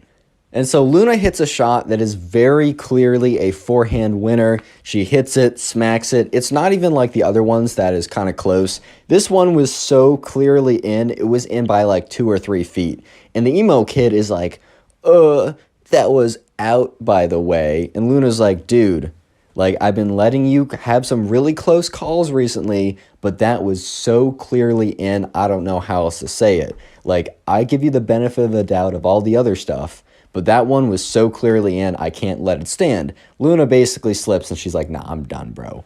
And the emo kid starts getting mad and he's like, hey, like you must respect my authority for point calling.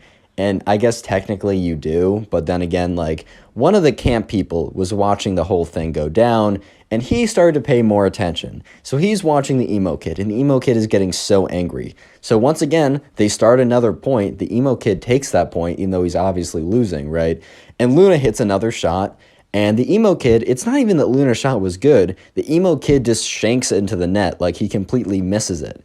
And the emo kid was like, oh, by the way, your shot was so out. And it was so clearly in. And Luna's like, dude, you can't just call everything out when you lose. And at this point, the emo kid said, like, I'm going to do what I want because it's my authority and you have to deal with it. And at this point, right, the camp counselor had kind of noticed what was going on and was like, I got to come in here. I got to put a stop to this. So the camp counselor, starts to walk on the court and is like, what's going on, guys? And the emo kid is so angry at this point because he's losing and he's just mad. And oh my God, this is where the emo kid snaps. So the camp counselor is walking over to the emo kid and is like, all right, can you explain what's going on here? Like, it looked like that point was very clearly in. Why did you call it out? And when the camp counselor says to the emo kid that it was clearly in and asked him, kind of questioned his call, the emo kid, already super salty and already molding super hard, being super angry already, just completely loses it. And he takes his racket and he goes, rah, and he whips around and he smashes it into the camp counselor. And like the camp counselor stumbles back and it's like, oh my God. Because like the racket had hit his arm. It had like broken the skin a little bit. So it was a little bloody.